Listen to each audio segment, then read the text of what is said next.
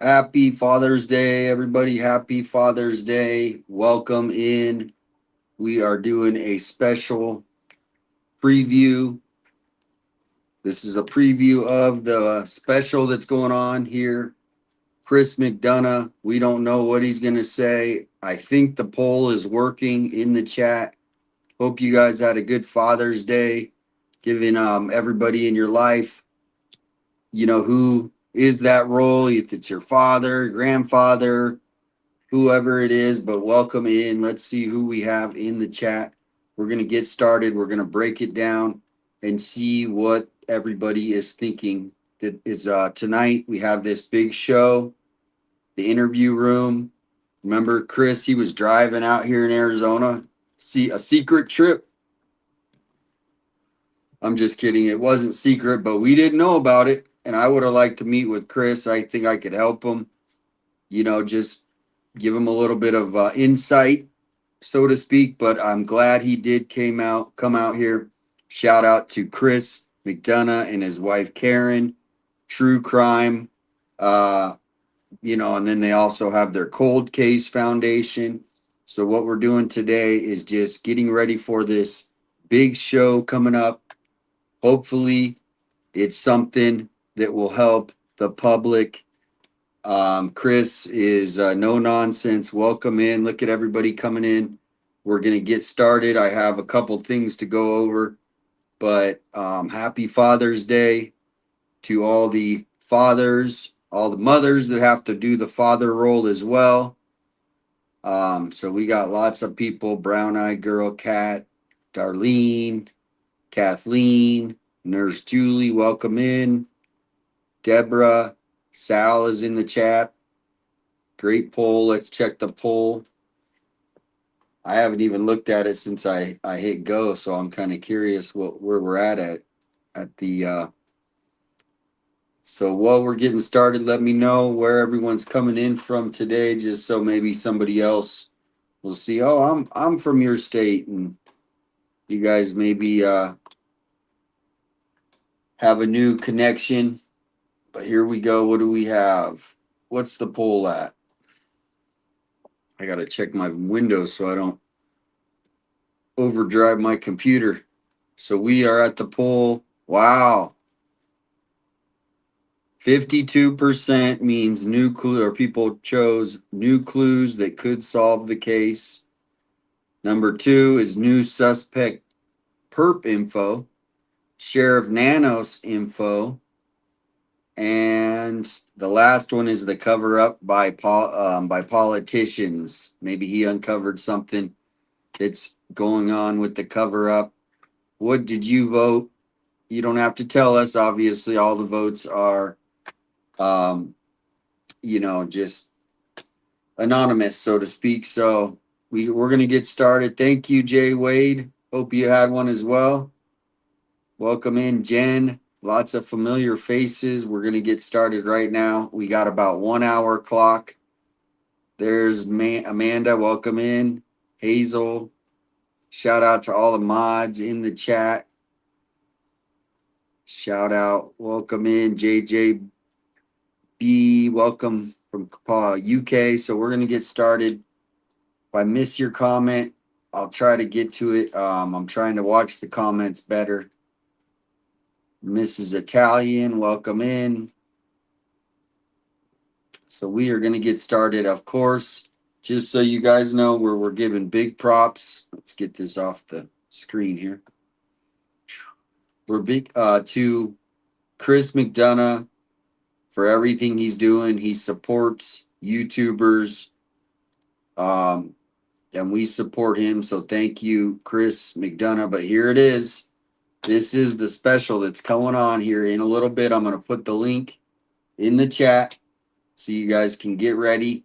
Maybe go get your seat over there.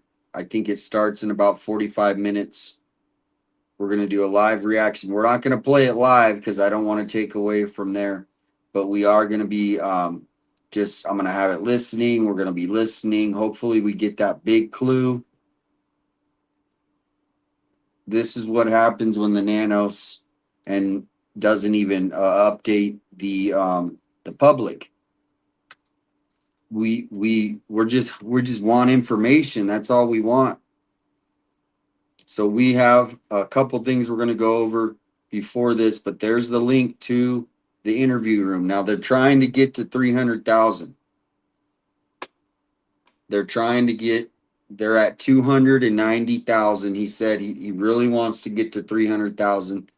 So if you don't follow his channel, go over. They're almost to 300,000 subscribers. So I put the link. Looks like there's a whole bunch of people getting ready in the chat over there. So we are going to get started on our pre-show here. But there it is. The title is Nancy Guthrie Missing. Why was she selected? Homicide detective analysis and latest updates. So what we're going to do is someone just sent me an email. That's kind of funny about Monk, our favorite Monk. Everybody knows Monk, his channel at least. He came out with a new video. We're going to pull that up, watch a little. I'm going to put the link so you can go if you don't subscribe. Thank you, Kathleen. Thank you, Justice for Nancy. Thank you, Kathleen. And Heidi, thank you for becoming a member. So I got the American flag shirt on today. Fighting for our First Amendment rights. And the first thing we're going to do, we are going to do a celebration. So if we could just put whatever you want in the hearts that celebrate. But Alex and JLR, look at this right here. I have it all linked up, ready to watch. We're going to watch this as it goes down. This was this morning. I caught the end of it, but this is the moment. JLR, he's been, having our backs. We have his backs, but we're also friends. We've built friendship over here, things that last a lifetime. And so here we go. This is the moment. Obviously, Alex is facing the charges. We all seen what can happen with Juice, and so we're gonna watch this together with the chat going, so you guys can get a replay. Thank you, JLR, for doing this for the Juice, Alex. And he said tomorrow night. He just sent me a text. We're gonna do it tomorrow night for me. So watch this as this happens live. This was just a little while ago. So thank you guys. You have a blessed day. Have a wonderful Father's Day. Enjoy. We love you, Gigi. We love you so much, Gigi. Thank you. Keep shining, Queen. Yeah. Thank you. Yeah, I did used to go solo, Alex and Ted. I really never got really into any like crowdfunding or anything like that ever. And usually rolled solo. I never really right. And you did a lot of call-ins. I learned a lot from your call-ins too.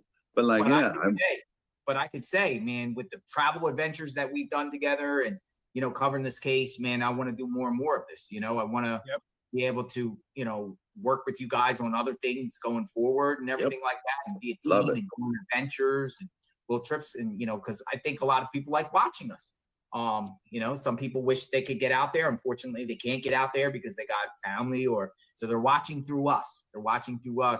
There's family health issues, for whatever reason, obligations, and people are enjoying it, and I'm enjoying it. And it's just, I would never would have thought it would have happened like that, but I'm blessed. Yeah. I mean, I have a lot of good friends, and like you said, you were your solo act for a long, long time too, Yeah, but we also don't want to see you go to jail, Alex. We don't. No, I know. What I liked was able to get JLR to laugh, because I don't think a lot of people were able to see you smile and laugh because you're so serious and life's happening. So, but I think we got a few good laughs out of you. So I love it. Love it. Absolutely. Well, I'm excited for the goal. I'm going to cook now that we. Everyone just getting here. I'm just going over. We want to keep it a little positive here before we're going into this intense Chris McDonough interview, the interview room. So this has just happened. Obviously, with everything going on and our rights being violated, JLR has stepped up. He's helping us And this is just from a little while ago. So everybody just, this is the celebration moment. Here we go. This is a couple minutes, about a couple hours ago. I would have stayed on all night. If you don't mind, I'm just going to cook for my son. But Sure. Alex, we hit it. You're awesome, I Ted. love you to death. You know that, man. I would have been on till 5 a.m. I wouldn't have cared. But You're because awesome, of man. you, within under an hour, I mean, holy cow. Thank you so much, JLR Army, Alex Army, JLR Nancy Army. Big shout out. Thank you, guys. I love you Wow. guys. Thank you. So let me Thank you, just say Ted. also, you know, Alex, you know, I don't know if 10,000 is going to be there. You know, you had it originally at 15, whatever like that. But if But we adjusted it. Yeah. you know, if there's some extra at the time, you know what I mean, we'll help out, you know, but this will at least get you, you know, a lawyer, I believe, retained and, you know, your rights protected and you know, we'll follow you through this journey and everything like that. Bless. Okay. Thank you, guys, man. All right, Ted, I'll see you later, Ted. Love you guys. Love you, Cheers, Alex. Ted. But we have a Becky that wants to say hello. All right, everybody. That was, they just, right after they found out, they hit the 10,000, over 10,000. I'm going to bring that up. Let me put the link if you want to throw that in to Alex's channel. Let's get that up. Where did it go? There it is. Gotta find it. Where'd it go? It's supposed to be right here. All right, give me 1 minute while I find this. Maybe a mile. There it is. I got it.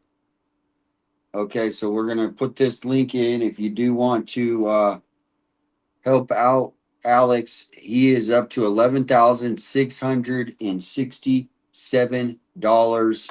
So let's get this in the chat. There it is. Help Alex Fund. Let's put Defense Fund and Civil Rights Lawyers. So here we go. There's the Alex fund. It's over $11,667. Shout out to JLR for doing that. The JLR Army coming in strong, always just with the positivity. That's what I see. That's what I see. So thank you. Here we go. Here's the link. I got one dang mosquito right here, and I'm about to kill this mosquito live on stream. This mosquito is bugging me. So here we go. We're gonna keep moving on because we got about 45 minutes till showtime. What is the poll results? Poll results at 50% now. It's going around. This poll's moving. New clues that could solve the case is at 50%. In second place is new suspect perp info. Third is Sheriff Nanos info. And the last one is cover up by politicians. Thank you for hitting those hearts, the 100s. Thank you, Teresa. Everybody, happy Father's Day. Hopefully you guys had a good day. So we have a couple videos to go over.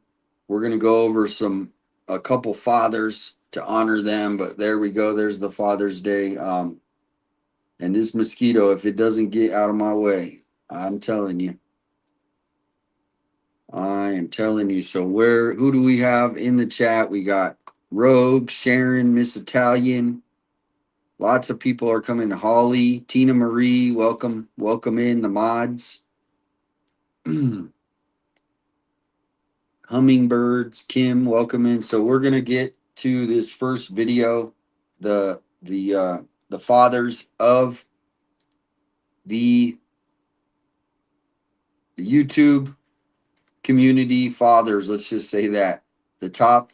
So the first one we're gonna go to is Monk's Intrigue. Now, obviously, we're gonna go over Chris McDonough here in about 15 minutes about what he's gonna talk about, what could be the clue. I just want to see what the poll is, what people are talking about. But Monk did come out with a video about 3 hours ago, Father's Day video, and he's talking something about a composite sketch. So here's the link to Monk's channel. Happy Father's Day, Monk. Happy Father's Day, Monk. So here it is. There's Monk's channel.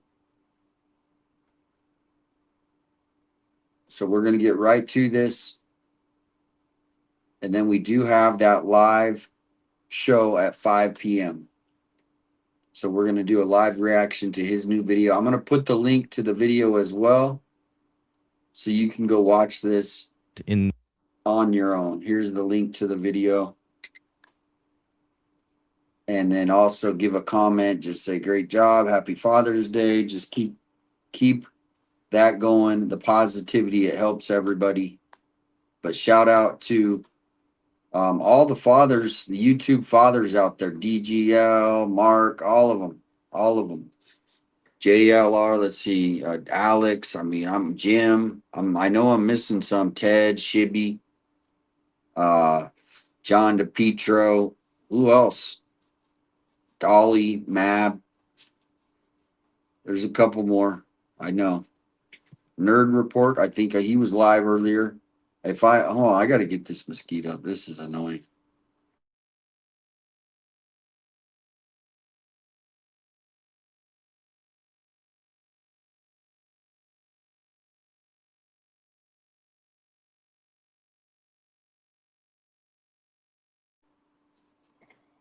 Didn't get him.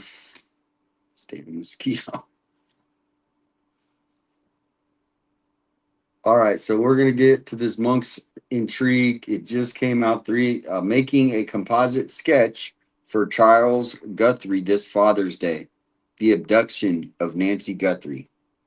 In the cars because it's Father's Day, and I've been having a pretty fun Father's Day weekend. Now, if I appear a couple of shades darker to you, that's because I played tennis in the blaring sun and then immediately jumped into the pool with a bunch of kids and parents and pretty much had a blast for 3 hours. And if I appear darker and a tad fatter, it's because I ate 4 giant slices of Supreme Pizza.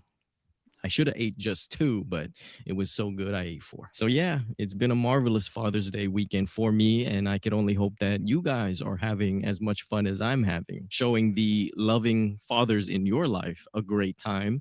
And if you're a father yourself watching this, hey, happy Father's Day, my man. And here we are now on actual Father's Day, and I decided to put a little work to show you guys something that I'm actually pretty excited about. And so it's this thumbnail here. All right, everybody. We are watching Monk's Intrigue for people just getting here. Here's the link if you want to watch this later. But here it is, everybody. Monk's Intrigue. Happy Father's Day. We're about 40 minutes away from the Chris McDonough special. Remember, I guess he was out in Arizona. So let's get back to this Monk's Intrigue. Thanks for coming in and hanging out. And if you guys can answer each other's questions in the chat if I miss anything, but welcome in. Most likely led you to clicking on our little video today. And I'm pretty positive this won't disappoint because, like, the information I choose to expand on, in any case, it can't start baseless. Okay, I don't watch channels that do that. And I'm hoping that you don't like channels that do that as well. It's just simply meaning that everything I want to hear has to be rooted in something factual, like an aspect of the case that can be proven, right? Before we choose to expand on it and what it could mean. That's how any theory that you will get from me, at least, right, will give way to something plausible, a plausible theory. Well, in today's video, it's definitely along that line. But this time, you can use your own eyeballs to judge the facts that I'm presenting to you, right? The data that we have extracted from this same image. If you recall, if you watched it, this is the same image we inverted and realized that the porch guy had his attention, his eyes on the doorbell camera almost the whole time. And if you have not yet seen the inverted video, you don't have to see it to watch this one. But if you haven't seen it, I highly suggest you do watch that video. So let's go ahead and get into the details of this image. So it all started with a message from a lovely lady named Marsha. She asked me to do something that was very unorthodox. She said to use my cell phone and take various snapshots of my monitor of the porch guy, and that I'd be surprised because doing it this way, she was able to make out more of the features of the porch guy's face. Even in that solitary image given to us by the FBI of the perp before he had his backpack and the gun holster on. And you know what? She was kind of right. And I kind of have to say it that way because I had to squint, right?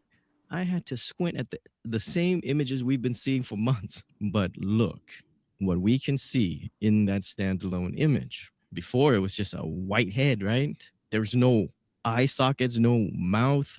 But when we change the perspective just a tad and then look at it, I'll say it's a little bit refreshing. It's an image that we've scrutinized for the last few months, and now to see it with a little bit of texture, yeah, that's cool. Now, I will also have to say to you, Marcia, that I wasn't able to glean anything new from this method except for the new texture.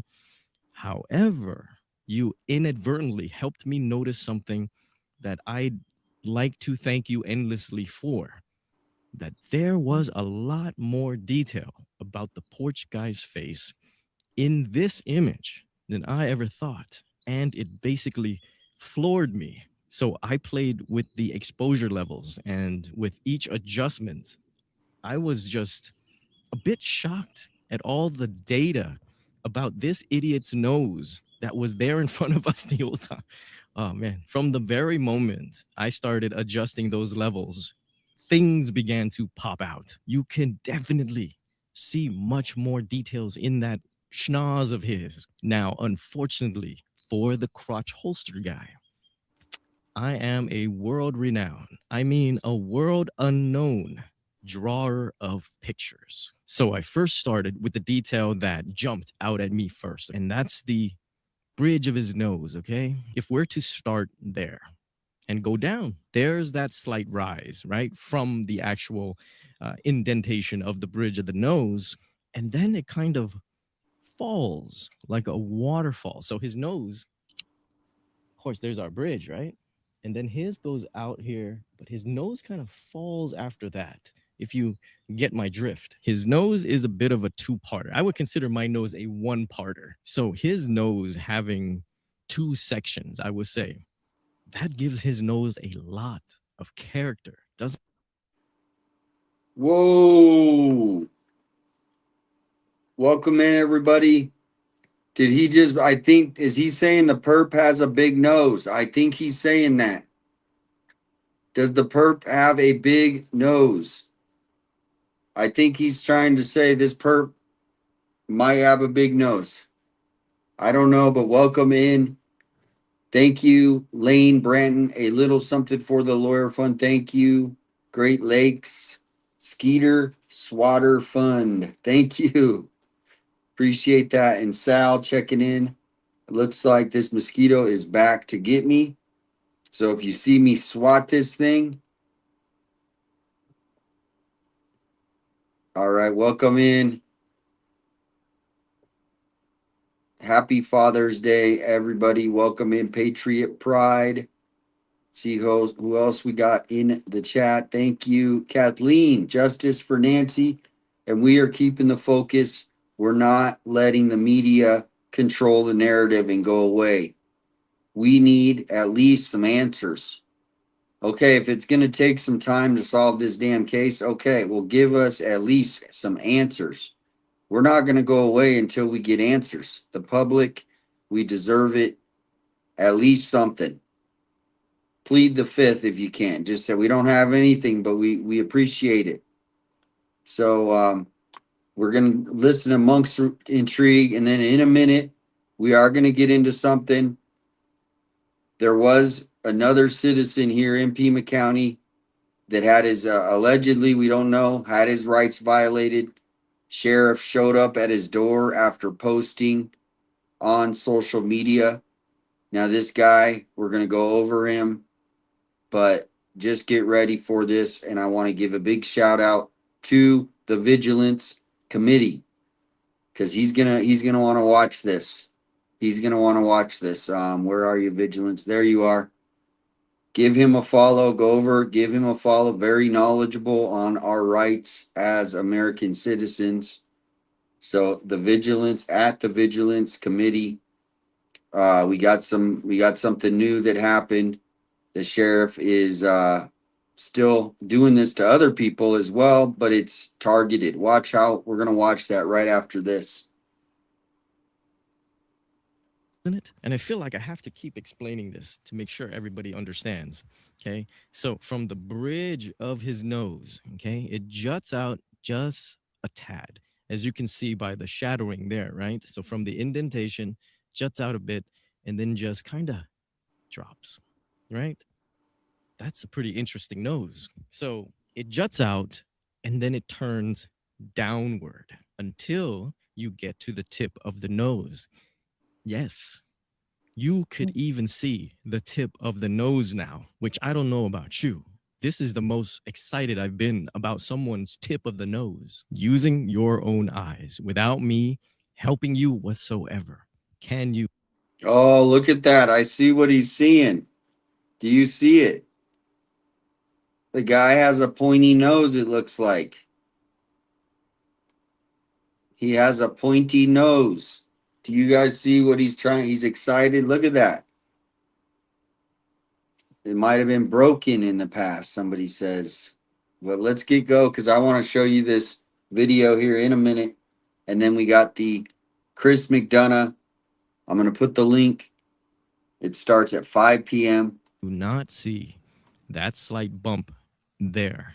And that would be the tip of his nose, right? Something I'm sure a lot of us have never noticed before. Or should I just speak for myself? That's not even the crazy thing. We're not even through yet, okay? So just stay with me because something was about to blow my mind when we come across it right now, okay? So because the part of the nose is bone, right? The top part of the nose is bone right here, okay? That's a fairly reliable structure, right? It's not going to be pressed down, but of course, the soft tissue of the nose, right? The tip of the nose, that is being pressed down by the ski mask itself, ever so slightly, I would say. So for that tip of the nose to even make a bump there, that really leads me to believe that it's pretty prominent in real life. I was again taken aback because look, right there, aren't those his nostrils?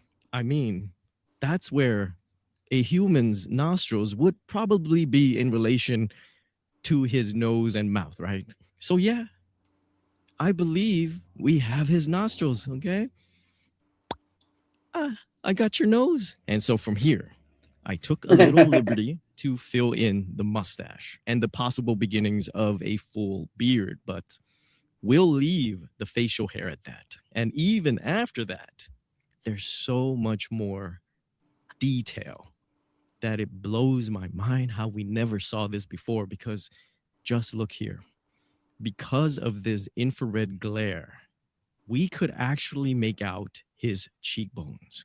Ooh. This guy has a pretty skinny face, okay? But looking at his body, as the FBI has dissed him by saying he has an average build, which I tend to believe is accurate because I feel we're looking at a mushy dad bod. Whoa. So this guy's got a pointy nose and a mushy dad bod. Oh my gosh.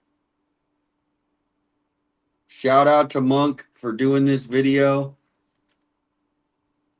Pointy nose and a mushy dad bod. The perp, it's not looking good for the perp. Pima County also confiscated a veteran's dog named Snuggles and are trying to euthanize it. It's been all over X. Thank you. Email me that, Glinda. I'll definitely reshare that or tag me. Tag me. Thank you for the $5 super chat. And Kathleen, Great Lakes, Lane, Sal. Thank you guys. And all the way, it looks like foreign, maybe from the UK.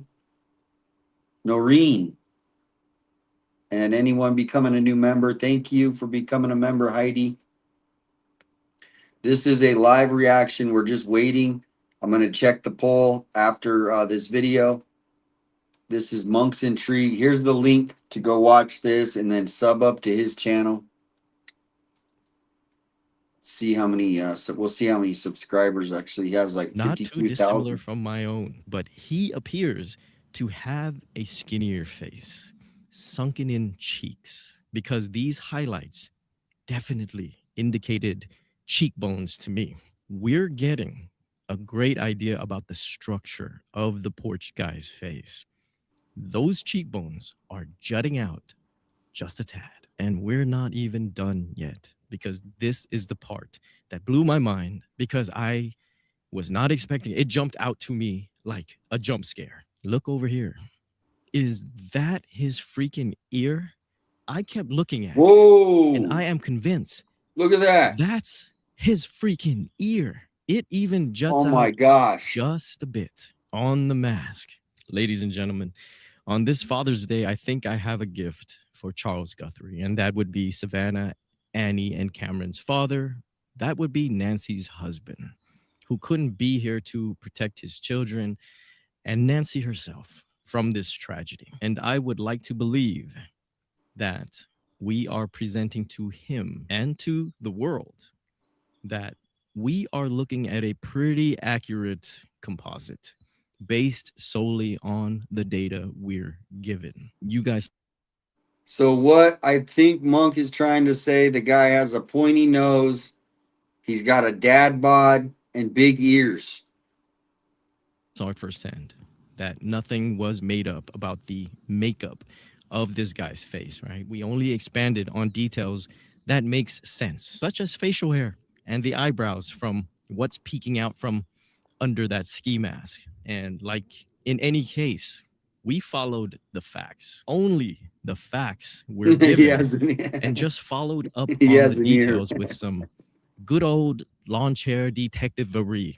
And in this case, our drawing skills came in a bit handy. And so on this Father's Day, if you guys believe what I have done here is accurate and rather important, then I feel it's up for all of us to share this image. And if someone comes to mind, right, isn't it our duty to share with it to the FBI? Whoa. All right, everybody, there we go. This is Monk's Intrigue. He just came out with this video. Here's the link if you want to go watch it. But he has kind of made a composite sketch of somebody. I don't know who it could be, but a guy with a pony nose, a dad bod, and an ear. So we will just leave that there,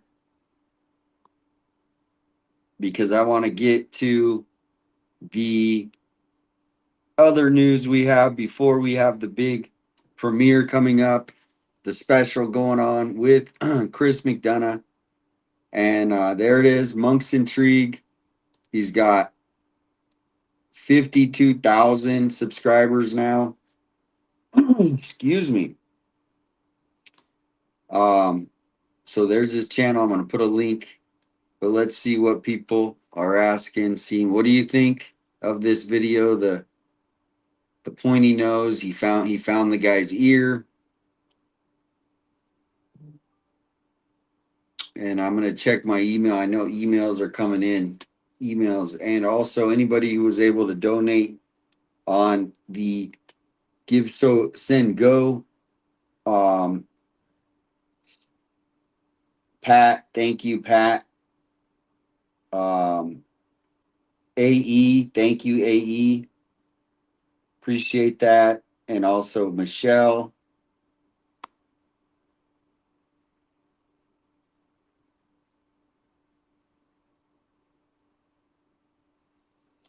Just going to check these emails, and then I got some new news with the guy that had sheriff's deputies show up to his house after posting on social media.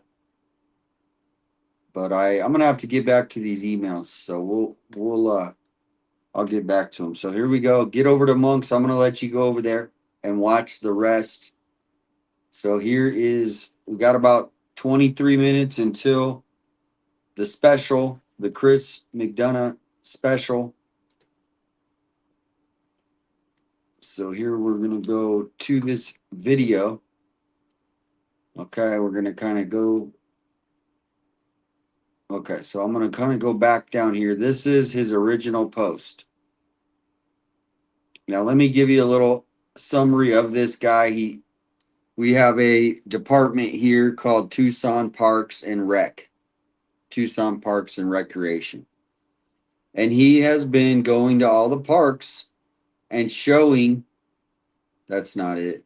Go to where, showing some of the corruption that's been going on at the park. So here I'll give you a little video what he does. Okay, so you guys can get your own idea. Hey y'all, just another video of the same theme. So, does it make any sense to spend like over $100,000 on this area here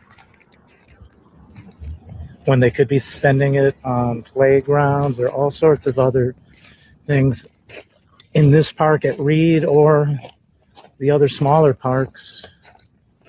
You know, I don't really understand. So there's one video. He kind of goes around. Like, he goes around and you know, just there's some stories that he's exposed that are going on at the Tucson Parks and Rec. I'm not going to go into details. I'm just helping us stand up for our rights. I'm not going into the detail of who people think he is, what they're accusing him of. I'm standing up for him. He's doing he's got over 2,000 followers. This isn't just some guy who woke up yesterday. He's been doing this. He goes out there. He reports on what he thinks is corruption. So here we go. Here's another video. And then we're going to go to what happened to him recently. here's another example of the city or the Parks Department contracting out work to a private company. This is the parking lot outside the zoo. And, you know, I know it doesn't rain much in Tucson, but this place floods when they got their first rain after they spent all that money making this parking lot. You know, it just started flooding horribly here.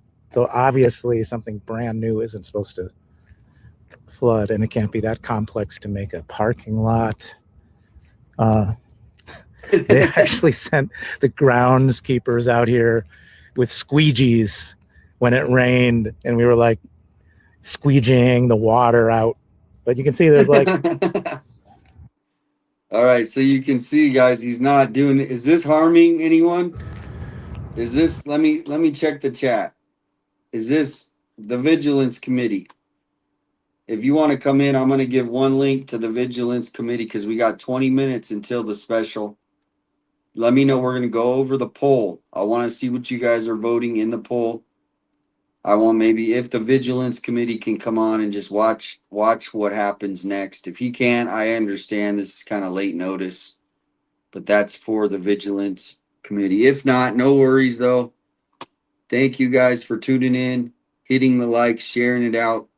We do have the next video, so you guys get an idea who this guy is. I think he had some issues where he maybe even lost his job just because he was trying to like help. This is all he just wants to see it better instead of the same old things going on. So everybody who's just getting here, happy Father's Day. Happy Father's Day to this guy who's getting, you know, we don't know all the details. I'm still learning, but from what it looks like, he's just doing what anybody should be able to: start a page, report on government corruption. That's what he's doing. So here we go. We're going to go now to where he starts getting, now I don't know. From what I understand, there's rumors with this case that people at the parks actually filed restraining orders on this guy because he was recording them. So I don't know all the details. I'm not saying anything about what he did, but they went after him. He already has cases in court, I think. And then they went to his house. Just like we're gonna go over what happened to Alex. So you see why, I'm looking, I might need to, are they gonna come to my house? Are they gonna go to DeJuice? Are they gonna go to Juanita's? Are they gonna go to other people's? So we're jumping into the Chris McDonough, but here we go. I just want to. This is what's going on. Hey y'all, I just wanted to mention something that I noticed when I used to work here. A couple years ago, the administration spent, I'm sure it had to be well over $100,000 on fixing up the front of the admin building that the public never sees. Like, they don't Okay, everybody. look So that good what we're now. gonna do, what we're gonna do is basically, you guys get the idea of what's going on. Vigilance committee's there. Thank you. Hey, welcome Absolutely, in. brother. Thanks for having me. And Vigil, I'm gonna put the link to your chat. But he is a First Amendment study. You study First Amendment. You're in people as far as learning that. You're one of those kind of people. Is that correct? Absolutely, constitutionalist. Constitutionalist. So do you Yeah. want to give just a real brief? I'm gonna pull up your channel, like what you do and how you could help pretty much any citizen understand their rights. Sure, that's what our channel's about. It's about educating the public on the Constitution and First Amendment rights, and I basically support the 1A community. I've done some cop watching. I've done some auditing myself. Um, I'm doing an investigation right now in my hometown up here in Utah, but I primarily just help other people in the 1A community, especially when they get their rights violated and arrested, and so I make sure and expose that to everyone in the community so that they can post on their channels what's going on, things of that nature. So when Stephanie brought this story to me, that's when I came up on your panel after watching the videos. And yesterday I did a show last night with another channel about this case, and you guys Here's another. know. About this guy with the park. At the No, park. no, you guys. Oh, okay. I did a Nice. show last night. I sent you a text about it. Let me pull it up here. Yeah, it's been crazy this last so if I haven't responded yet, but yeah, I will send me a link because I'd like to watch that. Yeah, I And I'll did. share It's it. The Angry American. That's the channel I was on last night. Okay. He doesn't have much of a YouTube presence, but he's big. He actually has an invitation to the 250th America celebration in Washington, D.C. So he's an invited press guest there. So he's kind of a big deal, and he was absolutely appalled with Alex's arrest, and so were others that were on the panel. So we got that out there last night. Essentially what you guys as well. So here's what happened. This guy, this is just a little side thing.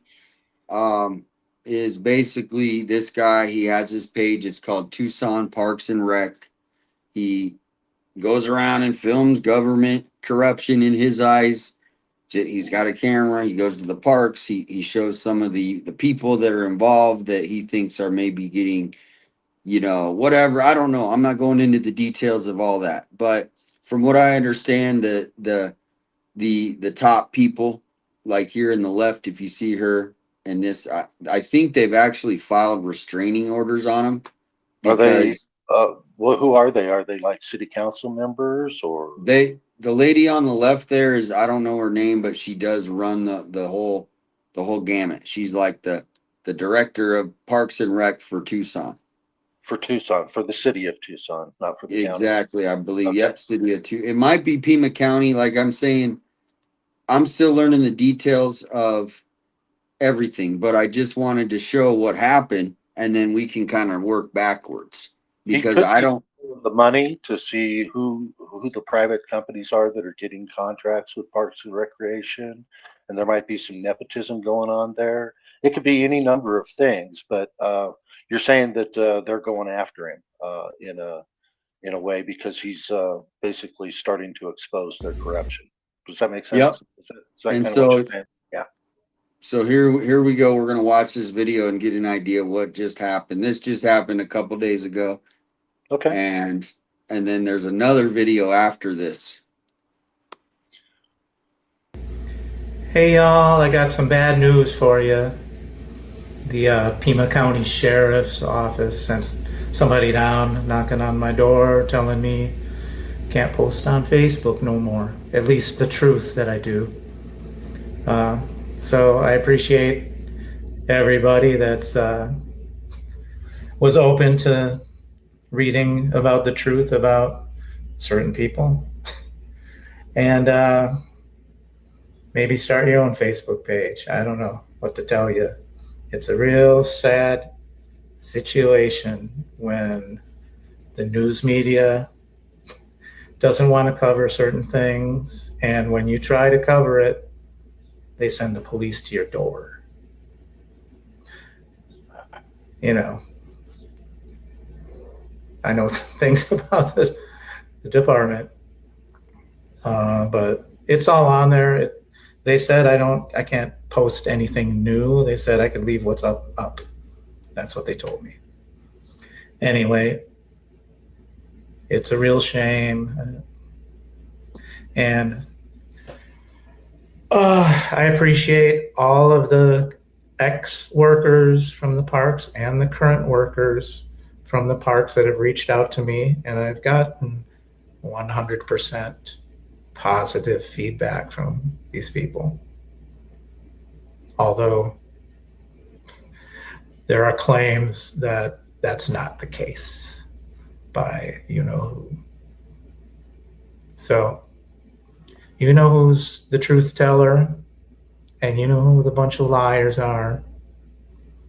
And I don't know what else to say to y'all. This is kind of a crappy video. I didn't write out a script or anything for it, and this just happened. So I'll catch y'all later. I'm banned from the parks. Banned. Yeah, pretty funny, huh? All right. Well, we'll see what becomes of this. There's some things on the horizon, though, involving the state of Arizona Civil Rights Office that might change things up a little bit. All right. Okay. What's your first thoughts there? And then I just want to make sure everybody's coming in because we're waiting for the big special, the Chris McDonough special, but just like the Sure. pre-show. So my thoughts are this guy touched a nerve with the powers that be and is weaponizing the law enforcement agency to do their bidding with threatening and intimidation tactics. He's scared. He's not going to post anything more, is basically what he's telling us. And that's a personal choice. I mean, if it were me, I'd continue to expose. Bringing things to the light is the safest way to do things, but he's got to do him. This is his life that he's dealing with, right? So I respect him either way. So we'll go to the next video. And like I said, I don't know his situation. I don't know if he has any charges like before this or his history. I don't know his Right. character. He has a Right. page. Here's the page. If you guys want to go, talk to him, I'm just pointing the way, right? I'm just the messenger. I Right. have no idea about this guy other than I've seen his page. I've followed it for probably about a year now. So I've never met him. or So anything. does So, he seem above board to you? I mean, well, like I said, yeah, I mean, I'm not judging as far as anything other than, right. you know, he's very passionate, which I can, you know, relate to that. He used to work for the parks and something happened, so he is a little Ah. disgruntled. Okay. But he also knows, like, these people who work in these He was an government, insider. Now he's a whistleblower. and that's Basically, where sounds like. pretty much. And so here's the next one. No, actually, I think this is the same one. Oh no, this is it. Hey y'all, I got some bad news for you. Nope, that's the same one. Here's the new one. See, and he just goes around, takes pictures of how, you know, we have all this money going to the parks, and look, here's the park. Here's the park. Essentially You know? what it is. All right, Okay. here we go. And we got the special coming on, Essentially guys. what it is. We're gonna look at the poll after this. Excuse me, after it says Pima County Sheriff knocks on my door with TPD. So Pima County Sheriff and TPD came. So they sent both police forces for this. Okay. His says the consequences for me telling the truth to HR and later on Facebook is the parks director lying and pretending I'm a security threat. So he's a security threat now. I am not allowed at Tucson parks, and I can't use images of parks administrators on my page that have been previously publicly published on Facebook, YouTube, and various news media already. I'm 57 and have never been charged with a crime in my life.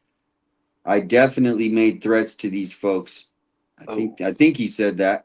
And every time it was explicitly nonviolent and a promise to publicize what they've been doing these past few years.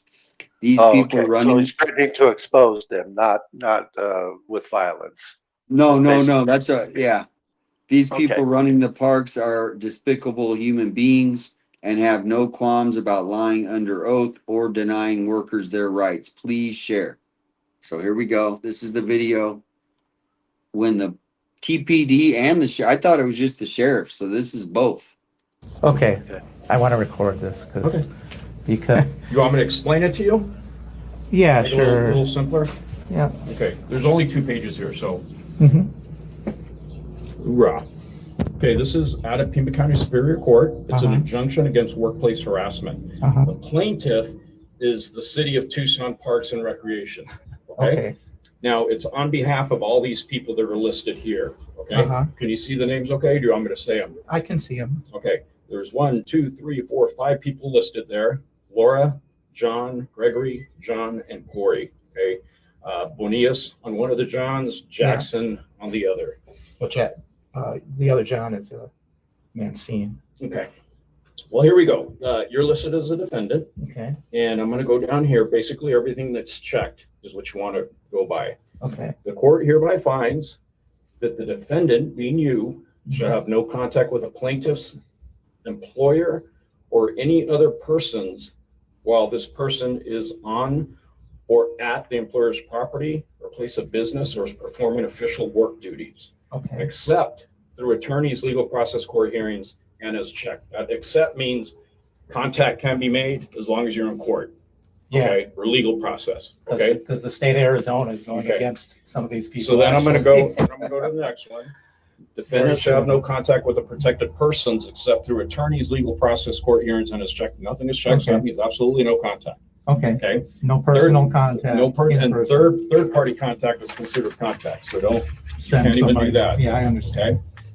What are you thinking? Is it anything you have to say with what you see so far?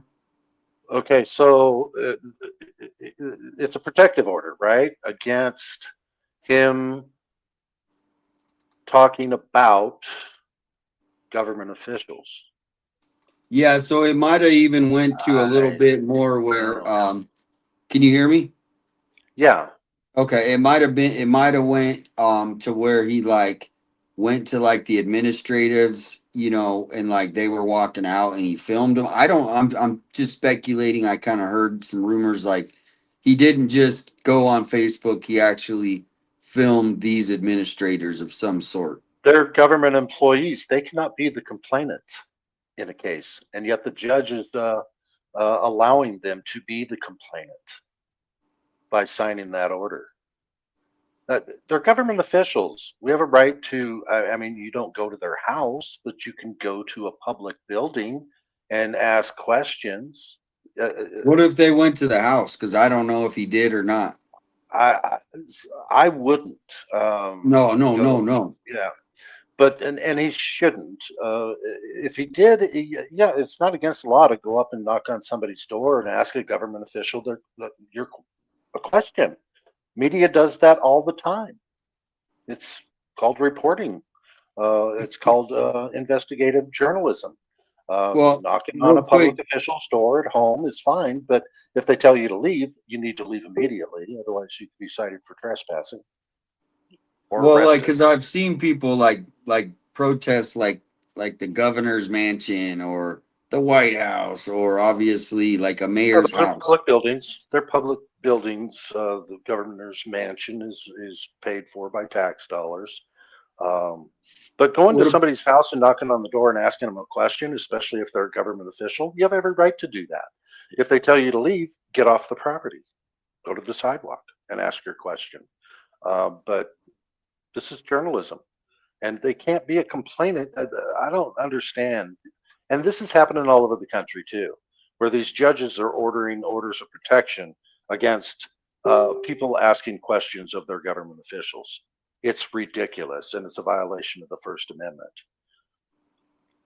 All right. Well, we got the Vigilance Committee. He's, very knowledgeable on our rights, constitutional rights. And so we do have, we got the poll. Let's check the poll. The poll we got, because we're getting ready to watch this Chris McDonough. I'm sure it'll get started, and then they'll talk. So I'm not going to show it live here. We're going to you guys can turn that on. Some people watch 2 shows at once. They have like it on their phone, and then they have it on their TV. So you can hang out or go in there. I say go in there and chat. But 48% says new clues that could solve the case. 48% new suspect perp info at 23. Sheriff Nanos info at 18, and then cover up by politicians. So here we go. We're going to go back to we got about halfway to go. It further states protected locations. Two others are checked on here. There's no address on there, but basically, if you know where they're at, where they live, where they work, don't go. Okay. But I'm a citizen of Tucson. I should be able to go to the park. Yeah, right? This is a court order. This is telling you can't. So I can't go to a park? No. I can't go to any parks in Tucson? Listen to me out, Okay, and then I'm going to try to answer some of your questions, okay? Yeah. But I'm not going to play hypotheticals with you all day. All right. Oh, now he's not going to play hypotheticals. He's just asking a I'm not going to play hypotheticals with you all day. I'm here to intimidate and threaten you. And you better not do what we tell you not to do, because we are the authorities. So here, he can't go to the park. He can't go to the park, but they're going to allow some guy that's all hopped up on 19, all these different things, the fence, the other things, that they're doing out there. And Violation this guy of the can't. 14th Amendment. He should have it's equal protection under the law. If other citizens can go to the park, he should be able to go to the park as well. It's ridiculous what they're doing. So here, this is, we'll finish this off. Other orders here. Defendants shall not go to Parks Administration Office or other designated city work locations and adjacent work areas, including Reed Park. Defendant is restrained from approaching, contacting, following, or confronting parks and recreation employees while they are on city property or performing official work. Defendants shall not have any contact with the protected parties. Defendants shall not utilize the images of the protected parties in social media posts with the intent or knowledge of using the images for purposes of alarming, annoying, and harassing protected parties. Okay? That's the order. Now, I'm going to explain the next couple pages here. The This is what's known as the petition. This is what these people went to the court and said, hey, this is why we want this. There is synopsis situations there. There's more situations there, which you can read up on. And then the final sheets is your information sheet. I am going to circle the one area I do for everybody, because that's the most question people have. You do have a right to contest this if you disagree with it. Yeah. Okay. And that's going to be that area right there. We'll grant you a hearing within 5 to 10 business days. A hearing if I request. If you choose to contest that, you have a right to go to court, and they'll grant you a hearing within 5 to 10 business days. Okay. Okay. All right. Thank you so much. You're welcome. Did you guys have So I'm not allowed on in any park in Tucson. Whatever any that city said, park? whatever that said there, sir, that's Yeah. what you can't do. Okay. Okay. That's when it becomes a crime. All right. Then you can be placed under arrest. Okay. Okay. Okay. All right. Well, good And- luck to you, sir. Does he look like a big threat? I mean, he's this big threat. And we got people, I mean, I see everybody out on the parks, they got weapons, and this guy, he's just a normal Joe. I mean, Let's get the opinion of the chat here. Yeah. Do you agree with my assessment that this should not be happening to this man? Put a 1 in the chat if you agree with me. Put a 2 in the chat if you disagree, and then just let us know why you would disagree. Just maybe a short statement, something. Let's see what we get here, because I think it's important to interact with the folks in the chat, because they've got opinions that might be different than ours too. So I'd like to see everyone's opinion. I'm seeing a lot of 1s. yeah. So, okay, well, there's our answer. And it's just my opinion, but I'm right. I like to say that all the time. It's one of my taglines. you need a t-shirt. Yeah, And it's just my opinion, but I'm right. things that are already on social media, am I required to take down? No, whatever's there is there. Alright. Just don't continue doing it. It probably would be better if you did, but that's just, The thing I'm is- not giving you legal Okay, advice here. okay. That's up to you. They're public figures. You may so- not want to walk the line Yeah. on things. Does that make Okay. sense? Yeah, but Okay. No sense in these antagonizing. people are. It reminds me of 1930s and 40s Germany. You will do what we tell you to do. And That's it's Pima not County. well, it's everywhere. Yeah. Pima County is atrocious, but this is all over the country, folks. Don't think this isn't happening in other areas of this country. It's happening all over the country.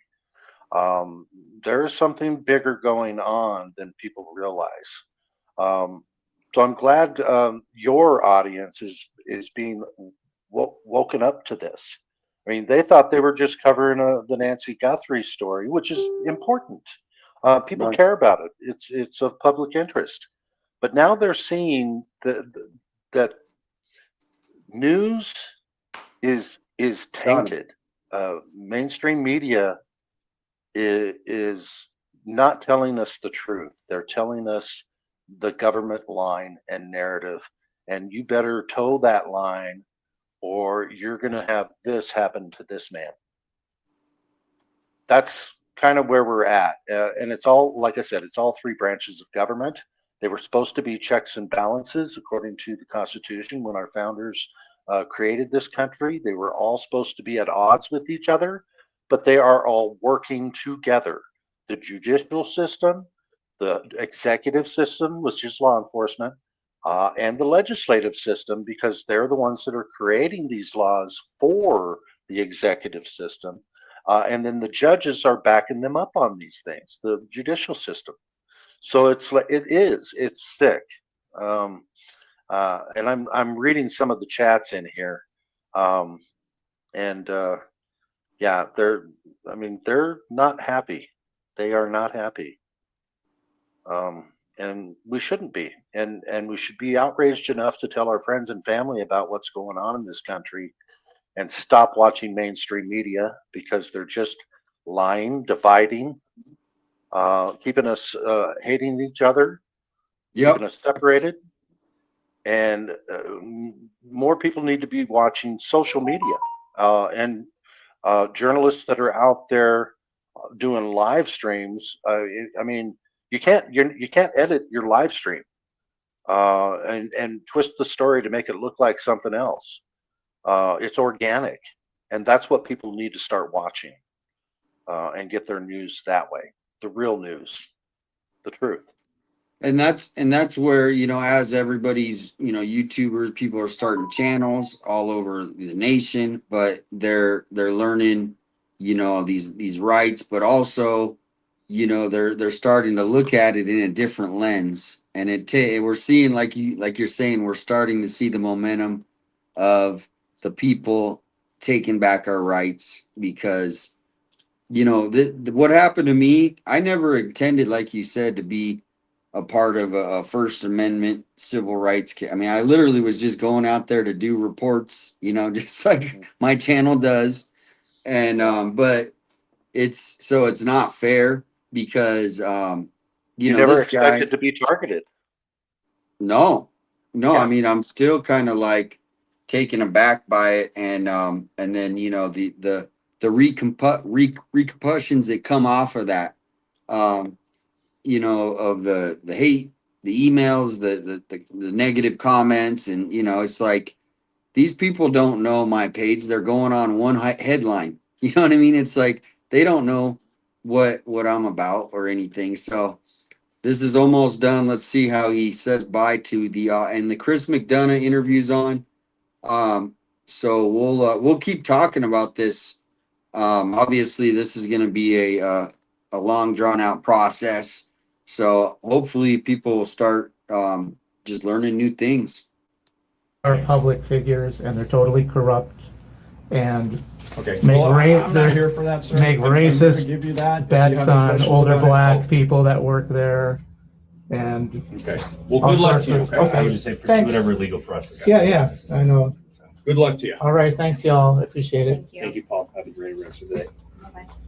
Essentially what it is. All right, that was it. That was Yeah, I it. hate it I when wanna they say have a great rest of your day. I hate that because they don't really mean it. They're insincere. Yep.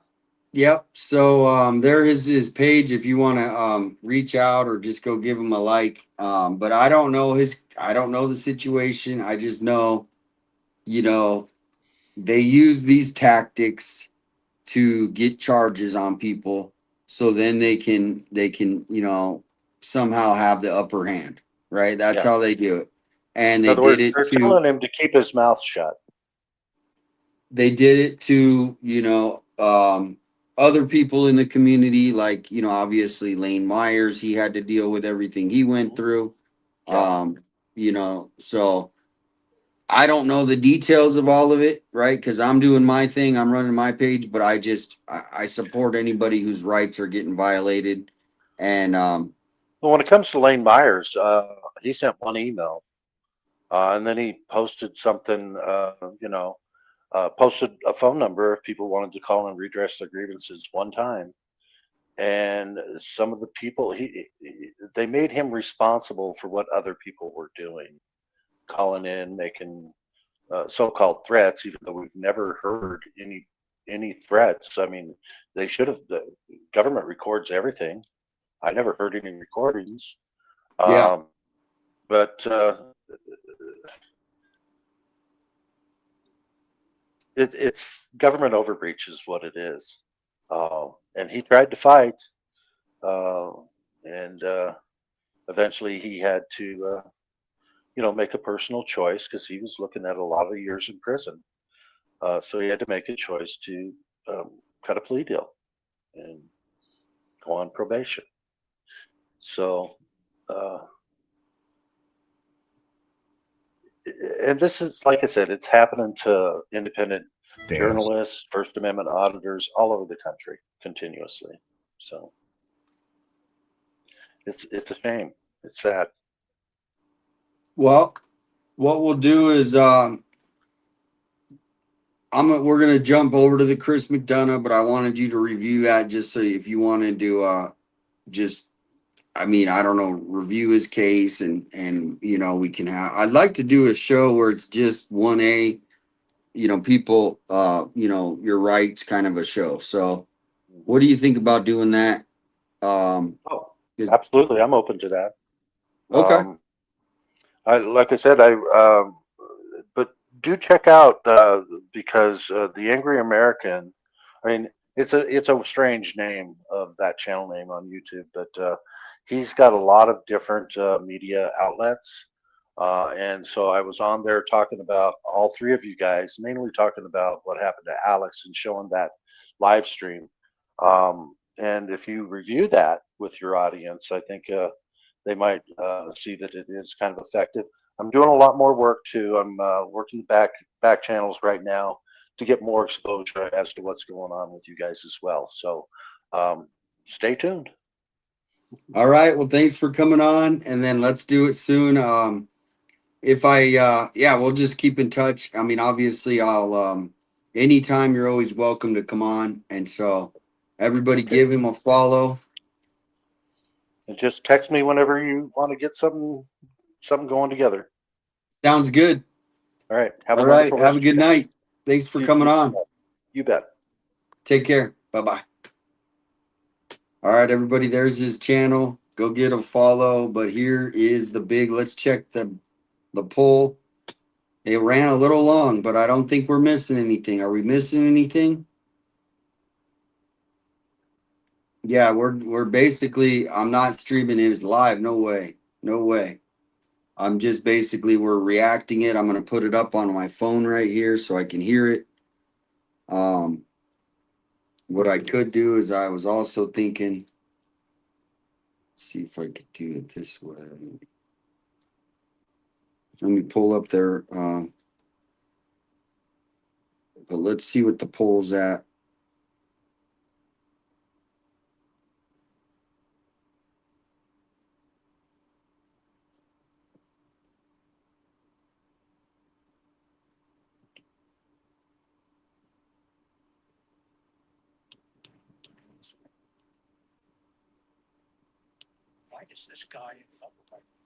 All right. So I'm going to just be watching the chat. I'm listening. You guys maybe have it up on 2 channels or go over there. But we're not watching it live. We're not watching it live. Go over there if you want to watch it live. We're just reacting. But I'm going to be watching the chat.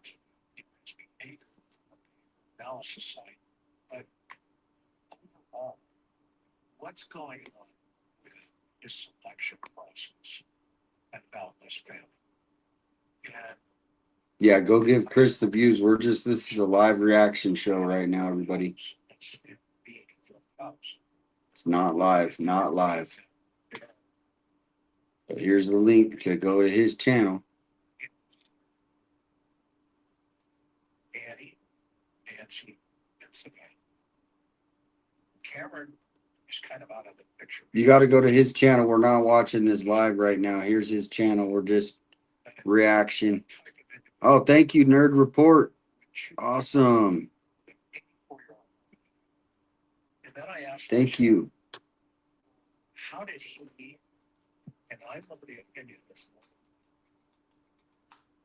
how did he or they know He just said he's on the opinion he's more than one. that this 84-year-old was going to be home that day in this house? I'm listening to this with you guys live as we're reacting, commenting. You can have them both on if you want. That's how I do it with a lot of channels. And I wanted to apply my skill set in learning and training and all things about it. So how did they get to the park and take pictures? While I'm standing there, remember, Listen. always about the time I met LAPD. His name was Jigsaw John. I mean, this is a live reaction to the channel, so we're not listening to it live. It's you go over there if you want to listen to it live. We're just reacting to the new information. And So I apologize if it's confusing, but here's the link to go over there. He told me. No reaction. We're just watching, listening. And then he taught me some things. And I've applied those principles in not only the Cold Case Foundation working there, but also here on YouTube as well as Oh, Aquamom. in this. She's watching both of us. Thank you for tuning in. As I stood there, Yeah, after the show, you can come back and we can talk about what happened. I tried to put myself in the shoes, not of Nancy Guthrie, but of, Welcome in, Tina Marie. because the principle has always been, if you are going to understand why the hunter hunts, you first not only have to understand the deer, Here's the link to go to his channel. recognize and understand Oh, thank you, Sheila. 14K watching. I'm gonna go say hello in the chat. Say great. I always go, great show, guys. Keep up the great work. studying. Let's go. I'm gonna go over there. Great show. At this point, I started from Great show. Chris and Karen. So How did you like, or let me see. Thank you for all your hard work. Which again, I better hit. I'm on the particular. But how do they know Thank you very much. People are 2 o'clock in the morning, Nancy Guthrie is going to be in that house? oh, they're trolling in the account. They're trolling in the account. Well, why not this house? This is where Annie lives. We're watching both. We're doing a live reaction to what Chris and Karen are talking about. She's part of the family. I'm just gonna listen. So if I go silent, I'm here. Why not select her as taking, breaking in this house at 2:30 in the morning? Why select her mother's house? Why select Savannah's house? And remember, I'm talking about the house now, not talking about people in the house. I'm talking about everybody. And we're talking about the selection that the suspect had to go through. He had to come to a process internally to say, okay, this is the one I'm going to go after. Exactly. So far, thoughts and feelings. Keep going. Oh, nice. Someone said hi. I missed it. And he knows how I did. I'm gonna say hi back. Hello. Hello. Thank you As I stood there. for saying hi. I stood in this house. No, I'm gonna say, let's see. Hello. Why not this house? Happy Father's Day And the more I thought, to all the dads. I had a question. The vulnerability between two sisters. This is fun. I'm in the chat. I'm with you guys. We're having we're reacting. As a pro flies. But why did the suspect select the house on the right? Yeah, if you guys want to put what he's talking about, like I'll put it up on there, like different subjects. The house on the left. When they're connected to the same family, All right, I'm gonna put it to the live just so we can see this map. to me. See, look at this map. And so I started thinking about, okay, we need to go down this lane. Just so we can see what they're talking about. And we need to come up with at least something that makes sense. Or something that maybe doesn't make sense. And maybe it's right in front of us all the time. And could it be a connection? Could there be something that's connected to both of these houses inadvertently from what the hunter and the a lion is seen. Huh. Because once we understand what the lion sees, then we understand how to look through his eyes. And you no longer become the hunter. You become the hunted. Hunted hunter. It's the only job on the earth where you hunt people. And you hunt them to get them off the street and to put them where they belong. And so, as I spent the last week up there, I sincerely wanted to get the feeling of not only the neighborhood, I wanted to get the dynamics of family, of the law enforcement, of the media. You know, how is the media, the local media playing with the sheriff? Ooh, Why is that happening? he's talking about the media and the sheriff. This is intriguing. About no nads. Another show. No Nad. Did he just call him no nads? Oh my gosh. As a prophylaxis. Chris, Some connection. uh, Why the house. he just called him no nads. Called him no nads. So we started to do some research. Oh my gosh, that's crazy. First, approximately 2 minutes away from Annie's house. And I wanted to understand a couple of things. And I asked Karen, I said, what have we done about this Bitcoin thing and anything like that, notes, et cetera. And we ended up over at the Circle K. And do you guys remember, excuse me, early on in the investigation, early days of the investigation, we heard a meeting report that said that investigators wanted to go to Circle K. And it was reported that law enforcement visited this particular Circle K as they received a tip regarding a vehicle of interest. And so what happened was law enforcement went there and Circle K employees reported to the media. Not law enforcement. Welcome in. We're doing a live reaction. We're just in here, you guys, what they're saying. And then here's the link to the interview room channel. If you want to go over there and watch directly, maybe hey, some people have 2 YouTubes going at once. They'll have it on their TV.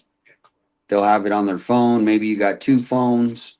So we're just doing a live reaction. I'm listening. I'm waiting for the new information. Then the second question is, does it accept Bitcoin? Research has shown, it's 50-50. This particular machine is the one. And Info above from start that you missed. What did I miss? Welcome in. What did I miss? But what's more important than this Bitcoin machine, somewhat of a Bitcoin machine, we're not sure. What did you guys vote? Damien, he said part 1, and one of the next shows he has footage of Karen interacting with the sheriff. Bitcoin wallet. There's all point allows you to do all 3 of those particular processes.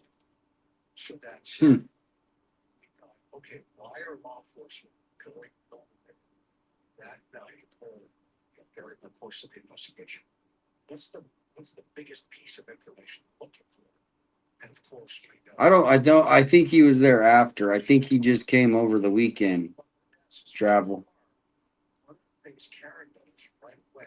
Yeah, so Julie, we're doing a live reaction. I don't want to play his live show.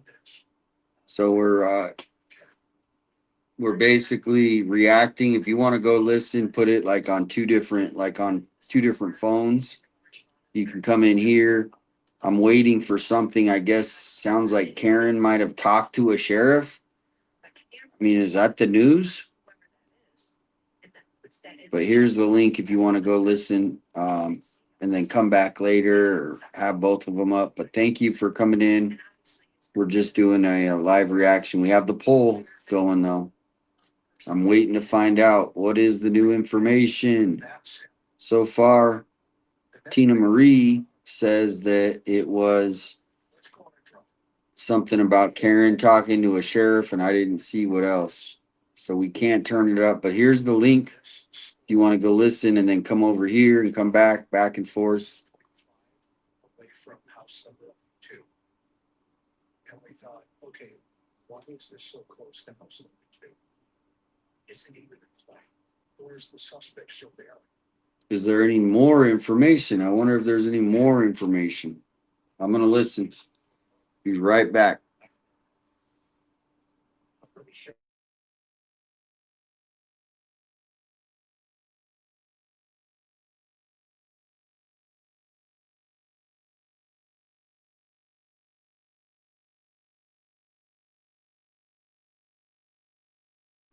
That's what it looks like. The Circle K by Annie's house. That's right by Annie's house.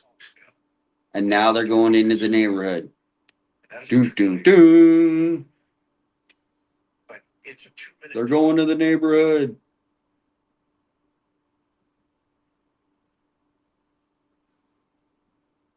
You make it bigger, larger, so people can kind of watch it. Oh my gosh, they're going to Annie's right now. On this video, they're driving to Annie's house. There you go. One of the thing that struck me. We're just doing a live reaction as it says on the screen. Here's the link to go hear this. You can put maybe two YouTubes on, or I don't know how you can do it, but we're gonna, whatever you watch over there, we're gonna have a show after. I'm trying to figure out what the new information is. As the suspect driving this road. But why would he go to Annie's? The suspect. In the driver's seat, and you are the perpetrator. This is Annie's. Because this is what the perpetrator is seeing if this individual is traveling at night. To Annie's house, though. He has to have lights on. They have to follow. You know, No, Alex, he was not there when Alex was arrested. They just came over the weekend. Coming up to house number 2 on the wall. As you come through this. So you can see it is a very short. Hey Nick, welcome in, Nick. I don't think they got arrested. I know that. Could you imagine Sheriff Nanos sends his lieutenants to arrest Chris McDonough? Oh my gosh. That would be funny. I'm guessing they rented the Airbnb. Oh, that's a good point. That's pretty genius. That's a good point. And you cannot see. So now, the question is, again, why not this house? What is it about this house that the suspect chose not to engage in? Okay, maybe some guy in Hawthorne arbitrarily chose to engage the residents, the family of this house. And that's for another conversation that we'll get to. So let's go past this house. And you can see the top half of the screen here is literally how dark it is. This is not Nancy's house though. This is Annie's neighborhood. They're talking about Annie's neighborhood. I don't know why Annie's neighborhood is not. Self the question. Why There was a dude at Annie's house. All right. Why not Savannah? But I wonder if they went by Nancy's at night. Because from what I understand, why are we watching or why Annie and Tommaso, they're cleared. I don't. The next piece of this puzzle as we go through. Let's watch together. We're a little behind, they're ahead. We're not watching this live. In terms of relationships. Nancy was vulnerable. One of the things that Karen and I wanted to dive into and learn about. We're trying to find the new info, everybody. We're trying to find it. And I wanted to know, in my mind, They're both very pretty women. But why not the one on the left versus the one on the right? Safe travels, Amy. Yeah, each one of these women, that they were not chosen by the suspect. What is it in? It's a good point. He's asking why weren't they chosen? Why wasn't Annie chosen? Because she had a male with them, maybe, and Nancy was alone. She's right there. She's 2.9 miles away from her mom. So why not select her? What's going on with this individual? I missed it. Now, if we think Dang it. about this, I missed it. even deeper, and I know it's going to be hard for some of the trolls to follow. Hey, thank you, Blues Cat. Happy Father's Day to everybody. So I'm going to help you. As we go through The interview's moving slowly. Yeah, that's why. I mean, you guys can go back and forth, come here, go there. We're just watching this. I kind of got it listening here. After this is over, we can come have a discussion. I'll put the link in the chat, and you guys can. No, this is a live reaction, as it says. Special preview. We're kind of like previewing what's to come. Happy Father's Day, Mary says. Darla, happy Father's Day. Thank you. Okay, so I'm going to go back, guys. We're going to do something a little different because it's past. We're going to go back to the start. I guess my mod, Tina Marie, thank you, Tina, is telling me that we need to go back to the start. So we're going to listen to this because this is already played. That you are all here. We cannot do this program without a lot of help. And we want. So we need to keep these wonderful women in our prayers. On Father's Day. We got, and that is not as a lone wolf, but sometimes as a lone wolf. you know, we move things. So tonight we're going to try to answer 3 questions. All right, guys, what we're doing is he said what the new thing is at the beginning. So because it's already passed, I want to go back. I want to find out. We're just reaction. This is a live reaction to the interview. If you guys want to go watch it live, go over there. Here's the link. Here's the link to their channel. They're trying to get to 300,000 subscribers. So go over and help them. There's the link. But we're going to watch the beginning together because I guess Tina Marie said it happened at the beginning. He announced what happened. So here we go.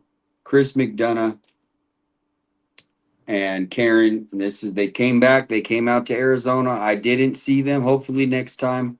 Give me a shout out, Chris, next time. I'll take you around.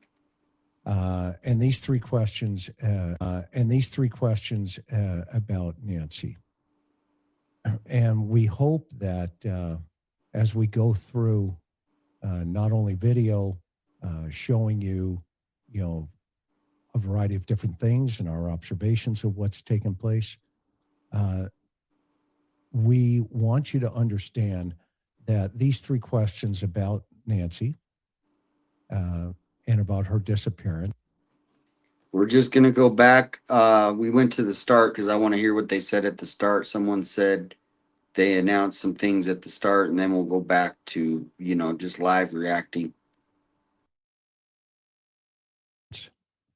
It's going to take some time this evening to explain this very methodically.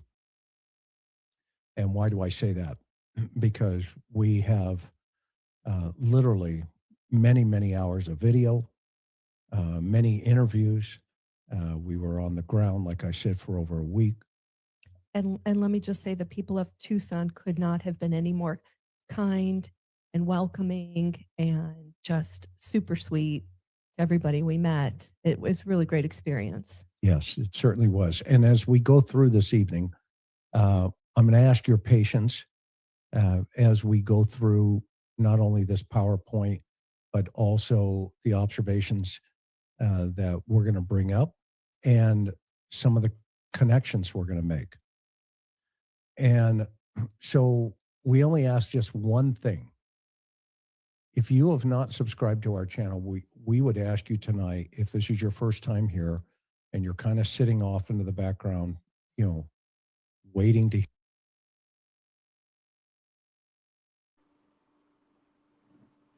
For anyone just getting here, we're going back to the start. Some people said he said some stuff at what they're talking about. The show's going to be about. So just hang out.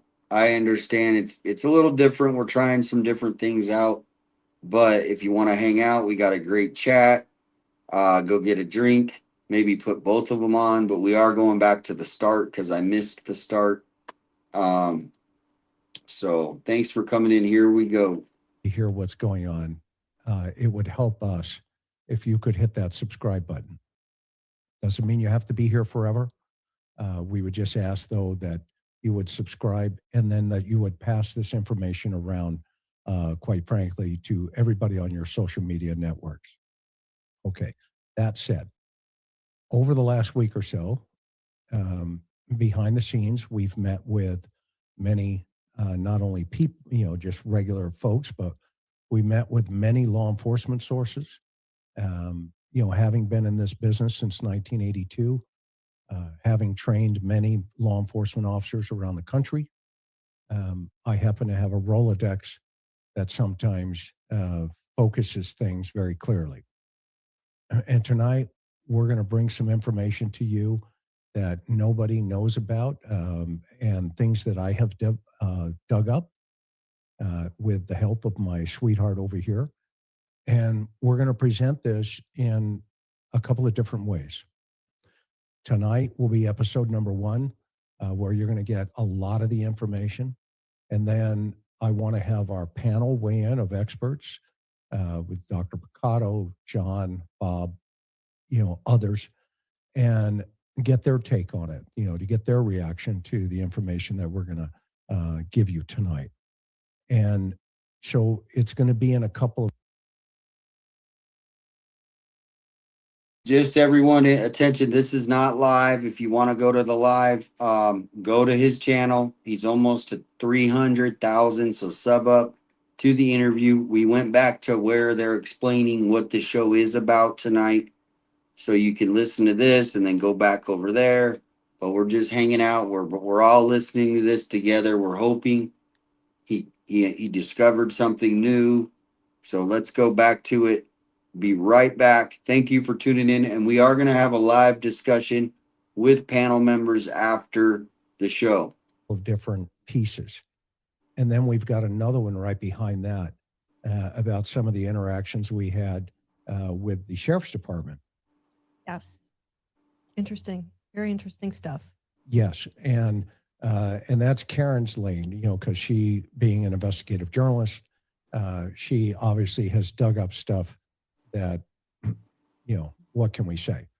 You'll hear about it and you'll see it. You'll actually see it. So, so that's where we're going to be heading here. So we're going to answer 3 questions tonight, or at least try to answer 3 questions for not only you, but for all of us about the Nancy Guthrie investigation, and not only its status, but have we been looking in the wrong place? Is one of the things. So the first question is, why Nancy? And then the second question we're going to take on is, does the porch guy in any way, shape, or form connect to this family?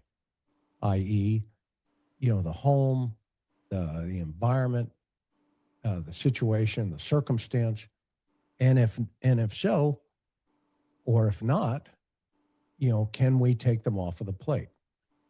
One of the most interesting conversations we had was with some of our sources is that law enforcement was shocked when Nanos has gone into the public and said certain things. And I'm talking the investigation team.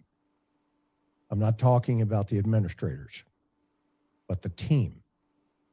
And it was clearly brought to us that this investigation needed some shifting, and that my weighing in here,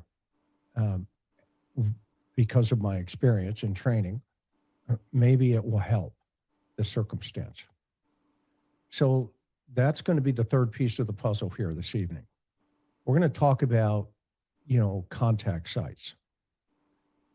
And what I mean by that is the first question we're going to answer is, why Nancy? Hey, when we got up there, obviously, everybody in the world, including everybody in chat here tonight, as well as us, we've been asking ourselves, okay, why Nancy? Why is this 84-year-old woman sound asleep at night, 2:30 in the morning? Why is her pacemaker? Why? All of the things that we already know. Okay? I'm not going to hash all the things we already know this evening. We're going to go into a different lane here, because I think at this point, there's a lot of guessing. There's a lot of things that, could have, should have, would have. Okay, that's out there right now. And that's not how Karen and I approached this over the last week. We wanted to start with this question: why Nancy? Okay. And when we got up there, obviously the sheriff had, his people, pulling streamers off, shutting the street down, the memorial's gone. Making arrests. The memorial's gone, which, by the way, personally, I'm not convinced that he didn't step over the First Amendment there, and that could be dealt with, at another time. But it was almost like, okay, well, wait a minute, what is going on here? We are at, 4.5 months into this thing, 139 days, and she is gone. She's still gone. Okay. So that was one of the first things we wanted to tackle. And when I say that, it's this idea that presents itself that said, what are the odds that an 84-year-old woman is sound asleep in her bedroom, and in this house, this is, standing outside the house, which my better half here, the brains of the operation, is an amazing photographer, took these pictures. And it should just also be noted, from the street, we stayed on the public street. Obviously, there's signs, you can see them, no trespassing. We didn't go on the property because we respected the signs, the law, etc. And so we shot everything from the public right away, the public street. Yeah. And so, of course, I'm not going to jail for anybody. So, of course, we're going to always obey the laws just like everybody else. That's it. Okay. Karen, what was your first thought when we were pulling up to about this particular question? Why Nancy? I mean, it's still a confounding question to everybody. When we got there, of course, just the landscape is very stark, but just to even get to Nancy's house, as many of you already know, it's like over 1.5 miles off the main street. You have to know where you're going in this neighborhood to find her house. There's so many different streets, and it winds, and you may have to get a little closer to the mic, hon. Okay. Can you hear me better now? Yeah, sorry. Okay. I apologize. Anyway, those were my first thoughts. Okay. So the second question within that question is, why this family? Why does this guy in the upper right-hand corner, Porch guy, why does he pick this family?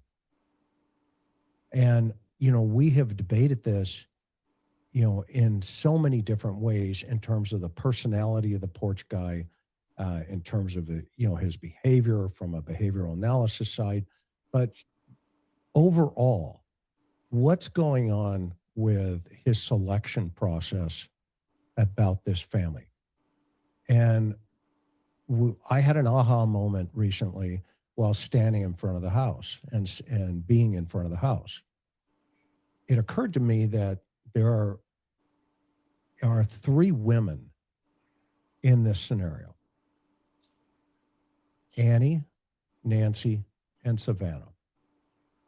Cameron is kind of out of the picture because obviously, he's not female. Okay. But what type of individual would choose a home with an 84-year-old woman in it? And then I asked myself, well, how did he, and I'm of the opinion there's more than one, how did he or they know that this 84-year-old woman was going to be home that night, that day, in this house? And so that was one of the first things I wanted to answer for my own feelings. And I wanted to apply my skill set and learning and training and all the things that I've taught over the years in homicide investigation. Is while I'm standing there, remember, I tell you guys always about the time I met, LAPD. His name was Jigsaw John. And the first question he ever asked me was, "Are you teachable?" And I met him at a CHIA conference, which is California Homicide Investigators Association. And I said, yeah, ultimately I said yes. My pride got in the way at first. And he told me, you hesitated. And then he taught me some things. And I've applied those principles in not only in the Cold Case Foundation, working there, but also here on YouTube, as well as in this presentation tonight. And as I stood there, I had to ask myself, I tried to put myself in the shoes, not of Nancy Guthrie, but of the perpetrator. Because the principle has always been, if you are going to understand why the hunter hunts, you first not only have to understand the deer, but you have to recognize and understand the lion. And I've spent almost 4 decades studying the lion. And this lion, I started from outside of the street, not on the porch with him the last week. And so one of the first questions I wanted to know, as probably you, is how did he know, or they, how did they know if there's more than one? Which, again, I'm going to reiterate, I'm of the opinion there are more than one. Okay? But how did they know at 2 o'clock in the morning, Nancy Guthrie was going to be in that house? And then I had to ask myself, okay, well, why not this house? This is where Annie lives. She's a woman. She's part of the family. Why not select her as taking, breaking into this house at 2:30 in the morning? Why select her mother's house? Why select Savannah's house? And remember, I'm talking about the house now. I'm not talking about the people in the house. I'm talking about the neighborhood. And we're talking about the selection that the suspect had to go through. He had to come to a process internally to say, okay, this is the one I'm going to go after. Okay. So far, thoughts, feelings? Keep going. Okay, Karen knows how I am. Okay. And he knows how I am. Like, let's keep going. Okay. So the second point here, right? Welcome in, everybody. As I stood there, and by the way, I stood in front of this house as well. Why not this house? So let's do a little update. Let's update. We got 600. You can watch the interview room live, but we're just doing a live reaction as this information. Hopefully it's new. Country Girl says kind of boring, anything new. Now here's what I'm seeing that's new. He's making a point, at least right now where we're watching, is why did they choose Nancy's? This is what I've been trying to also bring points to. This is the point. We have to understand that, did they take Nancy? What if the suspects had no idea that Nancy was a celebrity? I know a lot of people can't get that out of their head, but maybe they chose Nancy and her house because she was a vulnerable, elderly woman, right? They knew that there's not a lot of cameras around there, maybe. So what he's trying to point out is, why didn't they go and take Annie? Why did they choose Nancy? So I don't know, maybe we'll get something, a conclusion, right? We're going through the way that a homicide detective thinks. This is how he's thinking. Why did they choose? They could have went to Annie's. They could have, for whatever reason, that's the point. So we haven't learned too much new, but we're hearing how they homicide detectives think. And the more I thought about it, the more I had to question, the vulnerability between the two homes here. They separate themselves by approximately 2.6 miles, and these are approximates, these are guesstimates, as a crow flies. But why did the suspect select the house on the right and not the house on the left when they are connected to the same family? That's been a mystery to me. And so I started thinking about, okay, we need to go down this lane from an investigative analysis aspect, and we need to come up with at least something that makes sense, or something that maybe doesn't make sense, and maybe it's right in front of us all along. And could it be a connection? Could there be something that's connected to both of these houses inadvertently from what the hunter and the lion is seeing? Okay? Because once we understand what the lion sees, then we understand how to look through his eyes. Well, And he's the best. no We're longer trying to become just see what the he's hunted. figuring out. He came out to Arizona. You become the hunted. So let me turn up the volume And if I can. homicide is the only job on the earth where you hunt people. There you You go. hunt them to get them off the street and to put them where they belong.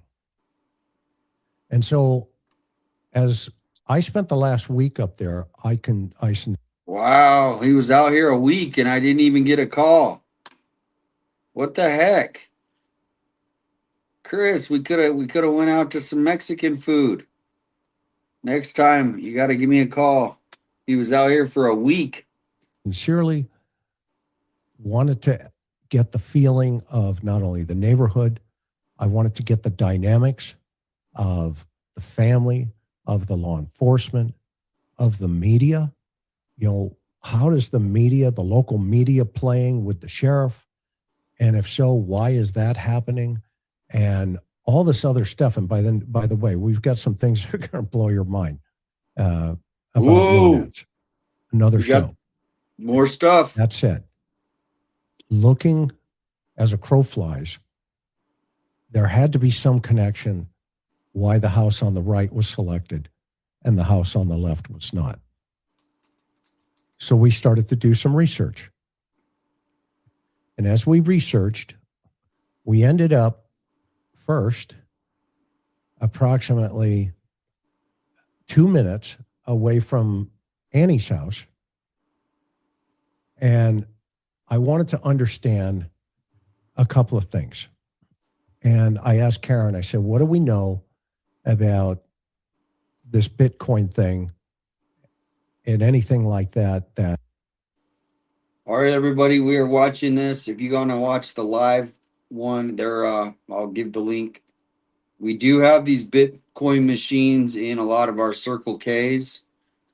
So that's what they're talking about now. But here's the live if you want to go straight to the live. These are the Bitcoin machines we have. They're in like all the Circle Ks. Notes, etc. And we ended up over at the Circle K. Yeah. Do you guys remember, excuse me, early on in the investigation, early days of the investigation, we heard a media report that said that investigators went to a Circle K. Yes. And it was reported that law enforcement visited this particular Circle K after receiving a tip regarding a vehicle of interest. And so what happened was law enforcement went there and Circle K employees reported to the media, not law enforcement confirming it, but just Circle K employees said that they gave law enforcement access to the store's surveillance video. Whoa! And nothing came out of it. I mean, he could have spent a week here just trying to talk to Nanos. Did he end up talking to Nanos? Would Nanos give him an interview? I mean, this is kind of old news. We knew about the Bitcoin machine. We knew about nothing came out of the car. We always thought that was kind of interesting. Chris, I think you just kind of noted that and kind of kept it in the back of your mind. Yep. From the beginning. Yes, correct. And so, the question was, okay, is there an ATM machine in there? And the answer is yes. But then the second question is, does it accept Bitcoin or can you pull Bitcoin? Now, my research has shown, and our research has shown, it's 50-50. This particular machine is the one in the Circle K, approximately 0.5 miles away from AG's house. Okay. But what's more important than this Bitcoin machine, or somewhat of a Bitcoin machine, we're not sure if you can pull Bitcoin out of this machine or if you can put stuff into it.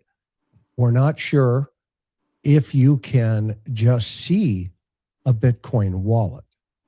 There's Allpoint allows you to do all three of those particular processes.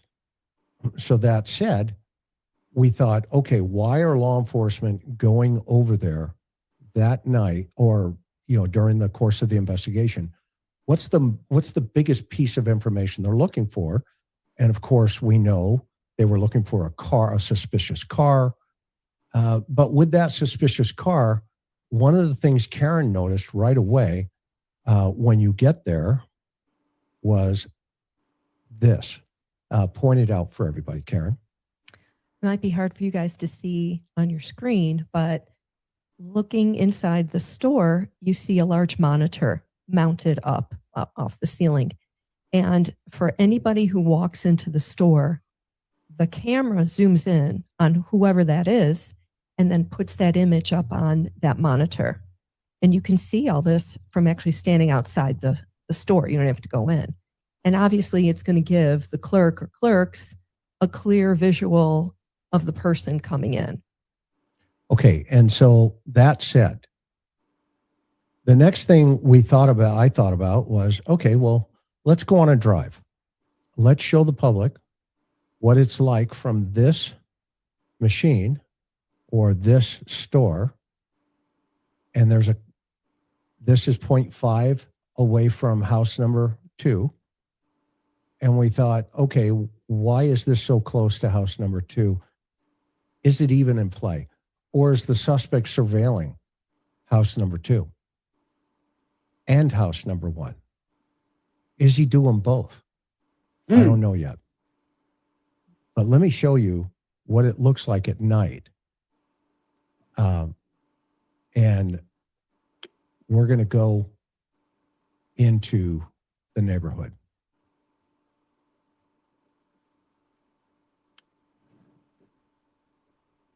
Now, as you pull out of here, the first thing you're going to notice, which everybody talks about, is how dark it is. And that is a true statement. But it's a 2-minute drive. 2-minute drive? Oh, to the Circle K. Yep. Can you make that bigger? Make that larger so people can kind of watch it better? Yep. There you go. One of the thing that struck me was, look, this camera is only catching the light. And look how dark it is when you cannot see into the distance. Picture yourself as the suspect driving this route. I want everybody to. All right, everybody, welcome in. What we are watching, listening to essentially is Chris McDonough. He just spent 1 week out here in Arizona. This has been a special. He's been advertising it.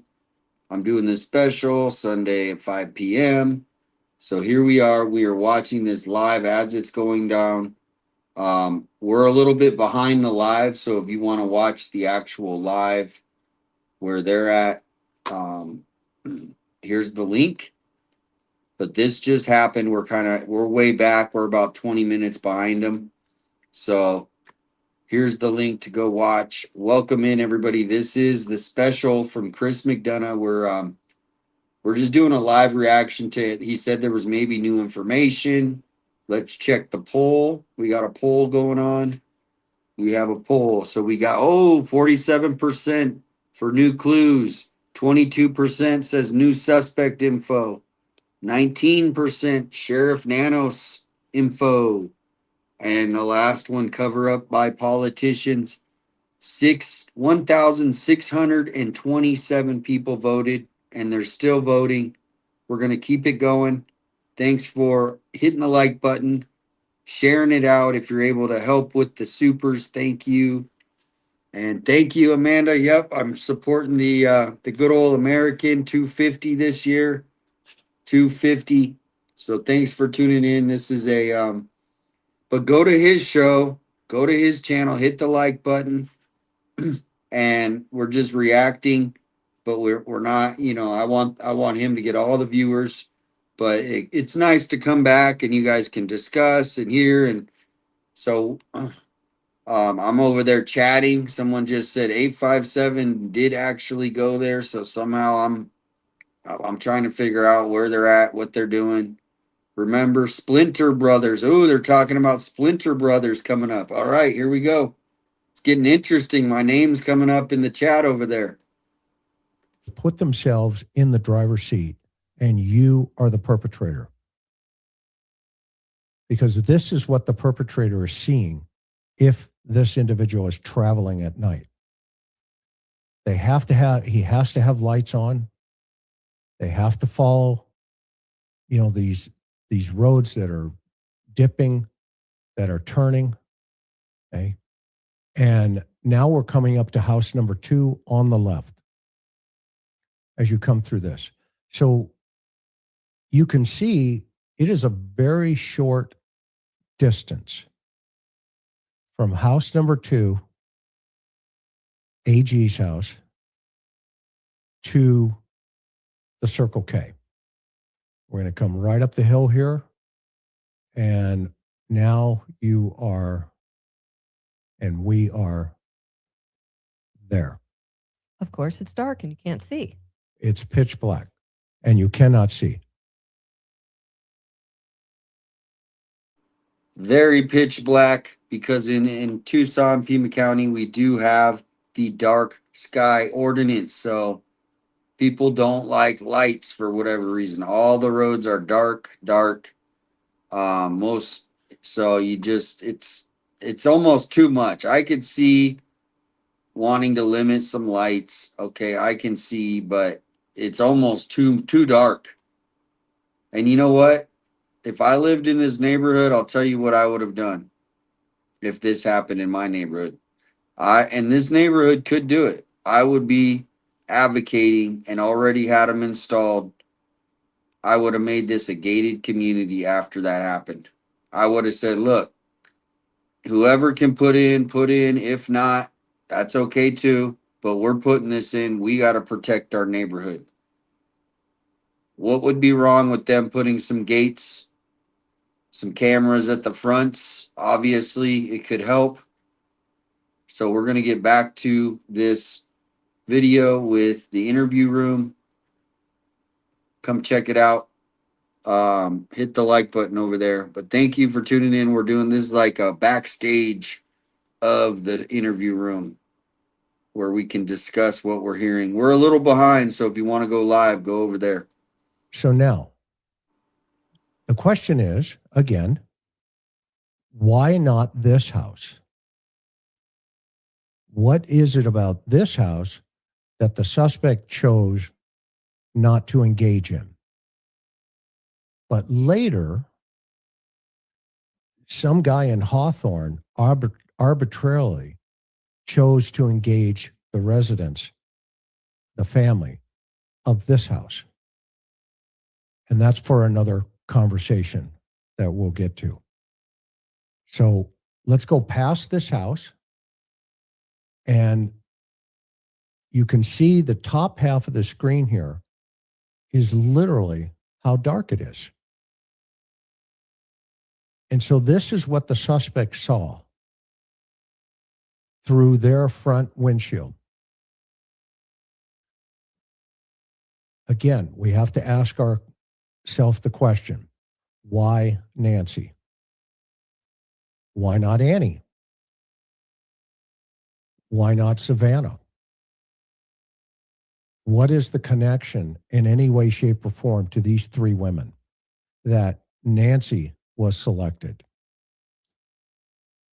And so I think it's important then the next piece of this puzzle as we go through this is to understand what the dynamics were in terms of relationships. And one of the things that Karen and I wanted to dive into and learn about were these relationships. And I wanted to know, in my mind, they're both very pretty women. But why not the one on the left versus the one on the right? What was it about that each one of these women that they were not chosen by the suspect? What is it in the personality of the suspect that he or whoever chose not to pick Annie? She's right there. She's 2.9 miles away from her mom. So why not select her? What's going on with this individual in here? Now, if we think about this even deeper, and I know it's going to be hard for some of the trolls to follow.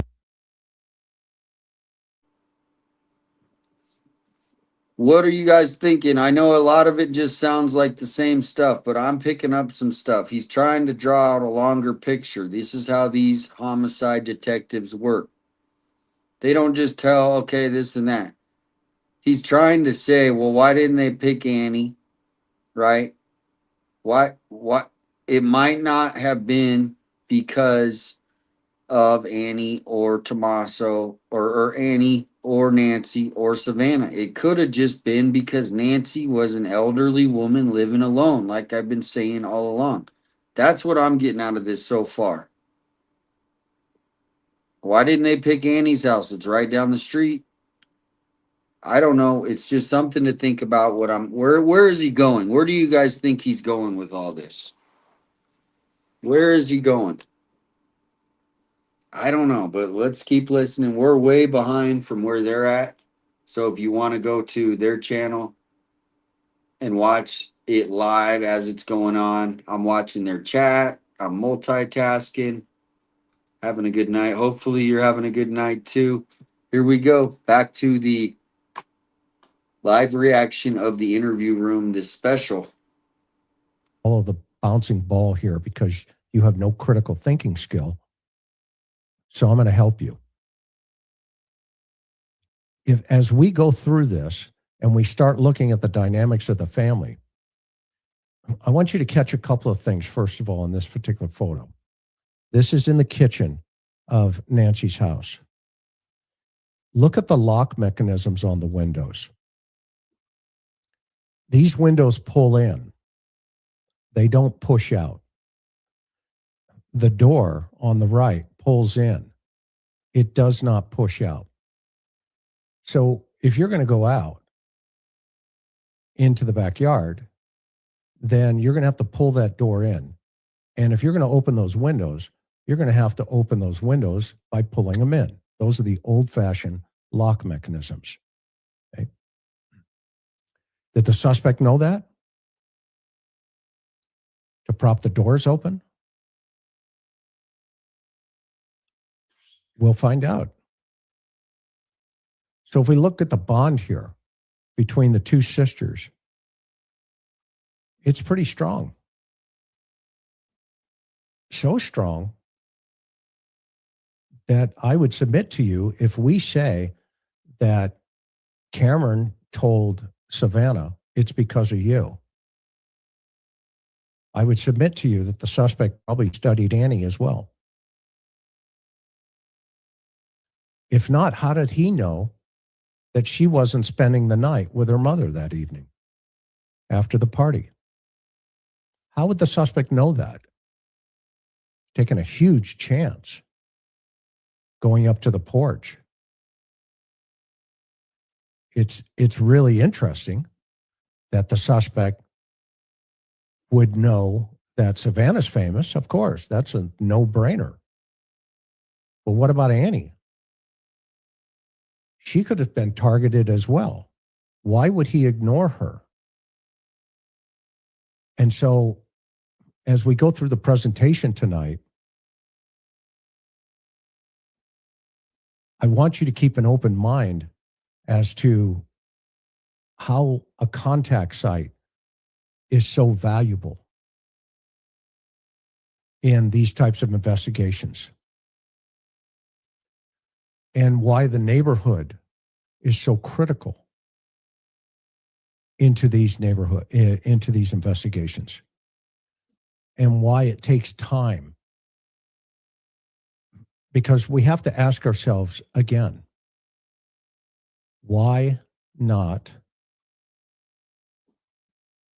this house? Why not this one? Well, he keeps repeating himself. Why not this one? Why not that one? Why not? I think he's trying to make a point. He's trying to slowly make a point. So let's give him the patience. Hopefully he spits it out here. Why this one? Why that house? We'll find out, maybe. Just leading us to believe, why did they choose Nancy's house? There's thousands of houses from Nancy's to Annie's.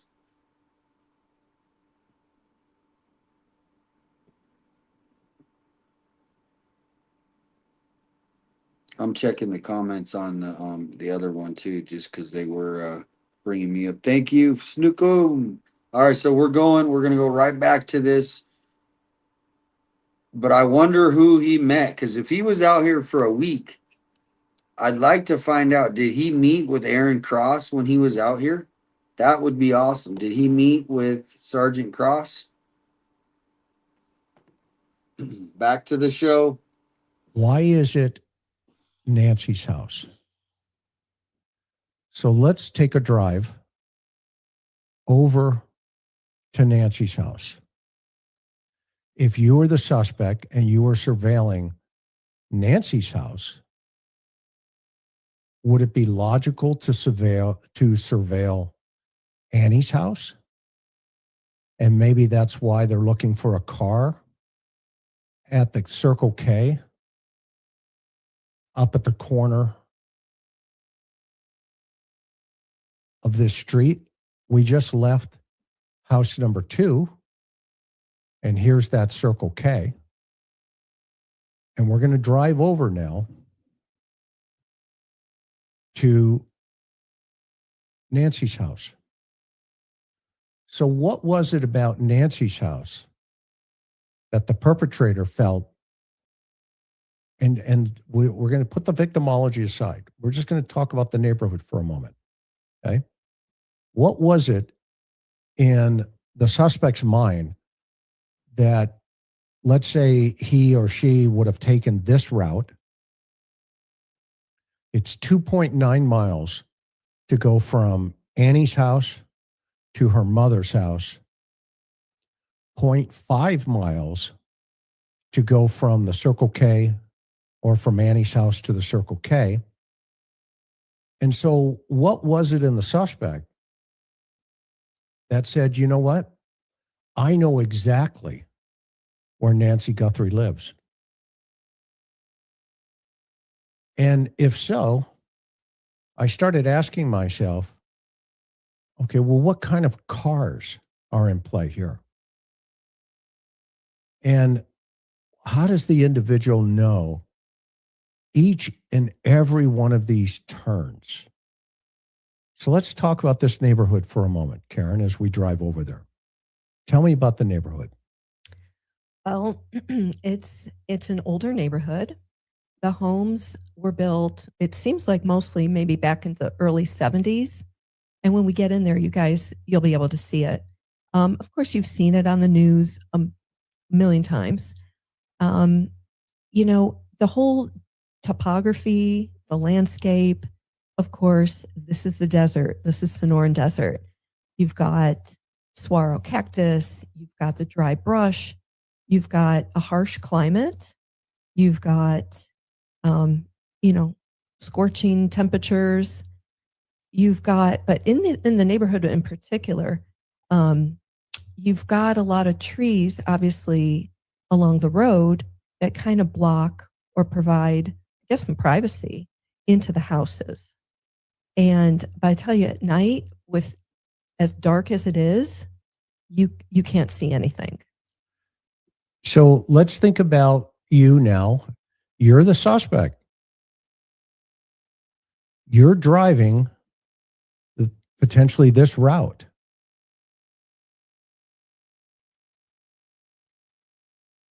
And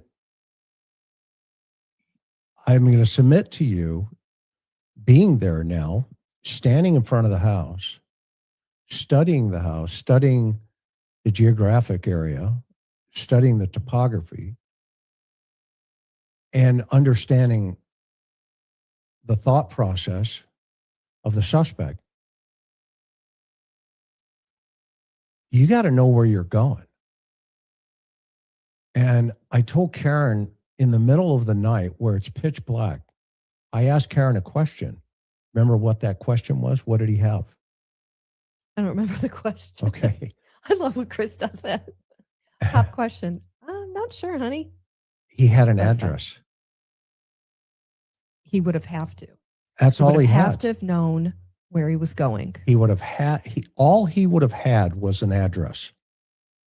Well, and based on the video that we've seen, well, earlier, 3 weeks earlier, he was there. Right. But think about this, okay? Everybody think about this. We're going to turn into this neighborhood right now. And I'm going to ask you a question. Okay? We're going to ask the world a question. Why not, as we go in,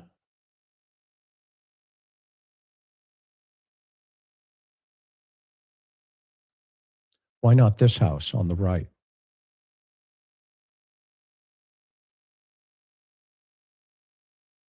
surely they must have Bitcoin. Why not this house? Why not that house? Why not any of these houses? If you look at this neighborhood, it's been described as a bowl of spaghetti just dropped onto the road or onto the ground. And then they put roads on it where that spaghetti landed. But why is the suspect going to Nancy's house? Why not this house right here? Why is he passing this house? Why is he, going past this next one? How does he know where he's going in the middle of the night? And why does he know that? There has to be a contact point. Why not this house right there? That looks like a nice house, looks almost like Nancy's house. Why did he pass it and not go into it? Why is he continuing to move deeper into this environment? One that I would submit to you, you've got to know where you're going and why you're going there.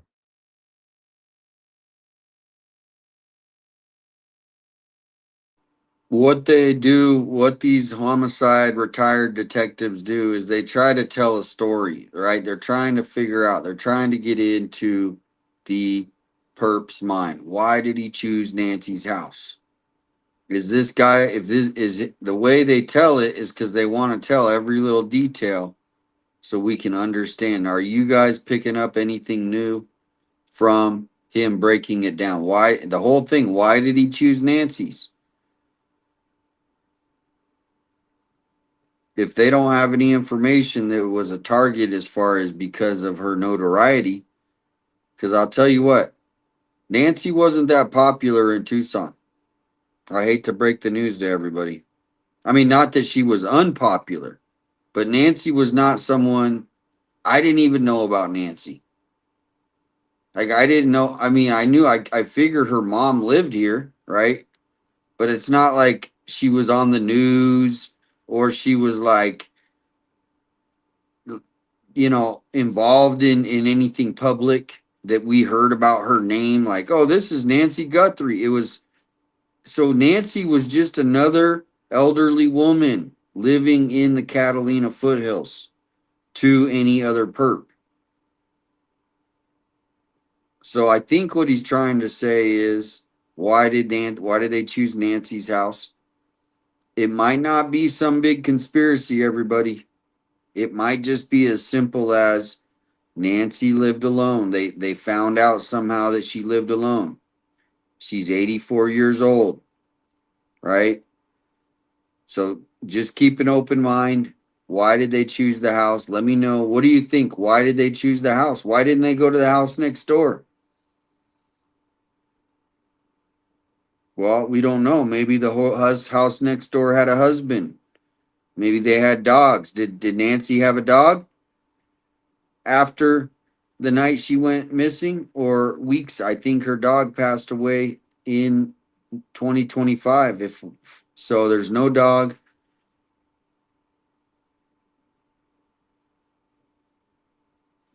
All right, back to the show, everybody. Back to the show, but welcome in. If you're just getting here, we're way behind the actual live. So if you want to go watch the live, we're just doing a live reaction to Chris. He's back. I think he was away here for a week in Arizona. So here's the link.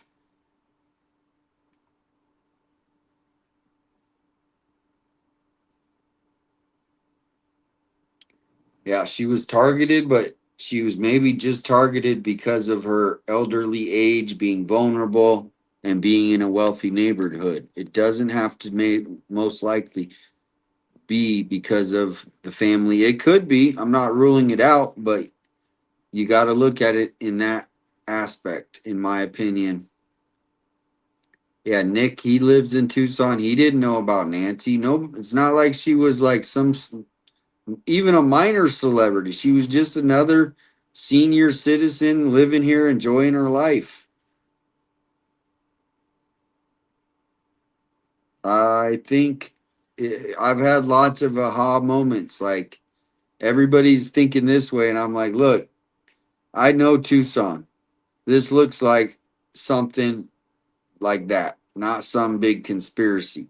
I know it's easy to go down those rabbit holes, but that's just my opinion. Um, so we're gonna go back to it now. If you want to go watch the live, go over to their channel. But shout out to Chris McDonough and his wife Karen. Why not that house? And so to me, there's a comfortable feeling. Not only do we see it on the porch, but we see it coming into the neighborhood. This is a situation and a guy or whoever it's going to be that's been here many times before. And I said this in the Brian Koberger case, and we were right. And I'm going to say it in this case. This suspect is local. He or she knows.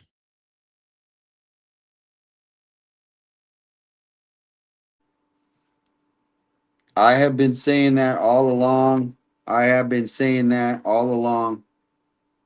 And now I have Chris McDonough agreeing with what, or coming to that same conclusion. I shouldn't say agreeing, coming to that conclusion.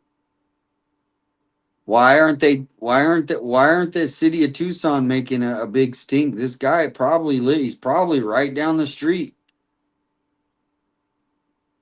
He's probably within a 15-20 minute drive of Nancy Guthrie's house. Where's the Tucson police?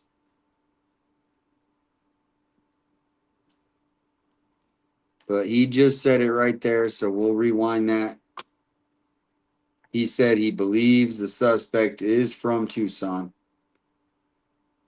I would submit to you, you've got to know where you're going and why you're going there. Why not that house? And so to me, there's a comfortable feeling. Not only do we see it on the porch, but we see it coming into the neighborhood. This is a situation and a guy or whoever it's going to be that's been here many times before. And I said this in the Brian Koberger case, and we were right. And I'm going to say it in this case. This suspect is local. He or she knows this environment. This is not a random, let's just let's just kind of find a victim. Because look at this turn right here as we go towards Nancy's house. You are in a very elaborate street spaghetti bowl environment. This on Nancy Street now, where this individual, a lot of people, you got to just flow with the way Chris tells stories with his experience. He kind of he tells it slow, very methodical, right? So I know it's not fast paced, maybe like you're used to on, some of his shows and other people's, but we just got to follow where he's going. Cause at the end of this, there's going to be a aha moment for everybody, hopefully. But I hear you. We're just going to hopefully, get some kind of information, even if it's just an aha moment. Maybe you'll have an aha moment. not only knows where they're going, but how do you know? How does this individual know it's Nancy's house? All you have is a mailbox like this one and an address on that mailbox. Even cops, I would submit to you, would get lost in an emergency situation if they didn't know exactly where to go or have an address to type into a GPS through their computer aided dispatch. There is no way this guy randomly pulls up into this neighborhood and says, oh, this is where the 84-year-old woman lives. I'm going to go and do what I got to do now. There is no way that happened. There's even speed bumps that this individual has to be aware of. Flying out of this neighborhood at night with an 84-year-old woman in the home, if this was the escape route, there's only two ways in. One, and I just came in from the opposite way. But they're the same, essentially. They're about almost how many miles in? Just under 2? Yeah, 1.7. 1.7 miles in to get to Nancy's house. There is no way this suspect did not know where this person was going. Because as you're coming in here, again, you can see this is not an easy place to find. It is a maze. And as you get up close to her house, and you're the suspect now, you're driving your car, and you're going to go kidnap, park your car wherever you're going to park it. That's another show. But you're driving the car with the intent to go kidnap an 84-year-old woman. You're dressed up. You got your Walmart clothing on. You got your Walmart backpack. You got your toy gun. You got your mask. Everything's in front of you. And you know for sure this is the house on the right with the yellow ribbon. And by the way, that ribbon wasn't there. So all you have is that mailbox with an address on it. Now, what's interesting about this, before I got there, I thought this was like a sprawling type of environment, property environment. Okay. I was shocked that it's compacted and compressed. The driveways are not what I was thinking or seeing. The front is way different than I had envisioned.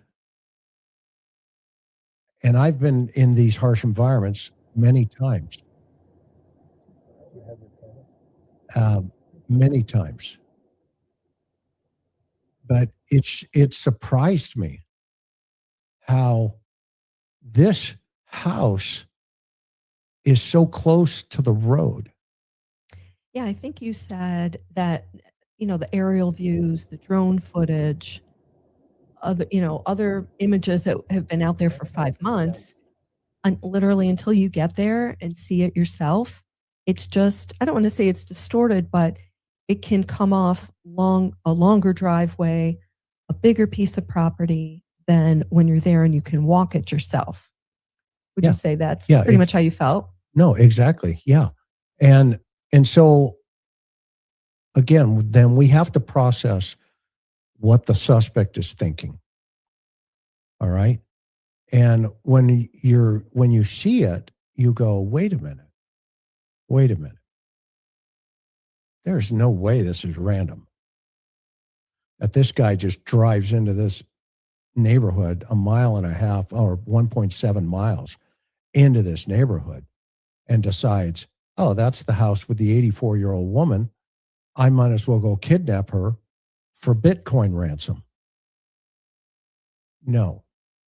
There is not only a whole bunch of pre-planning, what we call pre-incident behavior, and that's the next piece of this where I'm going tonight, that we need to study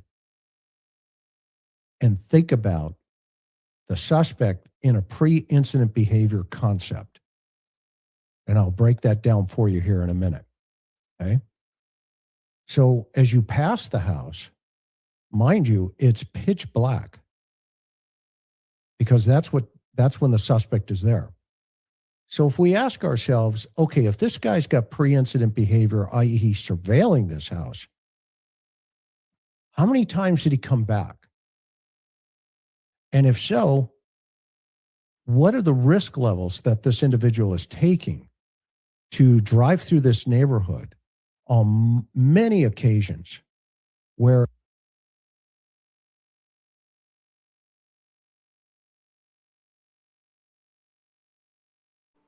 All right, everybody, it's getting good. It is getting good.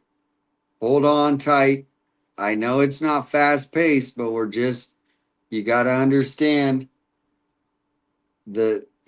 some people tell stories, homicide detect, they tell them real slow, methodical, because that's how their mind thinks. So just give them the respect. From what we hear, Patrick says, wait, the good part is coming up. So we are waiting. Let's get this going. I know everyone's got a hot date tonight and you want to get this information. We all got the hot dates, right? No, I'm just kidding. But hey, we're going to get to it. Thank you, Chris. Patrick says, wait, the good part is coming with Chris. Here we go. or even now, the neighbors are so vigilant. They're calling the cops on streamers and all this other stuff going on. Okay. But is the suspect blending in because it's a familiarity is my question. And if so, then how does that relate to why this house is selected and not Annie's house? Because these are the two women that are connected to this family in this environment. They're 2.9 miles away from each other. So why was she passed and her mom was selected on a Saturday night? And I want to try to connect those dots tonight. And I have found some information that, quite frankly, I hope the investigators are going to chase it down. Because I wanted to know, one, in my mind, is this random? And the answer to me, I've clearly have come away with no way, shape, or form. The suspect knew where he was going. Okay? No question in my mind. He knew this house. He knew this environment. And he knew probably a lot more about the folks connected to it. And so for me, there were only 3 women connected to this home. The first, Nancy Guthrie, and her husband. And then they had 2 daughters, Savannah Guthrie and Annie Guthrie. I would submit to you the suspect knew all about all 3 of them. Because if we take Savannah and put her in New York, where she lives, and then we say to ourselves, well, it must have been the Today Show presentation with her mom and her sister that drew the attention to the suspect. No. No way. Because just to study this neighborhood, study the entry, exit points, and lower your risk as a sophisticated kidnapper, you have got to know how you're going to pull this off. And you have got to think through this methodically. This is not a random situation where you spend 2 months and you decide to, friendly kidnap an 84-year-old woman out of her bed and then ask for Bitcoin ransom in a note. Okay. And if we take that piece of the puzzle and say, okay, well, wait a minute, this is weird. It starts, you start leaning towards the planning process even deeper and further into why Nancy Guthrie was selected. And as you can see, I was only there for a couple of minutes, and this van has come by here. I also saw some other.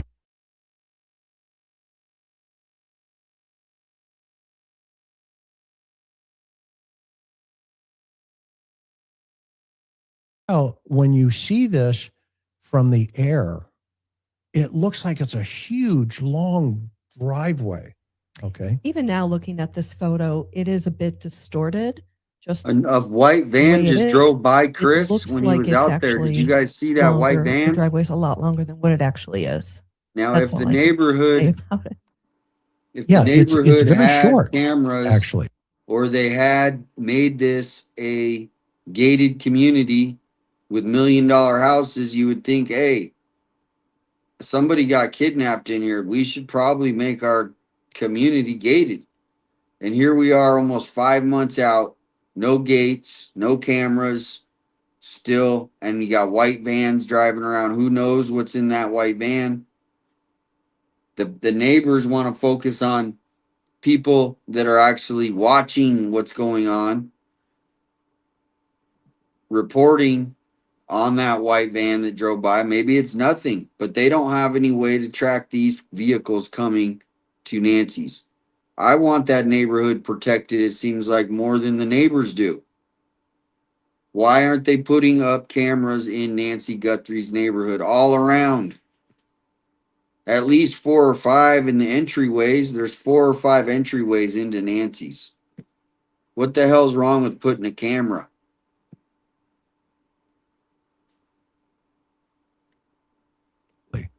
It's not long at all. And the driveway in front of the house, that's probably 20 feet into the property, and then you make the right-hand turn, and that's probably 45 feet up to the garage. Okay. Into the house. And by the way, we couldn't see the mat. I think it's still there. We knew you guys were the first question. I kept telling Chris, I'm like, they're going to ask about the mat. Can we see the mat? I tell you what, we couldn't. It's just too dark. We were too far away. So we could not tell what was going on the front porch. Yeah, and all the streamers and all the folks that have been hanging out in front of this have given us an amazing amount of information and video footage, and we applaud you. But until you're actually there and you see it and you feel it, that front door is not probably 70 feet, maybe 80 feet from the street. Maybe a little bit further, but not much. And so the suspect took all of this into account, because if we notice, when he is first approaching the porch, he's coming from the right of this picture. So that means there has to be some type of motive mechanism, off to the right. And I started thinking to myself, what if this guy has multiple vehicles? What if this guy has access to multiple cars? And I'm not talking about the car dealer with Luke and the Range Rover. That's a no-brainer. But what if the suspect in pre-surveillance had multiple vehicles? Where would he get or she get access to multiple cars? So if I'm understanding you, you're saying, what if he had different cars where he could do surveillance during the day and drive by in a different kind of car, knowing he was going to be picked up potentially on a Ring camera? Exactly. I think we're getting to the good part, guys. So thanks for hanging out. We're doing a live reaction. Now, if you want to go to their live that's going on, we're like 20 minutes, 30 minutes behind them. So you can go over there. But here we go. This is a live reaction to Chris McDonough from the interview room. So it would just make it look like these are different cars. It's the same guy doing that. Right. Because It's what really are the authorities? interesting. What are the authorities looking for? Right. They want video footage, right, hon? Yeah, of cars. They want video footage the going neighborhood. going way back. Okay. So, but what if they see multiple cars, and what if it's the same guy driving them?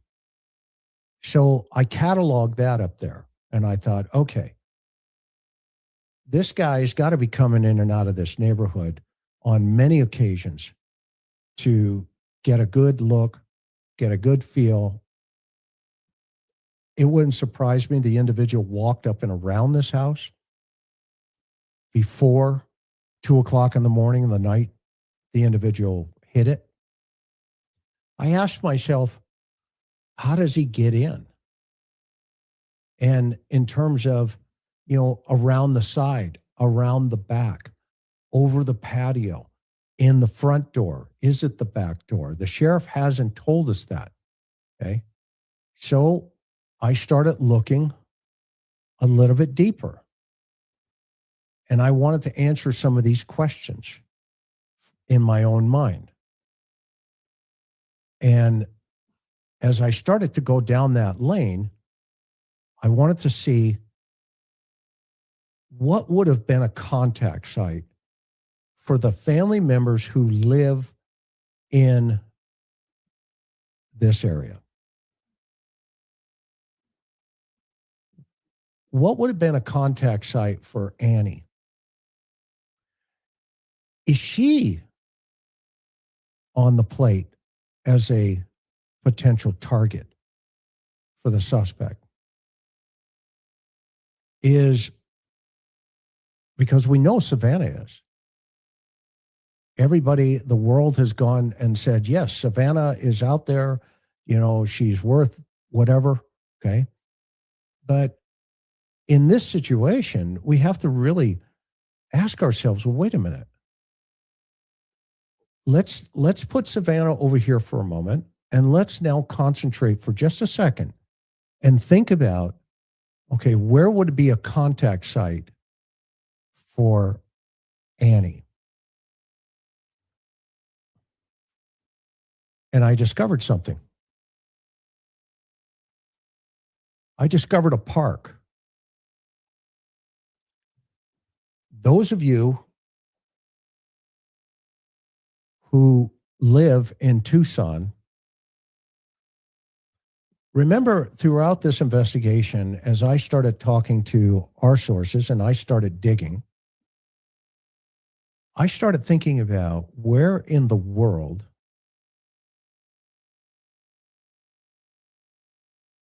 would the suspect be hanging out if Dr. Bricato's theory of the waiter and the chef, where is the waiter? Well, I wanted to find out where all the waiters hang out. And then I wanted to find out if there's any correlation in any way, shape, or form back to Nancy Guthrie. And guess what I found out? First time you're ever hearing this.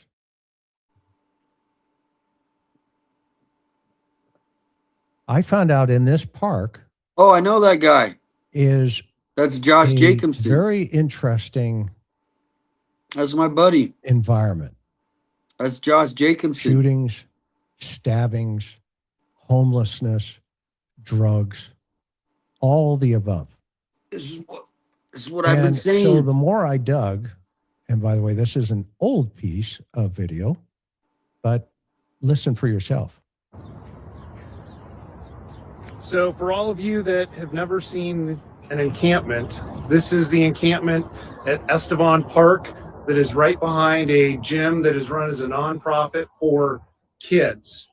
And because this area has gotten so bad, the kids have stopped coming to the nonprofit. the nonprofit leases the building from the city. They've had to struggle to make their payments because of the situation here with the crime, the fentanyl, and the issues that go along with that. So it completely undermines what the nonprofit is trying to do for their kids. Okay, so of course, All right, everybody. I have been saying this up for a while. What have I been saying? Look at Tucson. Look at what's going on here. I've been reporting on. That's the whole reason I started my page. It's because of the crime. This is. I'm so happy. Excuse me. Got the hiccups. That they're actually understanding where this could be coming from. The crime groups in city of Tucson. Why would somebody drive all the way to Tucson? He is nailing it. Man, this is great. Everybody give a shout out. I'm gonna go over and chat up there in his chat. Somebody just texted me that Chris McDonough is giving us kudos. this is happening Oh everywhere. my gosh, this is getting good. But I thought to myself, okay, what is going on in this particular park? And of course, I came across that piece of the puzzle. Okay. And whoops. This particular park in of itself is just crazy. Crime ridden. Okay. And I thought, okay, well, this would be the type of park or type of environment, type of area that I got to share this on Facebook. we can say, okay, if I needed a criminal or if I was a criminal of that mindset and I want it, I'm struggling, etc., would I pick up information about, certain things? Okay. This is the park. And then I had an aha moment. This is approximately 5.3 miles from AG's house. It is approximately 5.9 miles to Nancy's house. But more importantly, it is 1,000 feet from 901 North 13th Street. Why is that important? Karen? You're going to have to keep going. I'll tell you in order why. for people to put this all together in their minds. This is where Annie's studio is. It's the location of the nonprofit that Annie has worked for and with. I for a have number of video. I years. went there, guys. I have And video. it's I'm going to post on it her after bio this. I and have video. It's all over her website. I have video of So this place. I we went there. think about this. I never posted it. I started asking, wait a minute. I got to post that tonight. Let everybody, I going on? have video of the place outside. Did the suspect overhear a conversation about Annie and her mother and her sister? Are they hanging out in this area? Oh my gosh. Thank you. Is something going on here that nobody has looked into or investigated yet in terms of law enforcement? And so I started digging around even further and started asking. I went there. This is crazy. And the next thing I discover, oh my gosh, that's the place I went. I got video. This is where AG, her shop is. And look at the bottom pin on the right. That is her shop, and the park is within 1,000 feet. But here's what's really, really interesting. Get ready. Between that shop, the interview room, and that park, guess what? Is an auto dealer. Check this out. Are a tragedy and they shouldn't have to exist, but they are the better alternative than continuously pushing people around. Dozens of people are out on city streets after being removed from their encampment in Midtown. It's the latest development as Tucson leaders work to clean up homeless camps, and that effort is coming with pushback. The city says 80 people were living near Estevan Park near Speedway and I-10. The city says they worked to give them options before clearing out the area, but now there's concerns of another camp growing just down the street. 13 News reporter Shelby Slaughter is at the new encampment that just popped up. Here off of 13th Avenue, you can't miss the dozens of tents lining the street. Residents tell me that this encampment popped up right after Estevan Park was cleared out last week. And on Thursday morning, the 27th at 5 a.m., the city came in and swept the encampment. So pushed everybody out and bulldozed the wash. Natalie Wynn, owner of the Splinter Art and Community Fund, says the city forced the people out of the park, leaving them with nowhere to go. So they ended up here on her doorstep. She says forcing people to move doesn't solve the problem, but rather just pushes it on someone else. Now, here's an interesting piece of this puzzle. I'm not saying that the homeless, are the issue. I'm saying that if you potentially are the mindset to be porch guy, that's where you're going to find him. In that type of environment. So, as my sweetheart knows, I like to go to places at night and during the day, and when the sun's going down. And so, I am going to show you that I went out there and I started looking at some of the elements there. And what do I mean by that? I had a case years ago. Her name was Rebecca Johnson. And in that particular case, it was a mother with 3 children. She disappeared. And she was murdered by 3 individuals, meth users, tweakers, all the above. They looked exactly like that environment we just saw in that news report. I spent over 3 months in that environment, talking.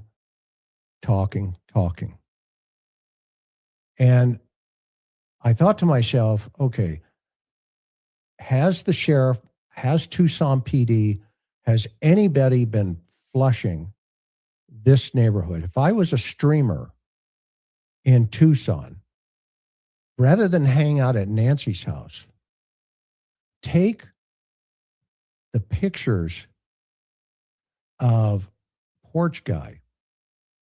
And I know Monks just did a thing where you can screenshot his drawing and start poking the bear in that area.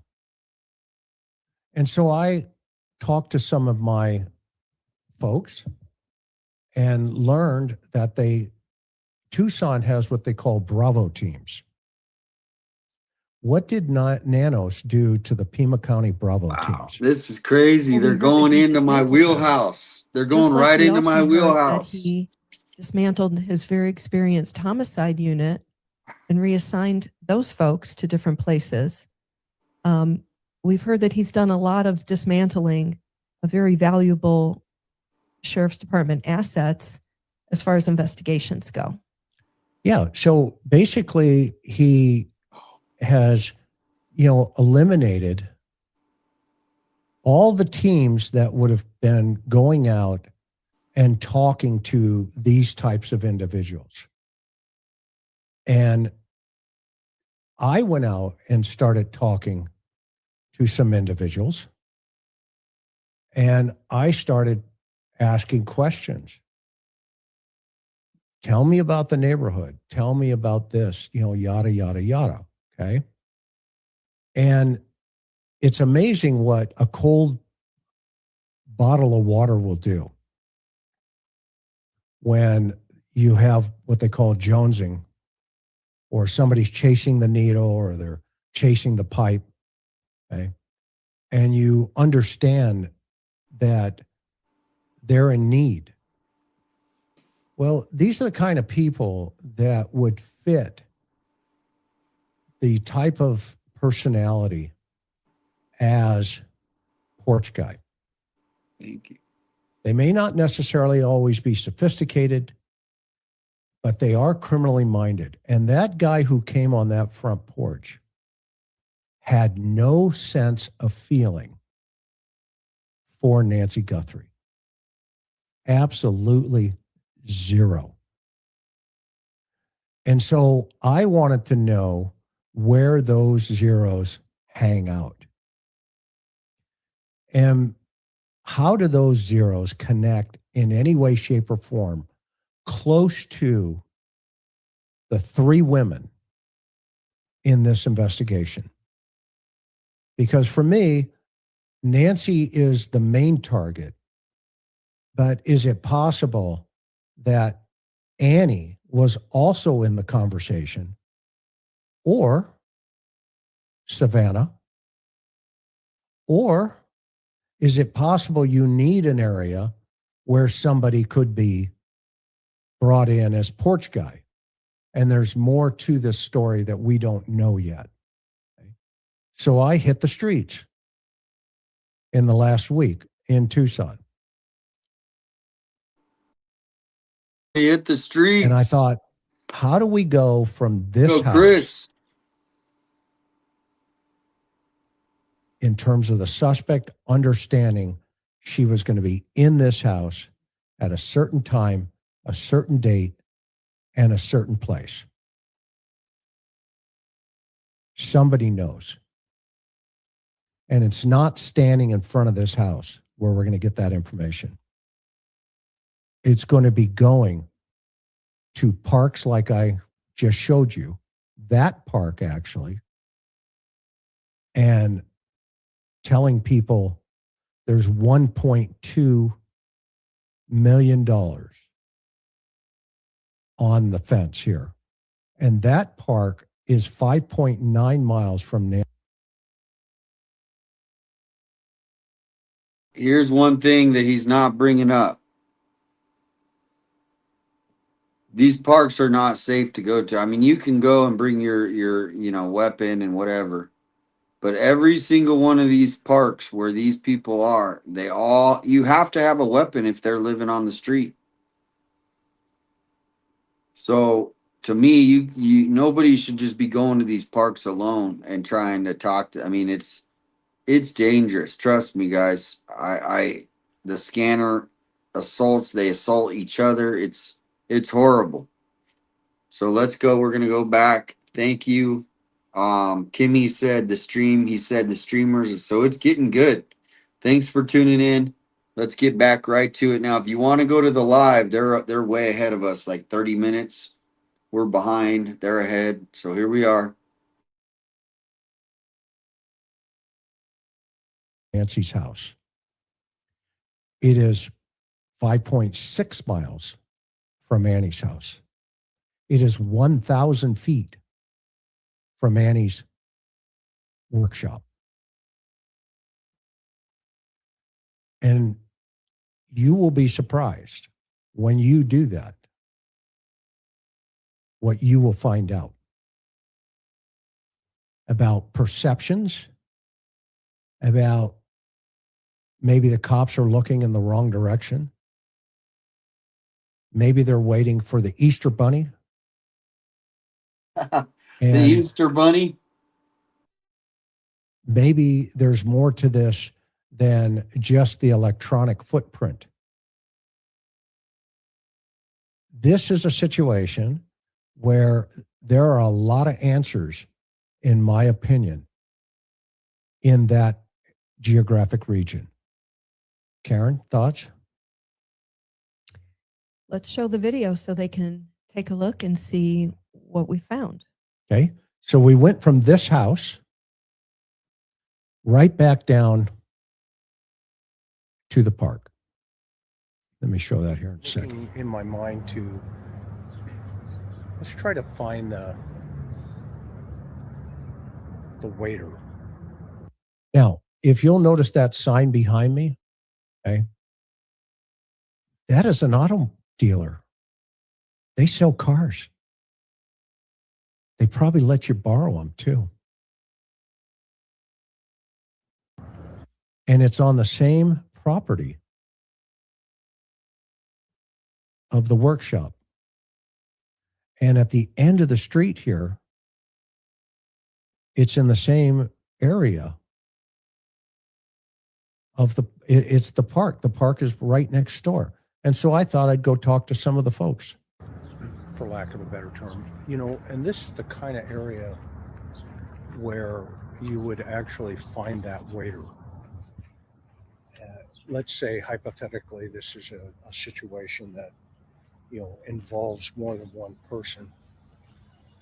And, you know, when you come out here and you see stuff like this, it does make you think about, you know, the type of people that potentially could have access to Nancy Guthrie.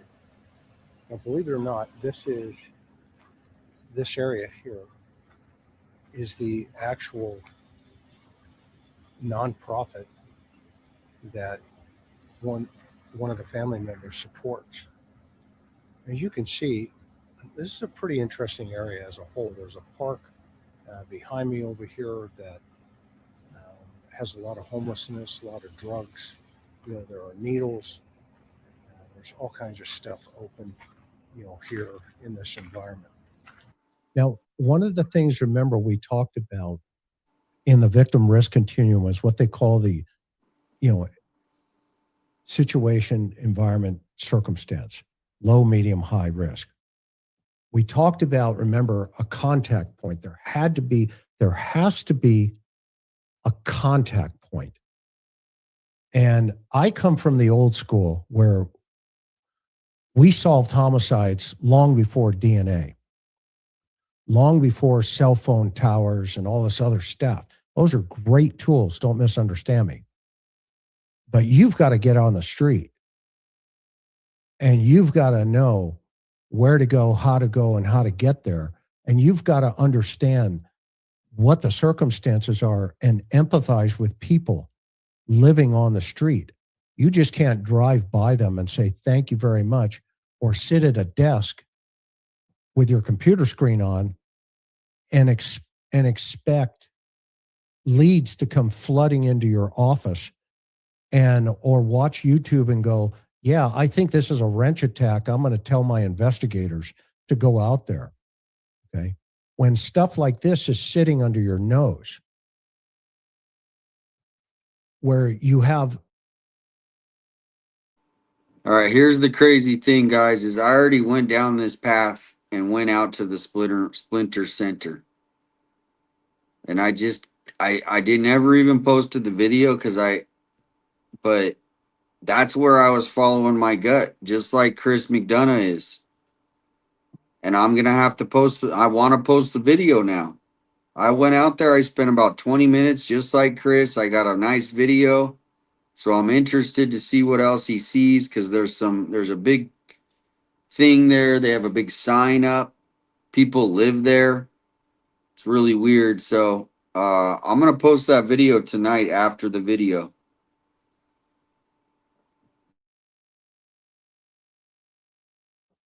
The daughter of a kidnap victim in an environment that's loaded with criminals.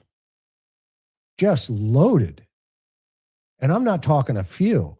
I'm talking the other night, just recently, they had a shooting in the park that I'm at.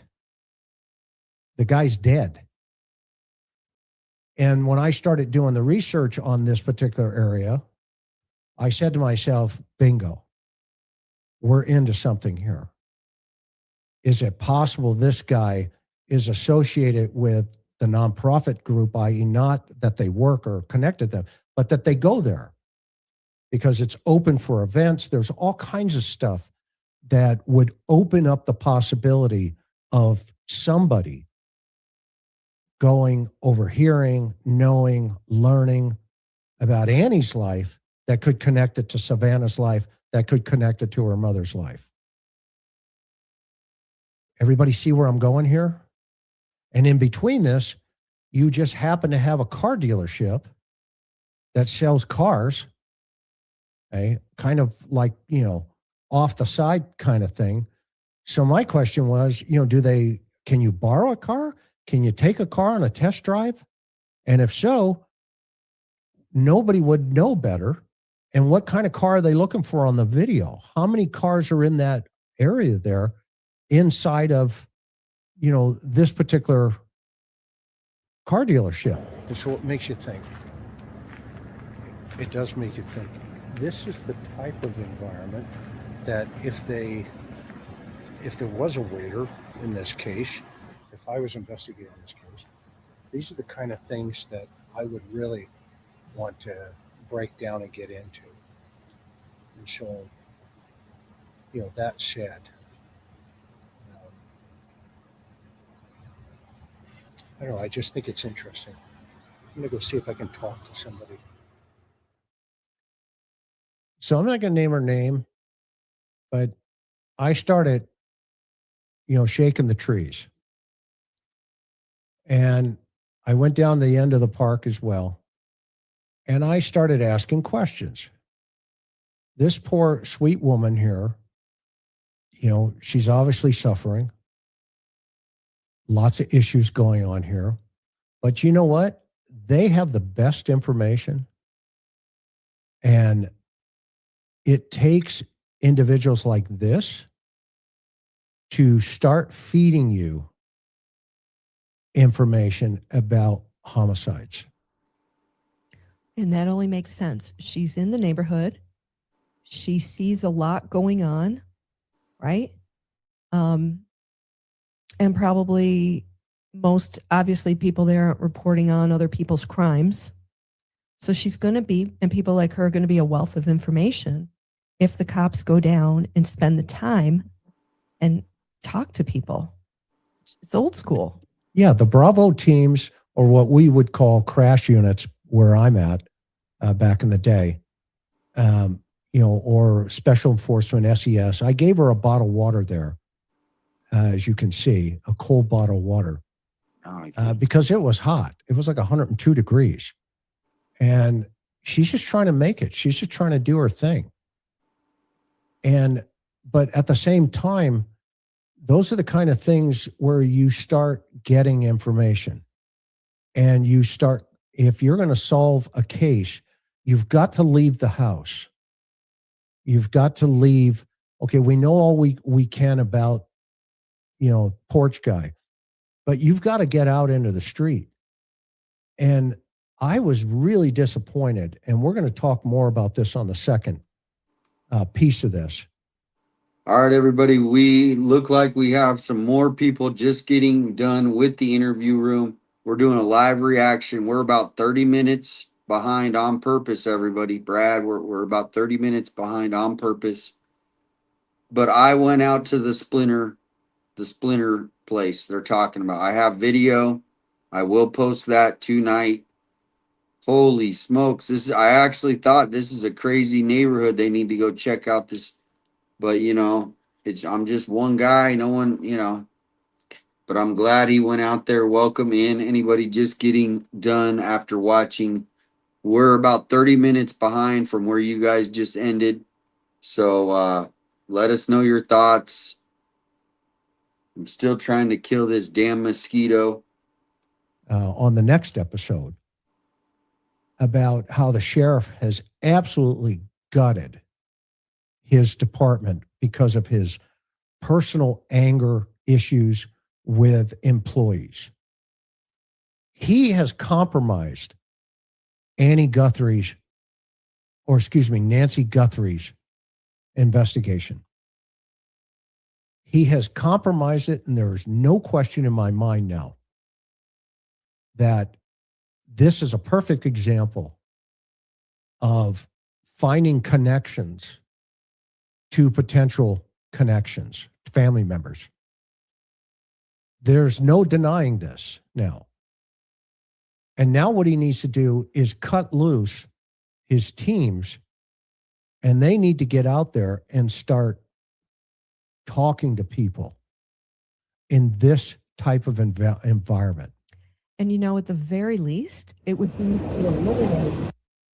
be to eliminate possibilities. Either rule them in or eliminate them. Absolutely. But this would have to be done. This and probably other areas of Tucson as well. Absolutely. But this seems like a real magnet for the type of person that porch guy is. Absolutely. We don't know. No one's come forward. No one has identified him. No, setting aside the $1.2 million reward, we don't know.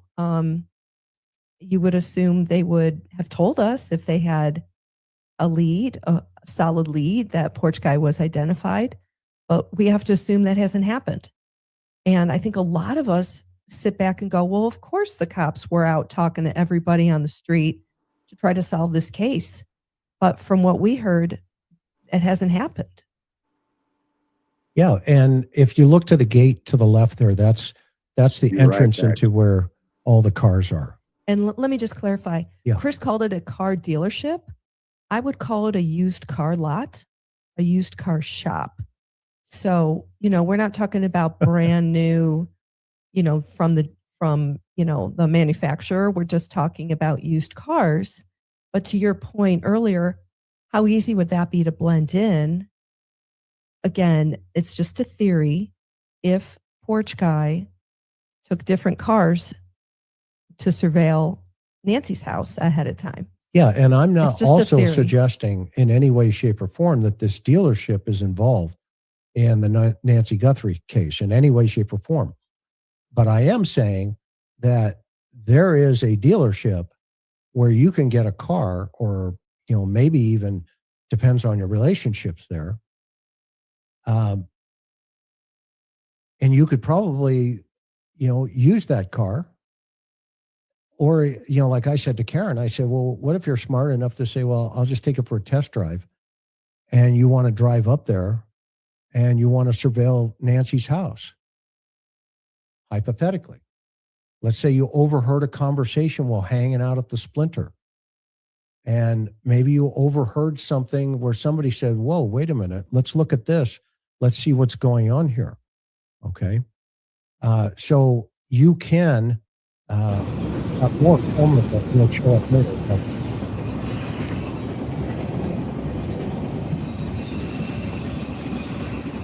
If you look over to the right, they're doing drugs at that car as I'm walking up on them. They're slamming the needle. This guy over here on the left, I was really worried about him because you could tell he looked dehydrated. And I started walking up there, but I cut the film and I turned around and went back, got some water. And All right, everybody just coming in. I guess I just got a message at the end. Chris calls out the KVOA reporter.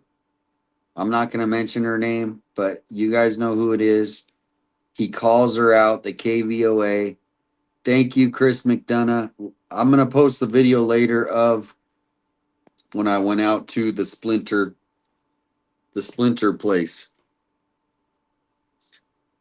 So we're about 20, 30 minutes behind them. So people are, it's ending, and now they're coming in here to express their what they thought. They're saying they can't wait till episode 2.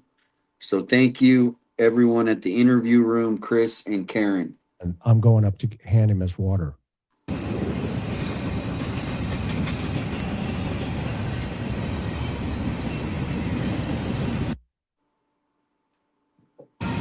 Want to kick you a water, man. You're very welcome.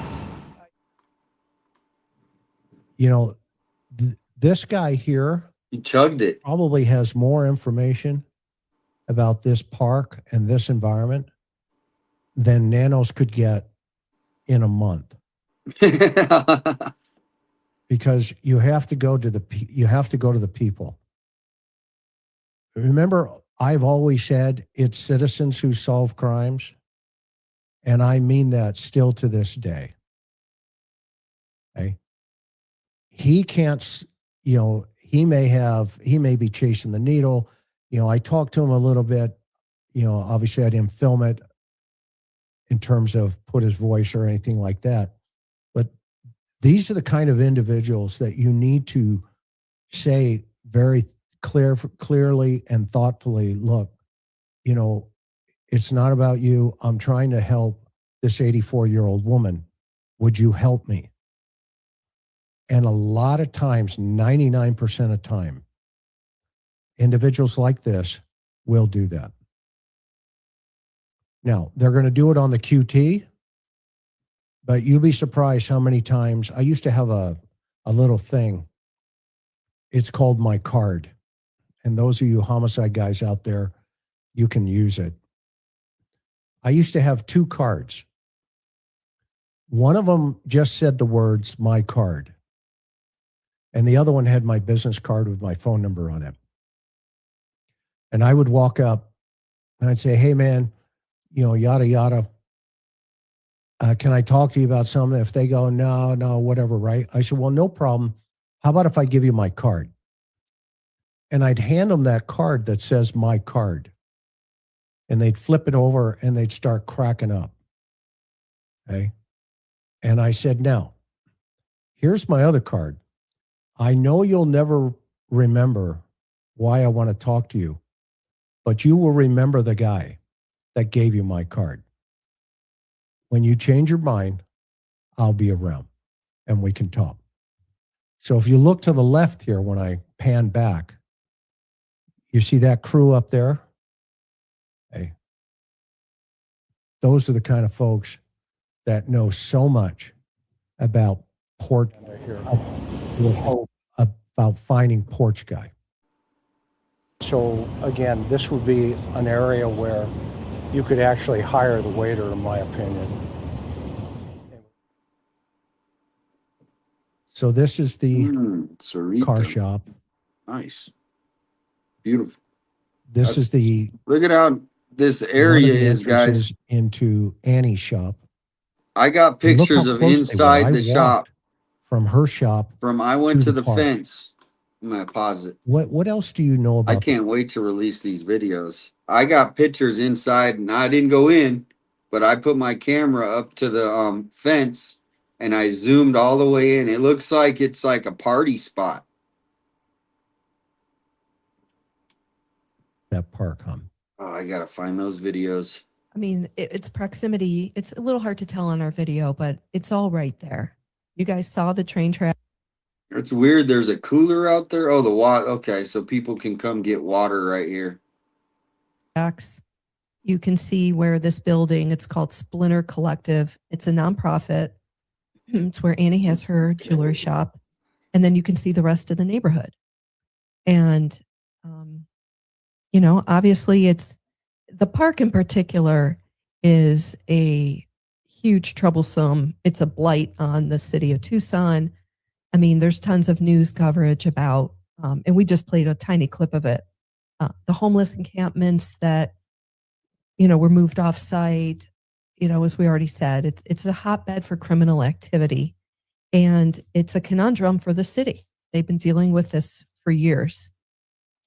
Again, as far as investigating Nancy Guthrie's case, this would be, to Chris's point, an obvious place to spend time to try to get intel to figure out who Porch Guy is. And you can't be afraid of it. You can't be afraid of political ramifications. You can't be afraid of the type of people you'd be talking to. You have to embrace it. Because we're talking about Nancy Guthrie. And so wow, connecting some dots here, I thought to myself, okay, I've accomplished goal number one.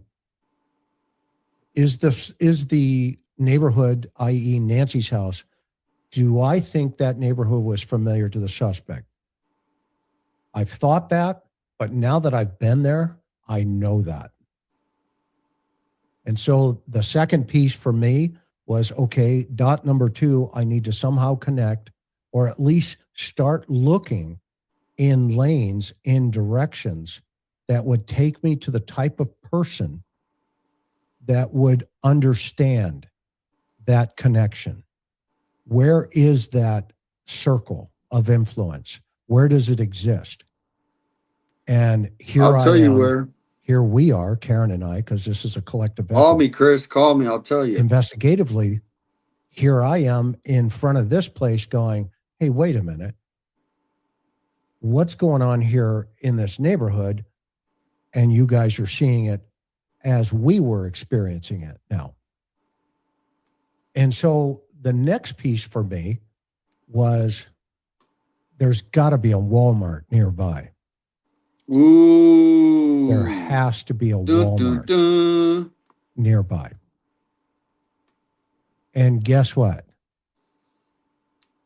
There's a Walmart nearby. Not only one, three. So your theory 3 is Walmarts. porch guy would, if he's from this area or familiar with it or been down here, he would have then gone to one of the Walmarts to purchase the backpack and the other things that he Chris wore is nailing on the it. video. He's The nailing night it. of. Somebody could have bought it there, and you would want to know who that somebody is. Within 2 miles of this area, there are 3 Walmarts. So it's kind of like a cult, though. And Just so, kidding. and the It's interesting part similar about to this, a cult. this No, is in it's like a very. Tucson City proper. It's not a normal. So this is the city of business. Tucson. It is not Pima County Sheriff's Office. There's some weird stuff going on there. I don't know what's going on there, but I'm not saying it's connected. It's just, it's not a normal business. It's a nonprofit. People live there. It's almost like a compound. Like, what do you guys think of when you think of a compound?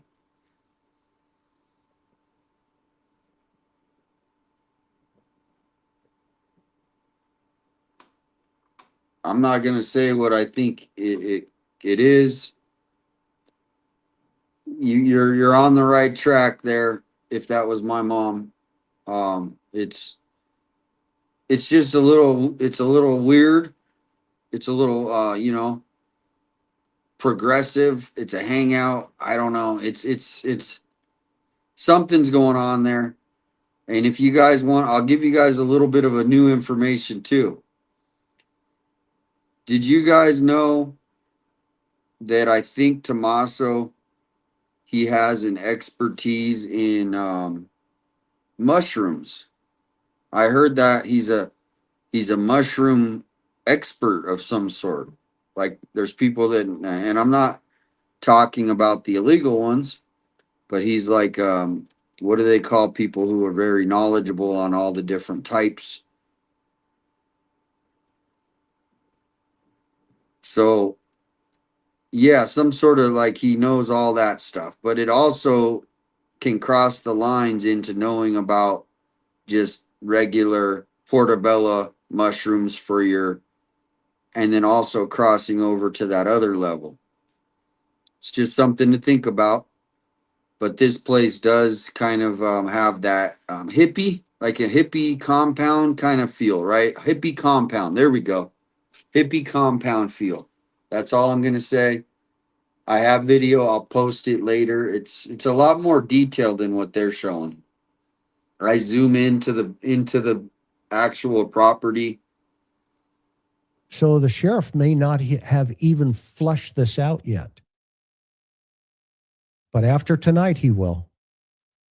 If he's watching.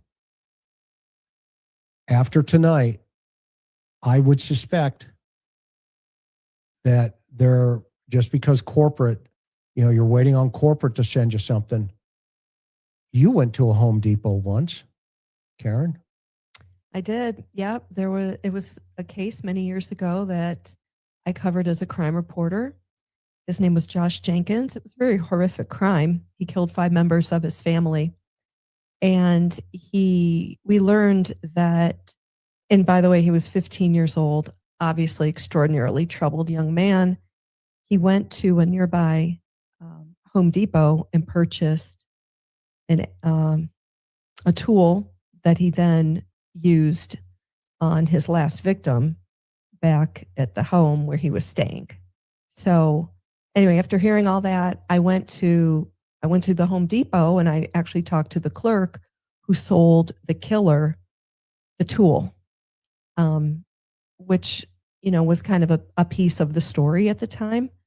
And, it's a really horrible case, but it's what you have to do, from my lane as an investigative reporter, and clearly the cops as the investigators. So also around this area, like I said, within Can't 2 see. miles, whoops. Yeah.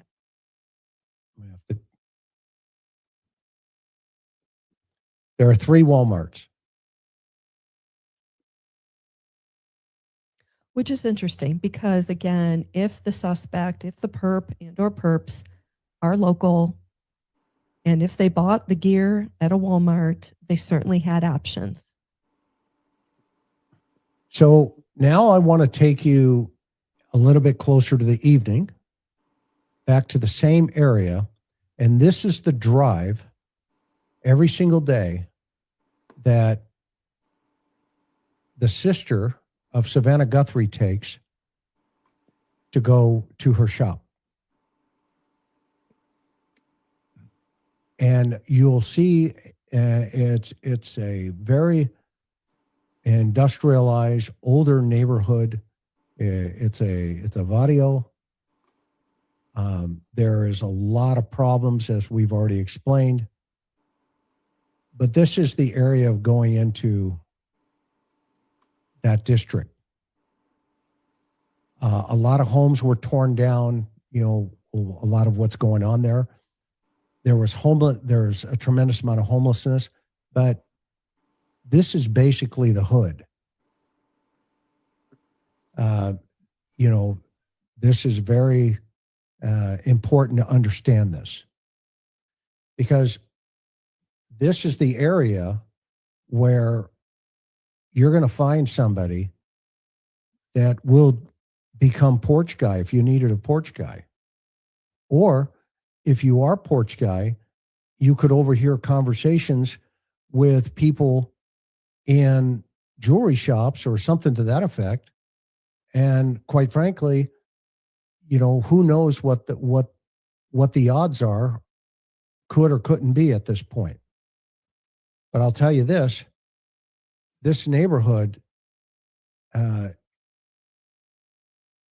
I would take my neighbor, Mr. Sigsauer, with me. I'd make sure I have him with me, which I do. But I wouldn't go into this place in probably another hour when the sun's going down here with my wife. I would do it because I'm used to it. But she would say, hey, it's getting dark. And it's getting dark. You can see. Hey. But I'm driving every single day. And now we start seeing the cast of players come out to the left, walking. They're headed to the park. They're going to go cop dope. They're going to go slam. They're going to chase the needle. They're going to smoke the pipe. They're going to do fentanyl. They're going to get their blues. And by the way, there's 507 fentanyl overdoses in Arizona, with Tucson and Phoenix leading the way of fentanyl overdoses. Which makes sense. Those are the 2 largest cities. Makes sense, yeah. Yeah. But the majority of them are in this area. Yeah. If you guys want, what I'm going to do is I did a video with Nick Johnson. I'm going to pull it up. Nick Johnson. If you guys could get this video to Chris McDonough, it's called The Drug Capital of the Southwest. I did a video. Nick Johnson, he's got over 1 million followers, everybody. Southwest. He came out to Tucson. He got a hold of me. He said, hey, buddy, I want to come do a video of Tucson. Can you help? So we drove around, and basically everything Chris is saying right now, I'm going to put in the chat to the video. I might lose some people viewing, but hey, go watch this video. I'm trying to inform people so you can understand where I look at this from. So here's the video. Shout out to Nick Johnson. Go on the comments and tell him that 857 sent you. He's got 1 million. See how many he has. 1.22 million followers. And I did a video with him. He came out here. So I just put the link in the chat. There it is. Sub up to him. And his talks exactly what Chris McDonough is talking about. So if somebody knows Chris McDonough or has his email, send him this video. It's not even my video. This is Nick Johnson's video. He came out. I never even posted this to my page. Maybe I should now, just to put some perspective. There's the video. Do you guys know Nick? Oh, so let me know in the comments if you guys know Nick Johnson from YouTube, if you've been following him. But I just put the video. Somebody said they followed him in Alaska. Yeah, he was in Japan. He goes everywhere. I reached out to him recently, but I haven't heard back. So I was saying, hey, come back out, Nick, come back out. Nick is, so there we go. I just put the link, but if you guys want to go, if you guys want to watch that video, I'll do it here's the link one more time. That's the video, but this is exactly where I've been trying to, educate people about Tucson and who are the players in town that would be able to pull off something like this, or even want to pull off something like this. I'll tell you what, there's a lot of them. It's sad to say. And if we look at now coming in here, at the end of this street is Annie's shop. Now this is this is a contrast from NBC Studios in New York. I would submit to you.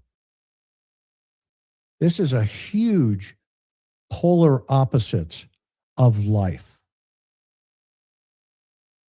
And this is why the dynamics of the sisters, I played it early in this presentation, where you have what we call sliding doors. One chooses one path, another chooses another path. And both paths do not converge anymore. They don't cross over. Savannah's path crosses over with world leaders, going to the Olympics, doing all of these things that they do, okay, as a high-profile celebrity. Annie's path, every single day, crosses homeless, drug addicts, disfranchised people, et cetera, et cetera, et cetera, and the list goes on. This is Annie's shop. Dude, this is some smart stuff. When Chris is saying it, This is what I've been saying. Man, Chris, everybody go give him comment, say thank you. I mean, this is exactly where the case needs to be, I think, looking into. Why are you looking Mexico? Why aren't you looking in Tucson? They just found 72 pounds of illicit drugs right off of Pima County, right off of I-10 this week. Go to my page, you can see it. I posted it on X. There is big organized crime going on here. Big.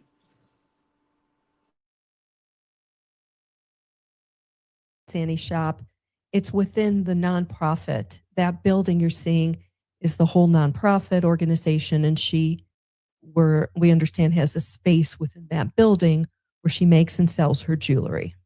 Yeah, it's an old Adobe building, and they do great things for the disfranchised. And by the way, those coming back into society from being released from prison, go read their website. Okay, the list goes on. And so here's the question. Does the suspect know this area? Does he or they know this area? That is a good point. Is obviously this Splinter place. I don't even know what it's called. The Splinter Lounge or something. The Splinter Brothers. It's not like you're going into a real extravagant place. There is people, homeless people. It attracts a lot of people that don't have jobs. Let's say maybe not full-time jobs. It's really artsy kind of people who would be in a compound. It's kind of like a compound. Like, I got the video, so I forgot what it all is, but I took like 5-10 minute video. I walked around, I took pictures, so I will post that up later tonight.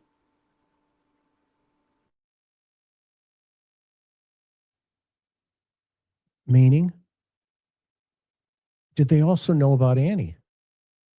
And why, if you look at this guy here coming at us, okay, he's coming from the park. And by the way, he went back and he turned around and he came back because my car didn't fit in the neighborhood. And a lot of times when you would work undercover, they had what they called whistlers in the videos,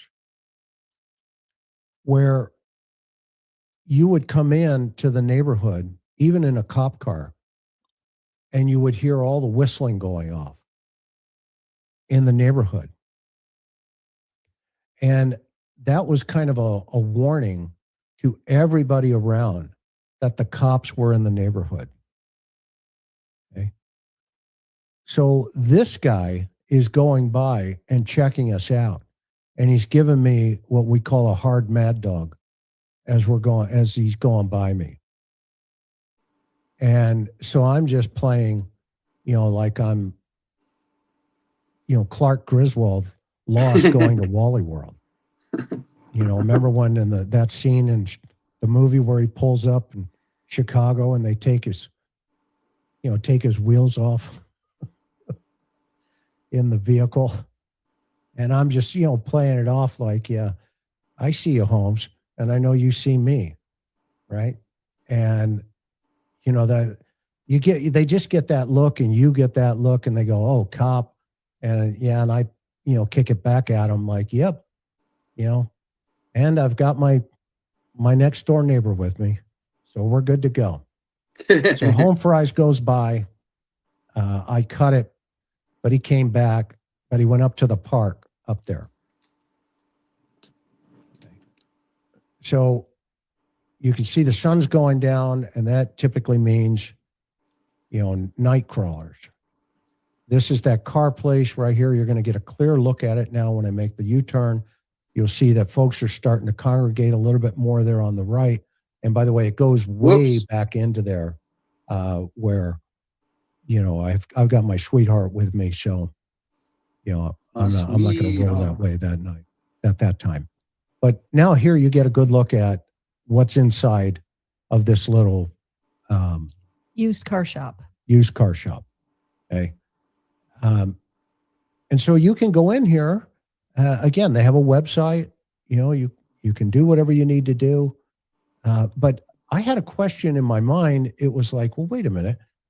How many of these cars is it possible any one of these cars is on a video somewhere in the neighborhood? And this is, for me as an investigator, I would send a videographer down here and say, get me pictures of every single car in this shop down here or in this yard or wherever. And then, you know, you can run it through that software. There are some software that you can run it through and start looking for each one of these cars. Because if the suspect, which we believe he had come multiple times to that neighborhood, if the suspect has done that and he's so comfortable with doing that, then at some point, is it possible he's not going to bring the same car over and over and over again? Or if he does, then he's really stupid. But I don't see that piece of the puzzle. I see him being, not sophisticated, but I don't see him, not thinking through the whole process here, evident of the fact that so far we haven't captured him or they haven't captured him. It's a really good point because we've all seen the video from what we believe is January 11th that we were told of porch guy there at Nancy's on camera without the backpack, without the gun, visible anyway. And nobody's asking the question, well, how did he get there if it was January 11th? I don't know who owns the car lot. You're right. Yeah, great point. He had to come in on a car at I think somehow, so too, some Becca. way. I think It's so. just an interesting point and theory to pursue if you're investigating this case. Yeah, so we have some elements here of, we've got a potential point of contact site for Annie. We have a little, car shop thing here in the middle.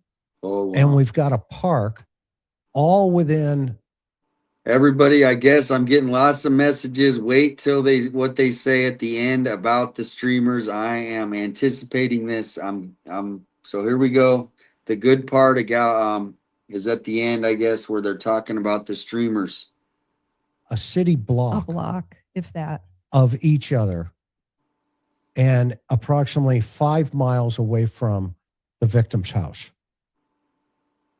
And a Walmart within 3 Walmarts within 2 miles of this city block. So you've got all the potential elements and ingredients of everything that could connect together, you could potentially put it together. I think this is more than a nothing burger. I think this is big. Doing is start pounding the streets. There we go. Exactly. Tucson. They need to look into Tucson. It's going to take both agencies and the FBI to get out here and pound the streets. Don't send the FBI though, because these guys will smell FBI and it'll be much more difficult. You need your street crawlers. You need your cops who have the CIs, who have the informants, who have the street smarts, who have the game. You need your gang task force guys, all of those violent crime task force folks. You need to cut them loose. And you need to shake these trees and this park and areas like this so close to that shop. And you need to start projecting, I'm looking for this guy. Don't show a picture of Nancy. Don't show a picture of Nancy. Show a picture of the bad guy, porch guy. Show a picture of the backpack. Have you seen this backpack on anybody out here? Oh, yeah, man, that looks like, Popeyes, or it looks like Casper's, or, whatever. Okay. Where's Casper? Who is he? What is he? What's his shoe size? And you start digging. And while you're waiting for the DNA to come back, you dig. And you get out there and do what I just did in 5-7 days. Okay. And at the very least, rule it out. Cut it out. Exactly. After they've done thorough investigation and thorough shaking of the trees, as you call it. Yep. And then you start trying to see what the streets are talking to you about. Because, you know, you've got, here's that gal, she's still there in that one car right there. Okay. But during the nighttime, this whole area comes alive. It absolutely comes alive. Around the corner here, you have the Salvation Army, you have a soup kitchen, you have a food pantry, you have a transient area. These are the areas, it's like 6th Avenue in LA in Skid Row, or an area that we had, which was called Brother Benno's. You have all of these food pantries that are feeding people that are struggling. Okay. These are the kind of places where you need to start shaking the trees right now. And you will be surprised how much information you can get with $1 million sitting on the table. Rather than chasing bodies in Mexico and, you know, people cutting your finger off and wrench attacks and all this other stuff, this is basic police work 101. This is getting on the street, getting into the dirt and pulling it off, getting the YouTubers. You know, you guys have been doing a great job. You know, I can only imagine how much information, you know, folks could pull out of this environment that, you know, get this environment. You've been there, done that. Okay. Much respect to each and every one of you. And you know who I'm talking about. Much respect, because I believe you guys, you know, if you put your efforts into this area, I guarantee you guys will kick some dirt up. Because I'm real curious of how hard that surface is right now of that dirt. And that's a metaphor for information sitting there. If you can get $1 million, I hope you get $1 million. And when they award you that check, I want to be right there with you, watching you get it. But right to the right is the Salvation Army and a soup kitchen and a soup pantry. Right on this particular corner. So now if we look at this, okay, we are 2.5 miles from the flag on the right. That is Mom's house. We are 5.9 miles to the one on the left. That is AG's house, Annie's house. The blue dot is the park. It is a straight shot from Annie's house to that park. It's a couple of turns and then it's a straight drive. And then the Walmart is within that blue dot within 2 miles. There are 3 Walmarts within that area. That is the kind of area I would hope you would continue to focus into. This is exactly what I've been trying to point out. If I did a video, and I'm not trying to say anything about, but this is what I've been screaming about. This area that he's pointing out is the most dangerous area in Tucson, the box. Once you get into Tucson, where my mouse is, from here down is probably the most dangerous area in Tucson. Not up here, but from here down, from this little river area, this is River Road, essentially. From here down, this is the most, and it goes right to the splinter. But if you do the triangle a little farther out, man, this is genius, right? It would also take you into some more dangerous areas in down south. And so most likely, okay, here's the biggest breaking news. Most likely, in my opinion, the suspect is living in this triangle.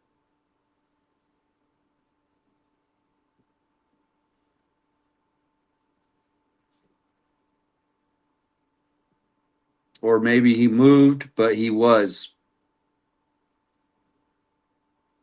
Now, if you take the triangle a little bit bigger, you can bring it down into South Tucson. And that's also another area that this triangle could go into. So this is genius stuff. Thank you, Chris McDonough. I'll let this run for a second.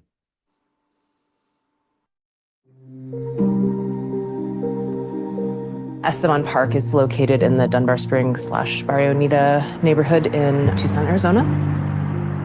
People run and exercise there. The rugby team practices there and has matches there. So it's a pretty active park. I mean, I think it's just got the like visual realities of. We don't have no rugby team. Visual reality. What the hell are they of saying? that park. And by the way, We don't this have is any Annie's rugby. boss speaking. What's going on with the housing crisis right now? She just lied. We don't have no rugby team. Is Porch Guy in this environment?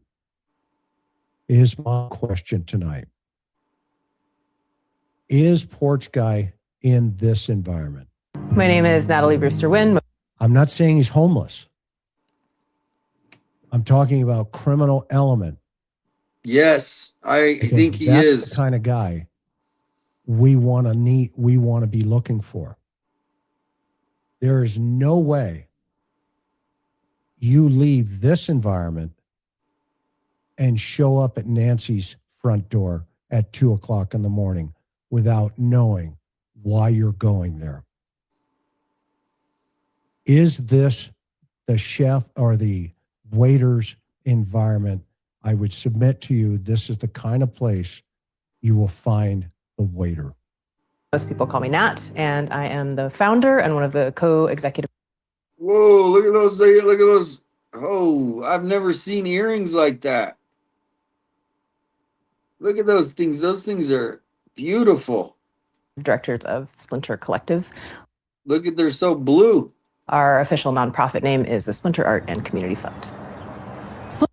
Wow. Splinter Collective is a number of things, but it is a physical space. So it's an art studio, warehouse, and event space. And we primarily work on It's a compound. Just tell us it's a compound. events and artistic endeavors that amplify marginalized voices and experiences. And we're in an industrial area. It's kind of It's a compound. this little triangle right on the You can see her area and the park very clearly. train tracks and adjacent to Esteban Park.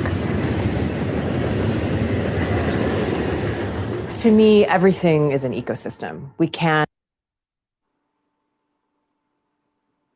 Beautiful earrings. I mean, those things, they look like little like octopuses on her ear. Separate ourselves out from what's happening around us. They're And beautiful. Now, what's interesting about that statement, an ecosystem that they can't separate themselves out from what's happening around us. Well, they also accept career criminals into their programs that they support. They're a good organization. They're trying to help. But inadvertently, did one of these individuals overhear a conversation that Annie may have ever had about her mom, about her famous sister? And one of these folks says, hey, wait a minute. And now a plan is put into motion. I wouldn't take it off the plate.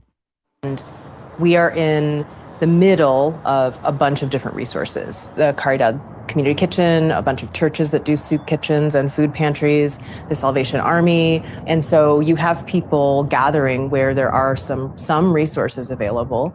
Esteban Park is very I guess this is Annie's boss talking, everybody. This is Annie's boss from what I'm hearing. much one of the most impacted parks by the rising levels of houseless folks.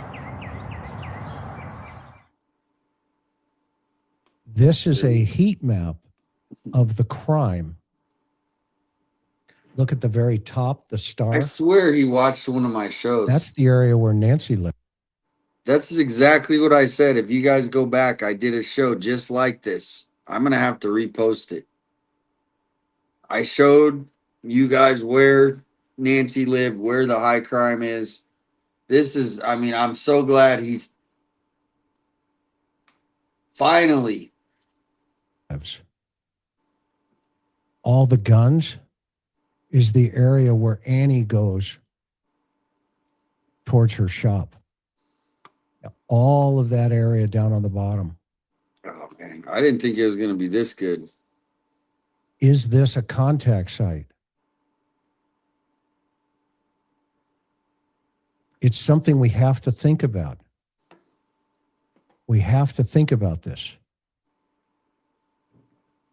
This is a shooting on February 25th, right after Nancy went missing, at the exact same park we've been talking about tonight. And just let me know, or I'm going to tell you something. Guess what happened right after Nancy went missing as well? They cut off the public from us being able to hear the police scanner. And they went encrypted. The city of Tucson now has cut off their public so we cannot find out all the stuff that's going on in the city. That's what I used to run. Now on my channel, it's only able to pick up Pima County sheriffs because the city of Tucson encrypted all their channels. So now we know nothing going on. And this is a pattern. This is a pattern. There's something. Why are they trying to cover up everything? Think about that. So my question is this evening.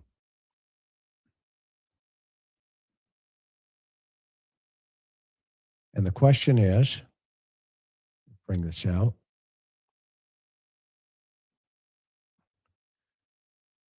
Does Porch Guy know this area? Does he know Annie?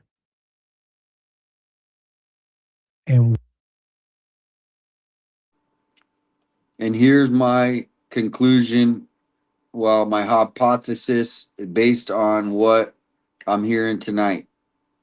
This might not have anything to do with Savannah. It might have been someone looking to get back at Annie and Tommaso. That's kind of my guess. Who was Annie's caretaker? I mean, Nancy's caretaker, as far as making sure. Who were the people? Who were the people that had the most contact with Nancy? Annie and Tommaso. It might be somebody connected to Annie and Tommaso. They meet Annie and they go, and Annie goes, "Oh yeah, my sister's Savannah Guthrie." And then, maybe they do a little research and they find out, oh, Savannah Guthrie, blah, blah, blah, Nancy Guthrie. So here, in my opinion, if you know Tucson culture, people like, let me just put it this way. Savannah is not a true Tucsonan anymore. She always will be in her heart, but she will never be unless she moves back and she's living here. But Savannah left because most likely Tucson is not the best place to raise a family. There's lots of crime. There's not a lot of jobs here. So she went as far as she could. But when Savannah left here, in my opinion, she left Tucson behind. She would come back to visit her mom and her sister, maybe for a day or two, a couple times a year. So now Savannah's not even involved really, other than a phone call. Hello, how are you doing? Oh, I'm doing good. In my opinion, we're just speculating. Everything's my opinion. So to me, Annie and Tommaso had the closer relationship with Nancy. because they're helping her day to day. She's going over to their house. So it could be somebody connected indirectly that knows Tommaso, that knows Annie, and for whatever reason they targeted Nancy. And it could have nothing to do with Savannah, even though it's easy for you to go there. What do you guys think? Let me know in the chat while we listen to the end of this. Where are the Bravo teams? The street teams that Nanos stripped from his department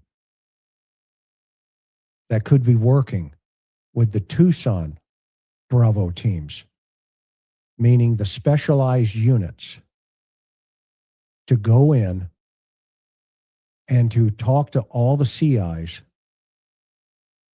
to talk to all of their contacts and ask them about any connections to this shop in any way, shape, or form. And if so, will it bring leads into bringing Nancy Guthrie home, or at least finding her? At this point, since I have been on the ground now, if I was the case agent,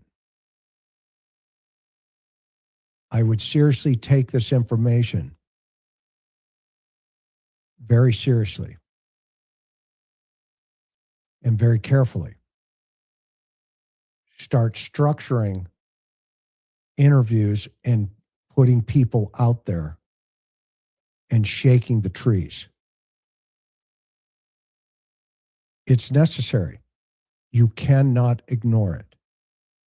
You cannot ignore it.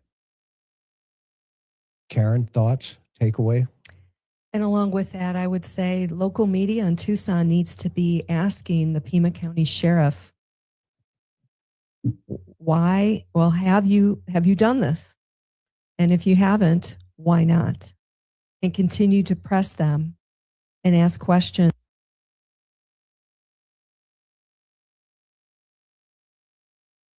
Ow. We need to put a mic drop in for Karen. She calls out the local media. Wow. Everybody, thank you, Karen. Calling out the local media, the lazy. Wow. The lazy local media. They have all that money they get. Just think of how much money they get. And they have to pay their reporters. Oh, it gets better. Redacted says it gets better. They pay all those reporters, right? They're getting paid $50,000, $60,000 a year. I know because they've told me. Most of them leave. Most of them leave because Tucson pays the littlest. So these reporters literally have been lazy on this case. When was the last time you seen them do any sort of, other than just some softball question interview? There's no deep diving. They're on to something else because the media, it gets better. We're going to go. Let's go. Wow, this is good. It's about, this is better than have I you thought. looked at this park? What are you doing in terms of trying to find the suspect? To really, again, keep it focused and obviously understanding that this is a theory. Of course, nobody knows where exactly Porch Guy is or who he is. But until we find out, this has to be one of the things that the police investigate, the sheriff's department investigate, and that local media needs to be putting pressure on the Pima County Sheriff and asking him why or why not this area has been part of the investigation. KVOA, you need to do your job as journalist. Oh. You need to ask Nanos the hard questions, and you need to put Nancy Guthrie a priority, not your own political agenda for the next story. Holy cow. Everybody, you guys need to clip that and tag KVOA. Clip that and tag KVOA. Let them know. Chris McDonough just called him out. I'm going to do it. I'm going to share. I'll repost it. KVOA just got called out by the GOAT of detectives. Wow. Chris and Karen, mic drop in the chat for Chris and Karen. We went by your spot and we saw the banner and everything going there. And we know there are notes in front of Nancy's house telling everybody to deliver the information to your place. We also know you had a heads up that YouTubers were going to be arrested before they were arrested. Shame on you for not doing your job. When I'm back in town, by the way, I will be, but you won't know when, and I ring your doorbell, I'm going to ask you the hard questions on camera. The ones you won't ask the sheriff because of your own political gain, because you want to play nice, because you're local, and Nancy Guthrie in probably a month or two will be old news, i.e. the story doesn't have legs. Well, guess what? We've been there, done that. And you owe it to your community to do the right thing on behalf of Nancy Guthrie, not on behalf of a sheriff who's stonewalling the community, hoping this goes away. Wow. So we're going to shift the goalpost. Mic drop. Take it to Tucson. Are you going to do the same thing over there? You should be ashamed of yourself as calling yourself journalist. It's not right. You have a family who's suffering, and you have a sheriff who's stalling. And dismantling a police department or a sheriff's department who can go out and get things done. When they find her, I believe they will, or they find the suspect, shame on you. Oh my gosh. You're not doing the right thing. Wow. You took an oath of ethics as a journalist, and you know who I'm talking about because you had a heads up, and I know that for a fact, that they were going to go out and start arresting people in front of Nancy's house. And you did nothing about it but come out and do a story right after the arrest. Oh, man. And when the civil attorneys call me, I'll give them my sources. And then you guys can get your own attorneys. It's wrong. Let's go, Chris. Thank you. Holy smokes. Look at that. Wow. Look at how fired up he is, man. Oh, man. Everybody go give him comments. Thank you, Chris and Karen. Let me grab, well, there are 92. We got to take some questions. They've been patient. Thanks, you guys, for hanging in there. We got this far in the video. Thank you so much. Okay, let me We grab. want to take your questions. I'm going to grab Chris is the gonna be questions, doing okay, that. guys? There's a lot of great comments in here. Thank you so much. I think he read my post. I mean, this. Thank you. He must have found. Check Someone must have emails. called I him and will. told him. Thank you. Man, I hope they did. Snacks for Buddy. Let me just say for all the super chats, thank you guys so much. We really appreciate it. We want to let you know that we appreciate it. Okay. Chris is going to be he's looking out for the questions. Yeah, I wonder if he did meet. I A hope lot he of the did meet compliments. Thank you, guys. with some of the other Don't people. throw a name unless you have proof. Okay. What name have I thrown? He watches all the I'm just streamers. asking for me. I haven't thrown a name out. But thank you for playing. You know what I also heard? Uh, Did any is Brian Inton? Did anyone hear if Brian Inton was coming back?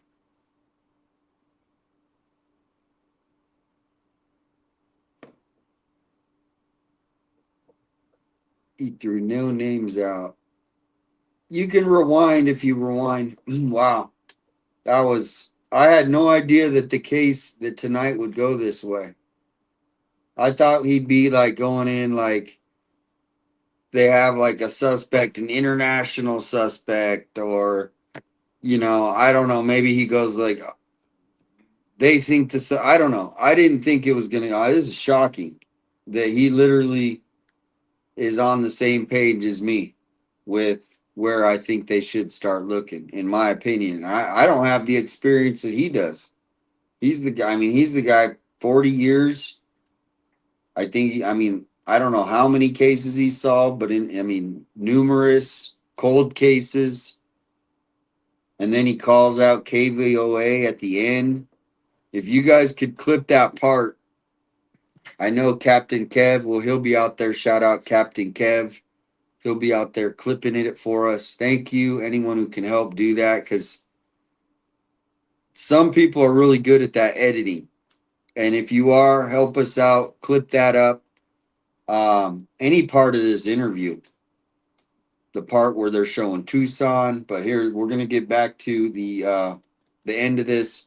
This is a live reaction to the interview room, the special they were pumping up, and it lived up to the pumping up. So thank you, Chris, for coming out to Arizona. Hope you come back and we can meet next time.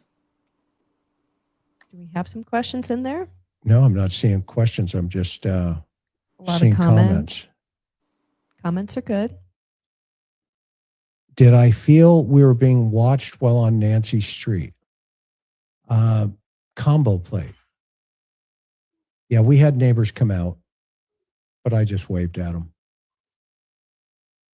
We wanted to be respectful of the neighborhood. Let's see here. Did you look into the surrounding neighborhood with known criminal records Nancy was complaining about? Nancy may have heard something she shouldn't have. We all know about Nanos ways.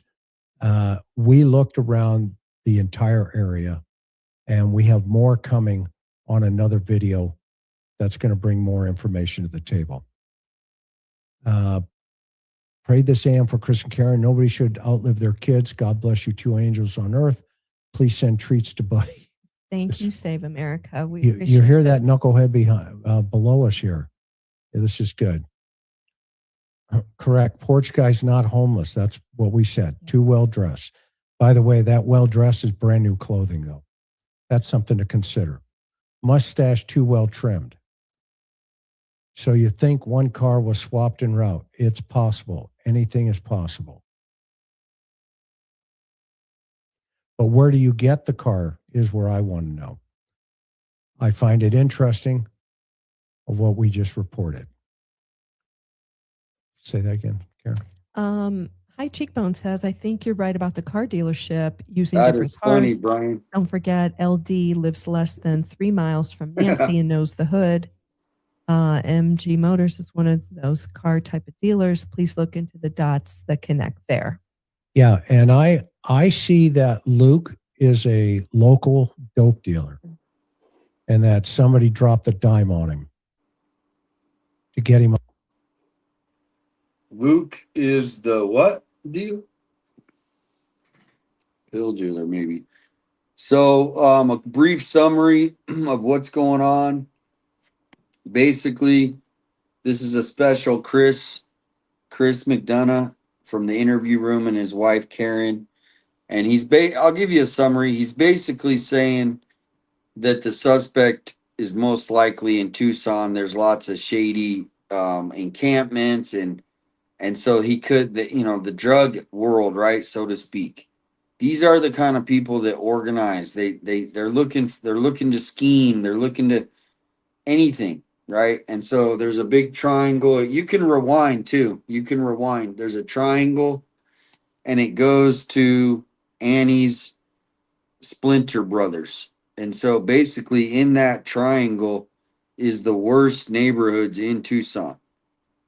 At least, let's say, some of the worst. Now, if you open the triangle and you go farther out, there's even most likely what I think he's saying is the suspect, they need to look there first or talk to people.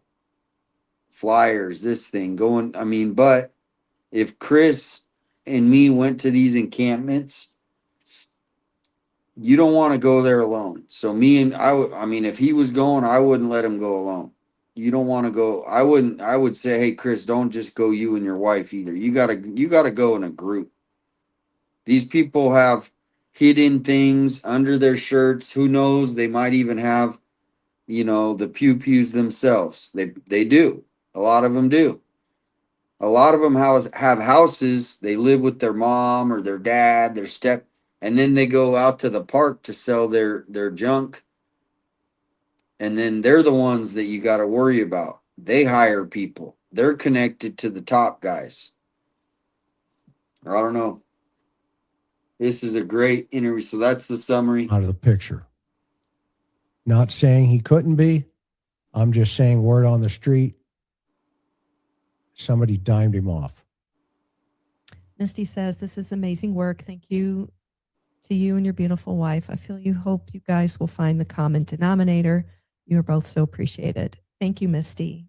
You're very sweet, very kind. Dang, this is great stuff. You guys really put yourself in your work. Excellent new info for us. Thank you, Cheryl's.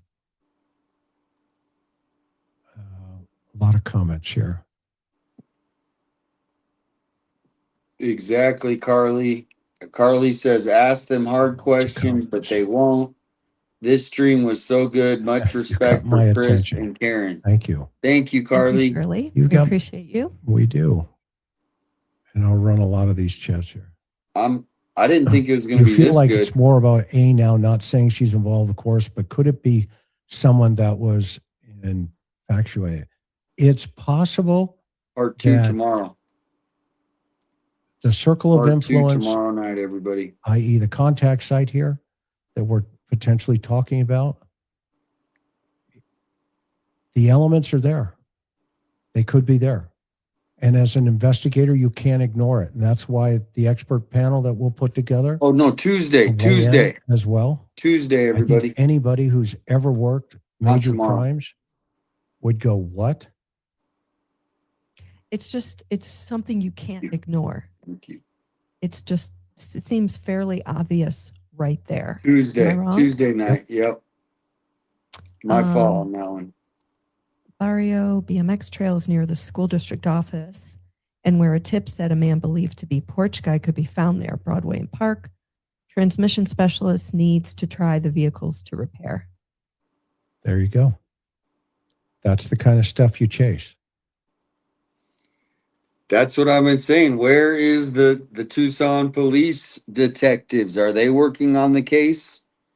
I mean, I'm sure they've talked to each other, but I can't believe that he's thinking the same thing I am. Why are we going to look all these other places when we have this massive crime crisis that I've been reporting on for almost 3 years in Tucson?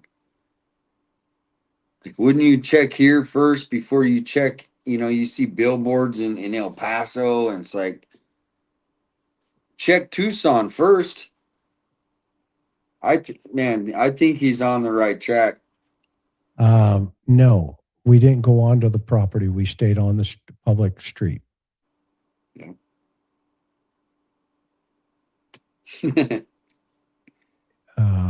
Yeah, I've heard of that lady, Frances. I don't want to put her name up. Yeah, thank you for your contribution. I don't know who owns the car dealership. Thank you always for your amazing work. We appreciate you. Thank you, Adrian. Thank you, Adrian. Yeah, right, Vicky. And okay, so Tuesday night will be the next one with the panel. They'll be reacting to some of the stuff that we'll be showing as well. So in the intro. All right, let's see. 111 says I need to go back and watch this and pay attention because I don't think that's the point he's trying to make here, please. And that's where I'm kind of, yeah, I mean, that's why we're reacting. I'm trying to figure out, it seemed like he was trying to say that the suspect could have been in that triangle. I mean, he could have been at the Splinter, but in my opinion is he also could be in that triangle area. It could, because they would be close to the Splinter. If the Splinter is the center spot where everybody had met, he's got to be close. In Tucson, it's not like all cities where you have a freeway, right? Our freeway doesn't really go through our city. So most people in our city never travel more than 2 or 3 miles every day. They might go up to the store or their friends a mile away, but it's not like some cities where you have to travel 15, 20 miles to go to work. So it's a little different, but what is your interpretation, 111 Jones? Let me know in the chat, everybody. What is he saying? What did you get out of this video from Chris McDonough? I thought that's what I got out of it. I will maybe, scroll back and watch some of it. But what did you get? And I do have the video of when I went out to the Splinter Brothers. I'll have to get that posted. I might post it just first thing in the morning. 11 Jones. Let's see what it. I took it as it had something to do with homeless people and how they've been treated, not that had to do through drugs, because that woman that Annie works for, it is a MPO for homeless. Yeah, I don't know. It could be. I get what you're saying. But like I said, I think it could be somebody that found out that were friends with Annie, acquaintances, an ex-boyfriend or a girlfriend of Annie and Tommaso's friend, like an indirect connection of Annie and Tommaso is kind of what I'm thinking. But here we go. We're going to get back on the interview. It's a good point, though. We're going to find out on the next Tuesday interview, hopefully. Did I miss anything, sweetheart? I mean, I think we covered most of it. I just think it's really important, again, to emphasize that this is a theory and it is something that needs to be investigated. And the question is, has Pima County included this in their investigation of Nancy Guthrie and who is Porch Guy? That's the question. That's what we're trying to get across tonight. And we think that he should also fire back up the Bravo teams, his street teams, and have them start chasing this down with Tucson PD and start shaking the bushes in that. Man, Chris, you don't know Tucson, man. They're not moving for it. They're not changing. They could care less about Nancy Guthrie. Trust me, they're just trying to survive the night out here. We're understaffed, Chris. 600 to 700 officers in the city of Tucson. We had one of those defund the police mayors. So, Chris, there's no shaking trees. They're shaking the trees as much as they're understaffed.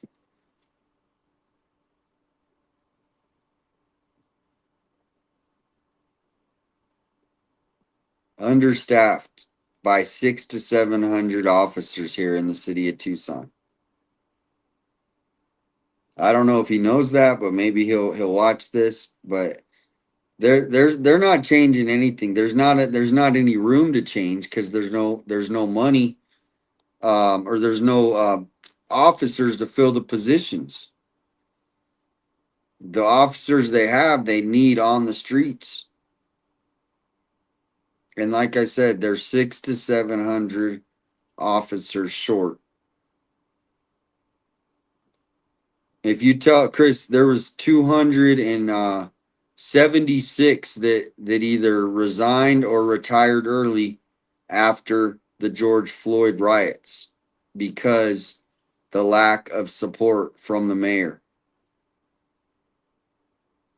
I've been reporting about this stuff, just reminding people what the city of Tucson government has been doing for a long time. They've been defunding the police, the mayor, Lane Santa Cruz, the vice mayor. They're very progressive, like very far left, like they're not in the middle. They don't want to get along.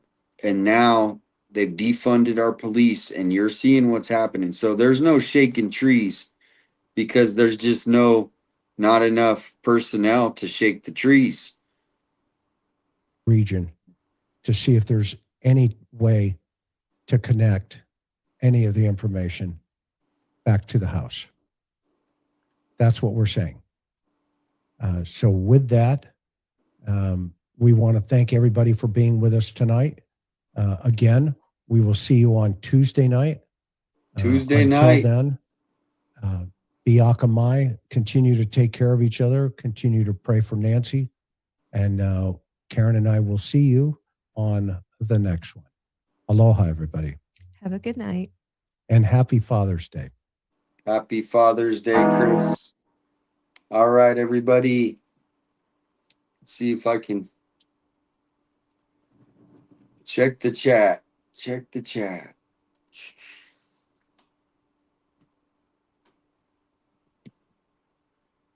Excuse me.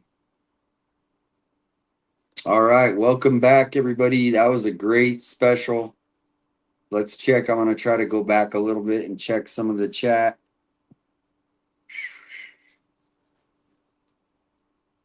It sounds like he's talking to people. As much as I could talk to him, it sounds like he's in touch with some pretty good people. 111 Jones says, well, they could have sent them officers out to ask these questions and do what Chris is instead of sending them to. Exactly. Good point. Understaffed, but arresting YouTubers. I know. It's because it was in my opinion, a conspiracy. Coordination. What's another word? Yeah, targeted. It was targeted. This was not some, we just happened to. They had planned this. They were in cahoots with the media. Now, the city of Tucson police and the Pima County Sheriff are separate, and they don't really work together other than, in certain situations. I'm not saying, but it would be interesting to see if, has anyone heard of one statement from the chief of police of Tucson? Nope. Shh. They don't want to talk about it. Oh, that's Pima County. But here, look at the map. Imagine this being the line of Pima County. Tucson's right here. Pima County's right here. So now the Sheriff Nanos up here, this is there. Where's the Tucson police making just one comment that you're helping?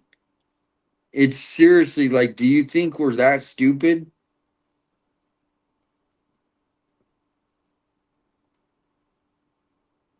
They do, like, they literally think that, oh, we can just say silent because they think nobody's going to question them. You heard the Nanos.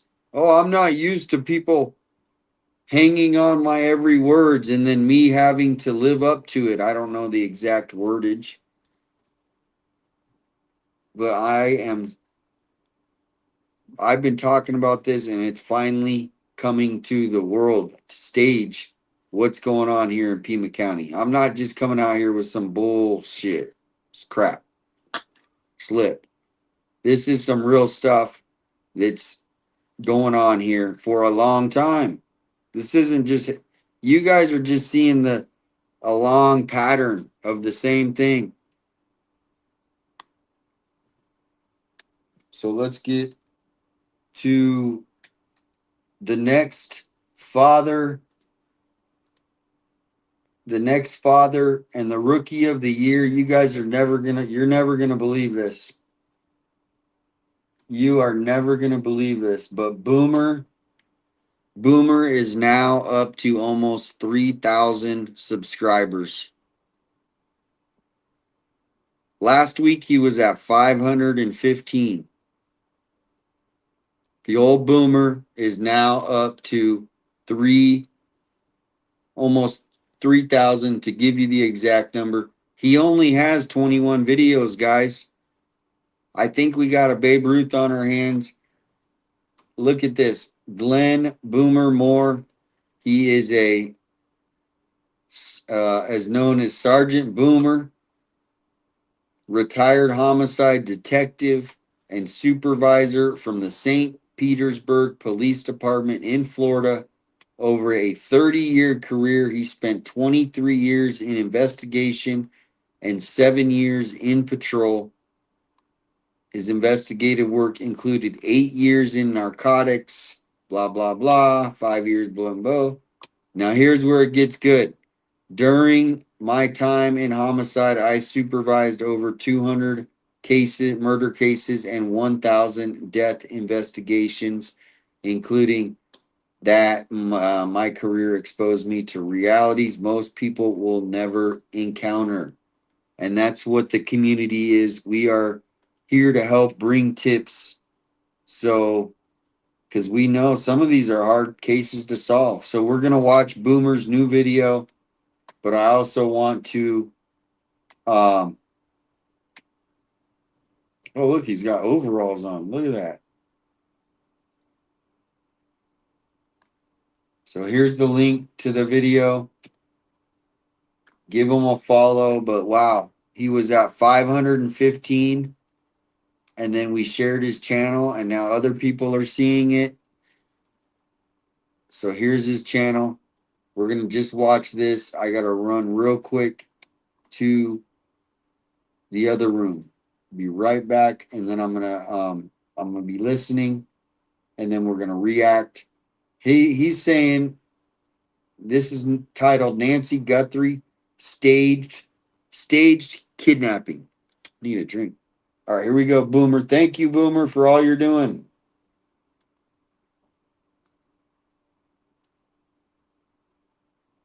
Hey, folks. Old Sergeant Boomer here. Going to talk to you a little bit more about Nancy Guthrie. I'm going to talk to you about one of these theories today that is the staged event. You know, there's this talk out there, this was all a staged event, like it's not real or something like that. So I want to talk about the possibilities of this being a staged event on Nancy Guthrie. Well, you know, that kind of flies in the face of Occam's razor. The simplest thing is the easiest thing and usually the right thing. Well, in this case here, you're going to have to stretch it a long ways to go to a staged event. So I'm going to discuss today some of the reasons why it is or it isn't a staged event, what you'd have to accomplish to do a staged event with an 84-year-old woman. Now, that's assuming she is willing to go along with it. What would be the reason she'd be willing to go along with it? Now, there's some prominent people that have orchestrated or promoted this idea of a staged event.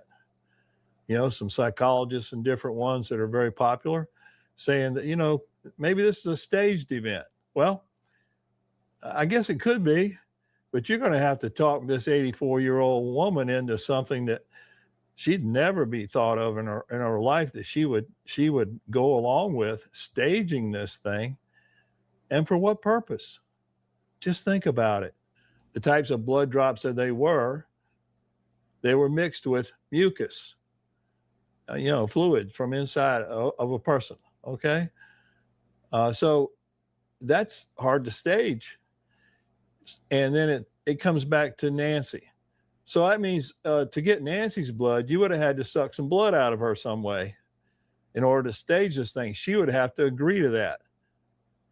Now, I don't want to be ridiculous here, but are you kidding me? You're going to get this 84-year-old woman to give you blood so you can stage a crime scene on her front porch? I don't think so. There's a lot more things. You know, she was, to get her to go along with it, first off, she's an extremely vulnerable woman with bad health, takes a lot of medication. She takes blood thinners and all that. It's obvious. You can see them from previous pictures on her. She got the blood splotches around her body and her arm and everything like that. So when you're on blood thinners like that, you're going to bleed pretty easy. That's for sure. And I don't know what happened to her. I mean, a lot of people think, and I think it's a good thought, she maybe got struck in the nose or something. I think maybe when she was coming out that front door, when they were moving her out the front door, she might have fell over the doorstep, went down on her hands and knees, and then, you know, started coughing up blood. That's not a staged event. I don't know. People are grasping at straws in this case. I mean, trying so hard, you know, to make it fit something that it's not. This is Occam's razor. It probably is. Now, if it is, there's some people not going to like it because it's going to go back to a certain group. So I don't know. Boomer, I think, is agreeing with me too. Boomer's going to Occam's razor. I was just talking about that. It would be also very difficult for this to be a stranger thing. It's not a burglary. It's not a burglary. I've seen guys with experience say it's a burglary gone wrong. It's not a burglary gone wrong. When you burglarize somebody's house, you go in there and you take what you want. And if you have an encounter with the victim in the house, and whatever that encounter is, whether you have to hit them, you have to shoot them if you got a gun or something, you leave them there. You don't take a body with you somewhere and take a chance on getting caught for sure. No, this was a kidnapping for a reason. They hoped to have her body. They hoped to be able to hold her body until they could collect the money. Wow. He sounds pretty sure. I mean, the way he says it, and I mean, it makes sense. It makes sense. Like I said, it could be, he's saying no burglary, so it has to be revenge. Why would they want Nancy? For ransom? Were they trying to get money? Now, it went terribly wrong on them and didn't go like planned. They had to make an exit out of the front door. That wasn't the plan. Like I've said before, I believe that was the plan, to go out the back, out the front, to go out the back door. I'm sorry, to go out the back door, not the front door. Something went wrong, and I can speculate, and there's even things that are going on at the back of the house, like dog barking from across the cul-de-sac in the back, that probably spooked them. They didn't want to go out that way, or something else. Whatever the reason is, I do not believe the plan was to come out that front door. That's why the whole activity at the front door is so awkward. But that guy knew what he was doing up there. He knew about that camera. He felt good. He'd been in that location a lot of times. I think they've done multiple surveillances on that house. Plus, you know, what you would have had to do with Nancy, you would have had to arrange to have all of her medications, which I'm sure she took numerous medications. You'd have to have all that stage, have all that pre-set up for her, and she can walk out the house, leaves her car behind, leaves her clothes behind. She don't have any shoes on or anything like this. I mean, that would be a tremendous, I mean, you're watching a movie here, but I don't think this is a movie. I think this is actually simple. It's a kidnapping. Now, of course, kidnappings are rare. You know, to believe that this is a staged event requires a huge leap of logic in order to get Nancy to go along with that. She's leaving behind everything. I don't think that's going to happen. I really don't. This whole staged event stuff. Let's get back to some reality here. All right, well, let me know. Do you think? I mean, he doesn't think. I don't think anybody thinks it was a staged event. But I'm gonna close the poll because we did have this great poll going. And what was the big reveal that you guys think? And thank you, everybody, sending the gifts, the jewels. Kevin, Linda Lee, thank you. And then Carly Etcher, Iker says, ask them hard cuss ones, but they won't. This stream was so good. Much respect. Thank you for that. Super. So, what was the big reveal tonight for the what the heck? What was the big reveal?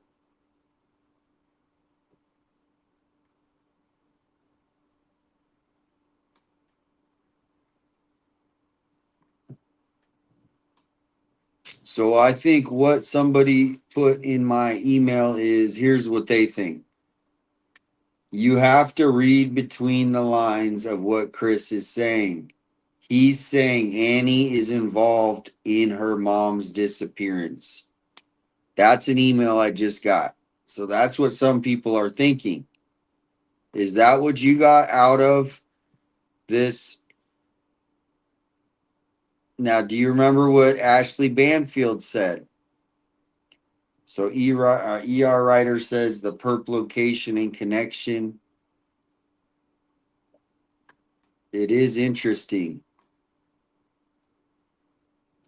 I mean, I don't think they're directly involved. I think it could be indirectly. Someone that knew A&T. Was that a good email I got that I'd read? I think it was too. Good.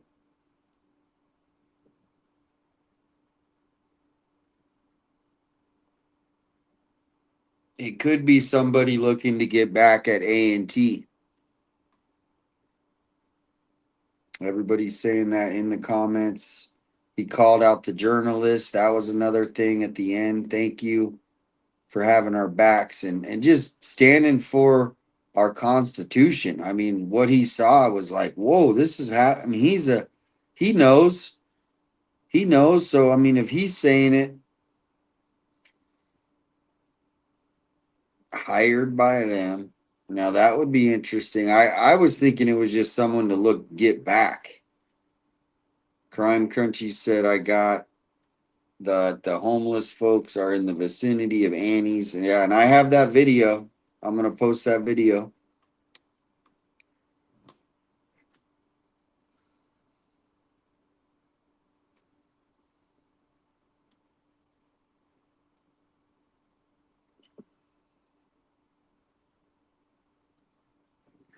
Cleared means nothing.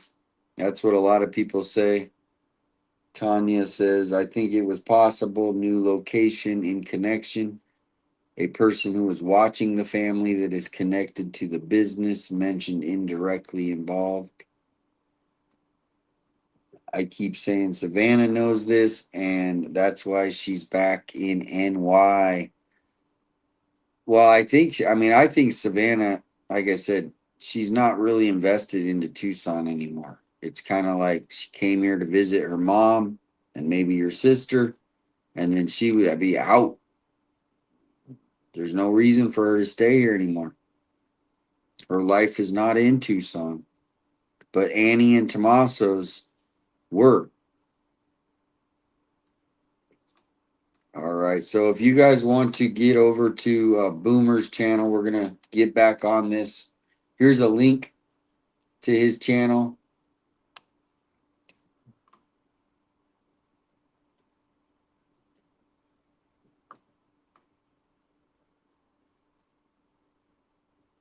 And I'm going to end the poll. See how many people voted. Almost 2,500 people voted.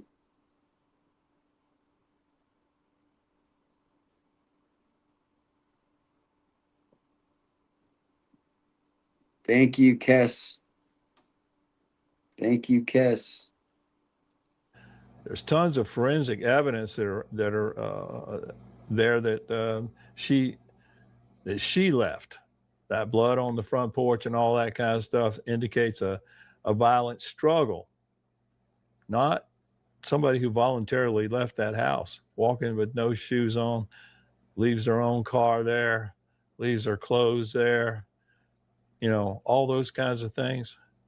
Her family, Savannah, Annie, Tommaso, all of those, Cam, none of them believe this is some kind of staged event. It would mean that they would have to have been involved in it, probably. It also means that they would somehow have sabotaged the camera system to not pick them up except for this one event right there on the front porch. And that was all part of it. Some people think it's part of the staging. This guy comes up there and make it look like some tremendously crazy looking guy walking up on the front porch had done this, had taken her away. I guess if it is a staged event, yeah, you would think of that, I think some people are watching too many CIA movies or something, This would have to be in a CIA operation. I don't think so. But anyway, I'm sorry to be so demonstratively opposed to this idea, but sometimes we try to stretch things to fit something. It's not conspiratorial enough, so we can't really enjoy it unless it's a major conspiracy thing. Oftentimes what you see is what you get. This is an assault on this woman at the front door in which she was violently assaulted. And then they couldn't provide proof of life if these ransom notes and all that kind of stuff and these ransom contacts to TMC were legit. Now, whether they were or they weren't, I don't know. But if it was serious kidnappers, they wouldn't try and collect really on a dead body. Not normally. So they didn't provide proof of life, and they didn't provide actual good proof to get the ransom. They provided no way for contact back and forth. And normally on a ransom thing, you contact the family.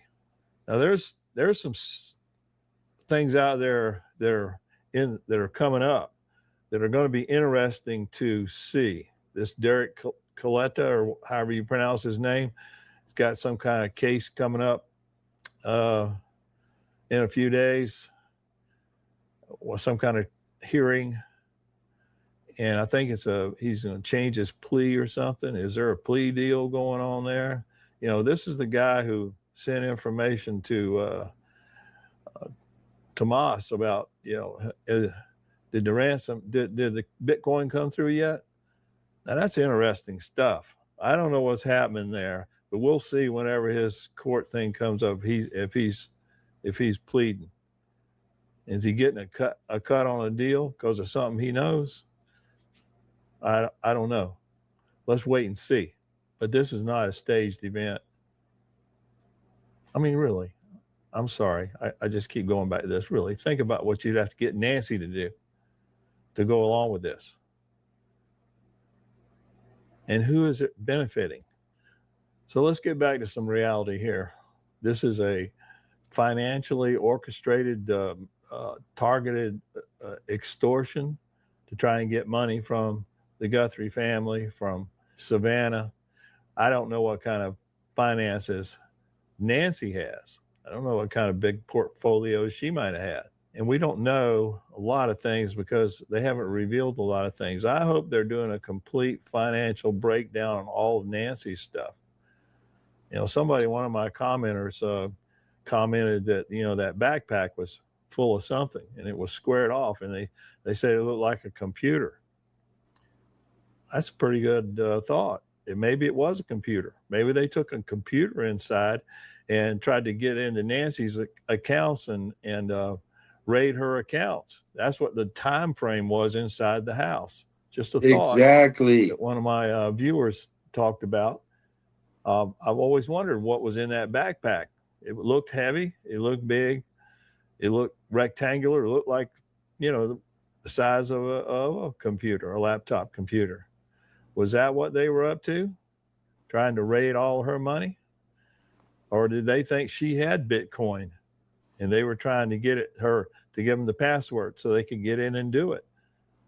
Well, if they thought that, to me, it's a lot easier to believe the Occam's razor. The simplest answer is usually the correct answer in these situations than to believe that you could convince this 84-year-old woman to stage her own kidnapping, to move away from her family, nothing, to take her own blood and deposit it out on the front porch to make everybody think she was kidnapped.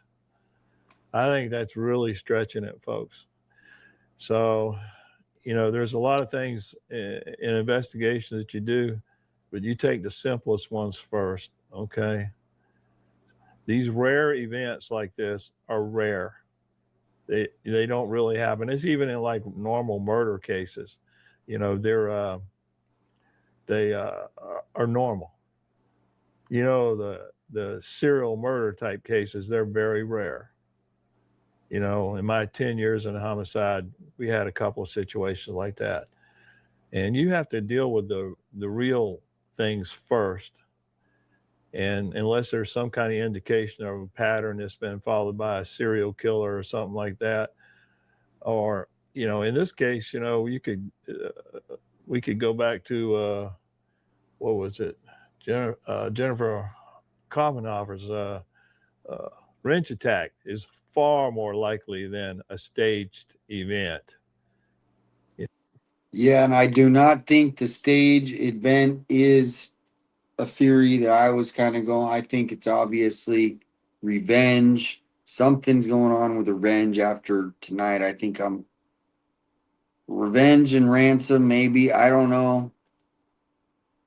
But I'm leaning more towards revenge and ransom. What do you guys think? Here's Boomer's channel. I'm gonna put the link if you want to come chat. We're only gonna bring in, a couple people at a time, maybe one or two for a little bit. Just see how that goes. People I know want to they watched the interview earlier. So there's the link we can bring in just for a little bit. We're not gonna have anybody stay on all night. I'm probably not going to be on much longer than an hour because it has been a pretty packed day already. So there's the link if you want to come talk about the Chris McDonough interview. Come on in. There's the link. Even if it's just to let us know what you think he was referring to in that video. And while we're waiting for someone to come in, I'm going to pull up this video real quick. This is Nick Johnson. This is the video I did with him. You can go give him a follow. He's got $1.2 million. He's got 1.2 million subscribers. This is the video he did. He came out to Tucson. Give me a 1 if you've seen this video. Give me a 2 if you haven't. A 1 if you've seen it. It's called Inside the Drug Capital of the Southwest. 1 if you've seen it. 2 if you haven't.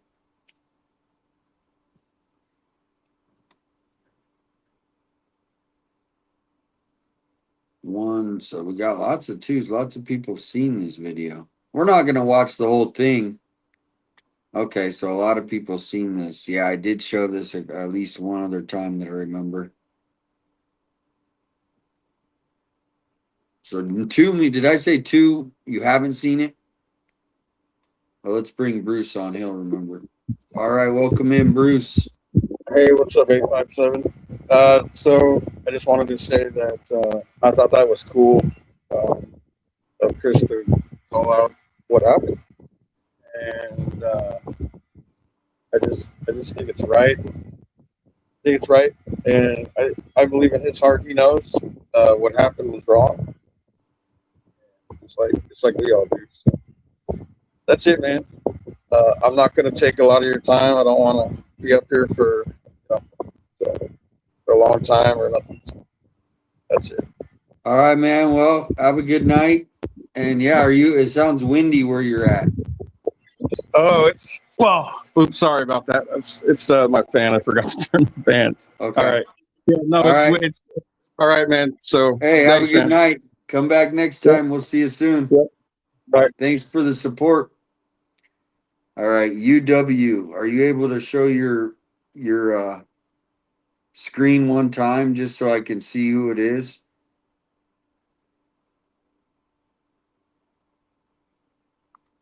All right, we're going to get this video played. We do have, oh, there's UW. Okay. Welcome in, UW. Welcome in. Thank you. Can you hear me? Yep. Okay, great. Good to speak with you, 857. Watch you You all the too. time. Oh, So wow. Thank you for coming in tonight. you're welcome. So my question after watching what Chris talked about tonight that just keeps going through my mind is, did he talk to anyone? Like he was saying, we should do this and we should do that. But did you all gather that he actually spoke to someone while he was there? Or did he just hand the man the water? Well, there's the one thing that, if you remember, he said he will turn over his sources. Do you remember him saying that? Yes. So I think he did, but he's smart, or he knows he's not supposed to reveal like what he did out here, who he talked to.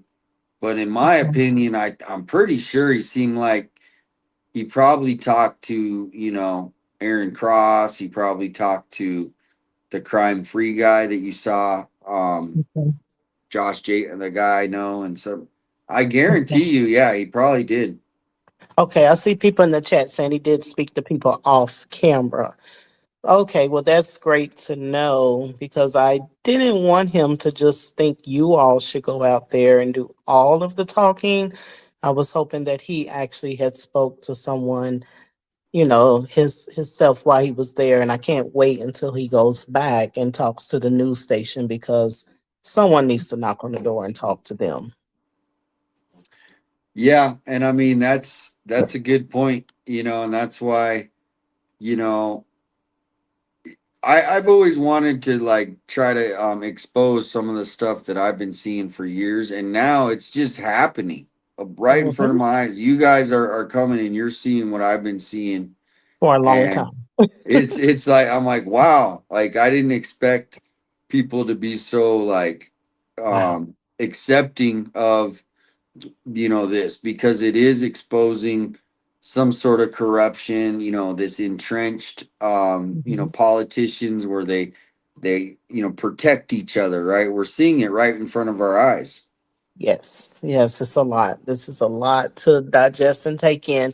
And last but not least, the whole time we was thinking that it may have something to do with Savannah. And after this, I'm thinking, oh my gosh, it may be Annie the whole time because like he said, maybe they heard something or saw something and could have went after her home because of Annie versus it being Savannah. I've thought that all along, because to me, Savannah has nothing to do with Tucson, even though she claims it and she came here and did that special. Tucson is like, she probably spends 1 week out of a whole year in Tucson. That's all I mean, now I'm taking a guess, maybe 10 days out of a year. So her, and she probably talks to her mom every day and texts with her, just like a lot of mom, people do. But Annie is the one that, like I said a little while ago, is the one that's, having her over for dinner, these kinds of things, and making sure, obviously Tommaso's taking her home. I'm sure Tommaso goes in the house and makes sure, if she needs help with anything. But to me, they're the ones that have that direct, somebody would maybe like, picture this.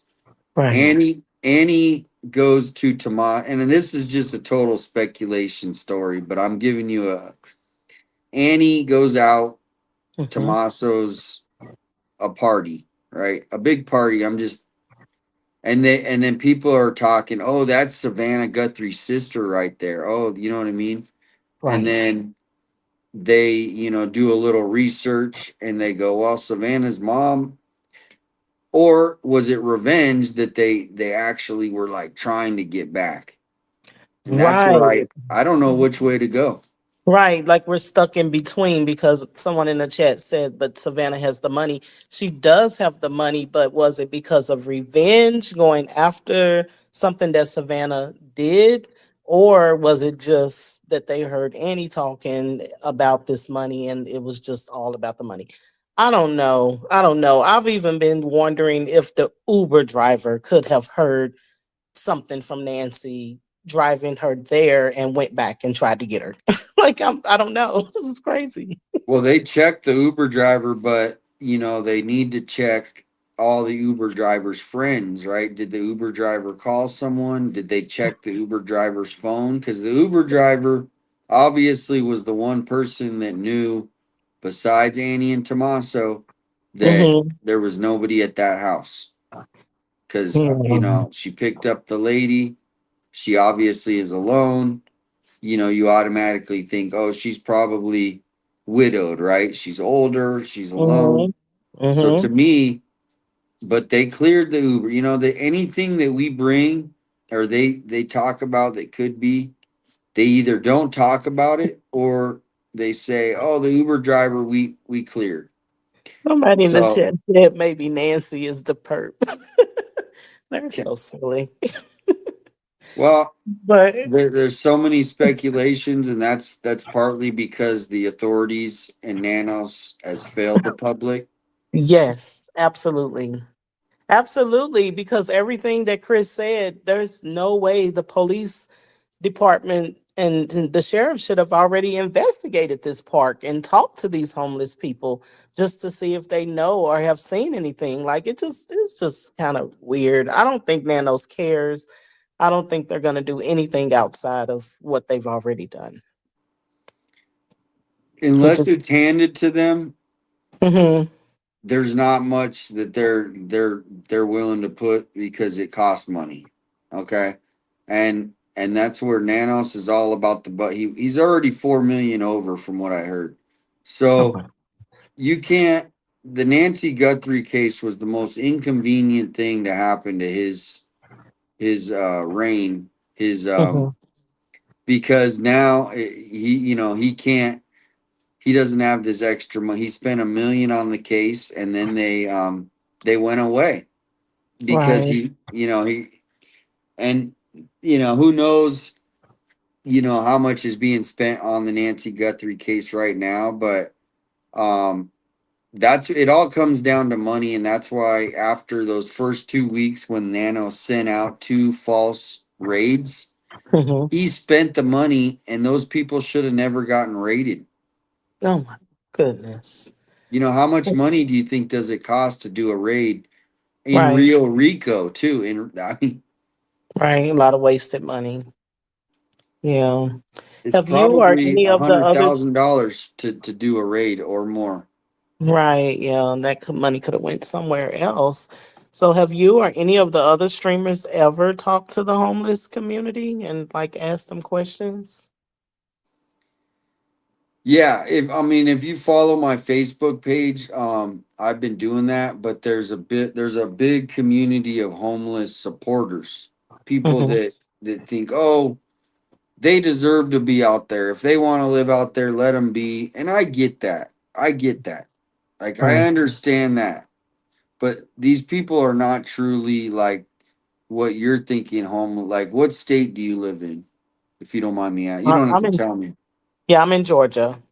Okay. So, like, Atlanta, there's like truly homeless people there. You see them pushing the carts, right? And it's this big old tent, and they got everything they need.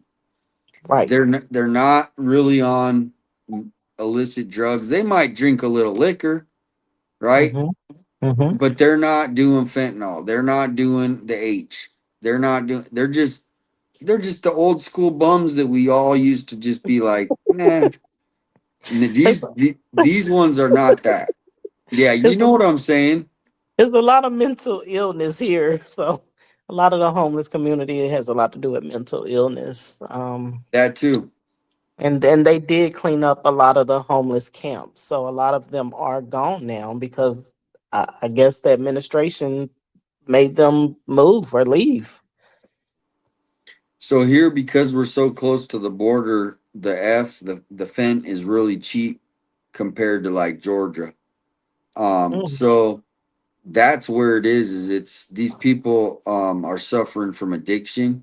Yes. And like let's watch this video since we're talking about this, because it's kind of funny you're talking about it. I just pulled up Okay. this guy Nick Johnson. He has 1.2 million. He came out and did this video with me. He's throwing a hatchet at a park. I think there's a person under there. What in the hell is going on? We saw a lot of that in Tucson, Arizona. We drove around for 2 days. We were just in disbelief at how bad things have gotten here. It's another large U.S. city that's collapsing because of drug abuse and violence, and they don't enforce any law here. It is lawless. It's frightening to see how fast a society can unravel when there's no rules, nothing's enforced. It's open air drug use and chaos in every park, every intersection, every gas station. It's just crazy. So in this video, we did a ride along with a community activist named Damien. He runs a popular Facebook page in town called 857 Tucson. This guy right here is tapped in. He knows everything that's going on in Tucson. So we rode around and we talked about it. How bad is Tucson now? Like, what is going on? You've got your Facebook page. You talk about it all the time.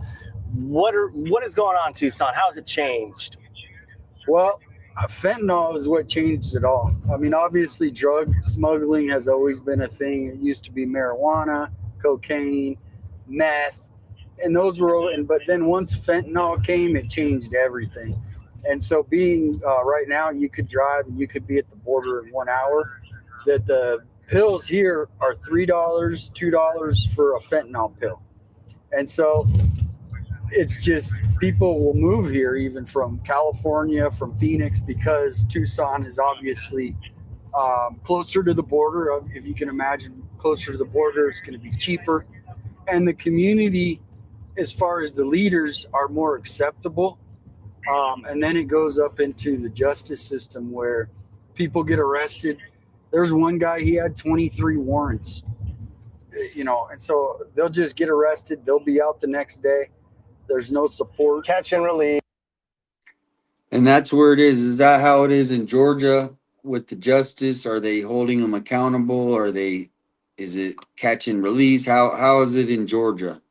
I don't really know how it works if they arrest them, because different areas you will see homeless people at different times. It's like they kind of come and go in waves. And sometimes it's a lot in one area and then they'll just kind of disappear. So I always wonder, like, did they go to a shelter? Did the police pick them up?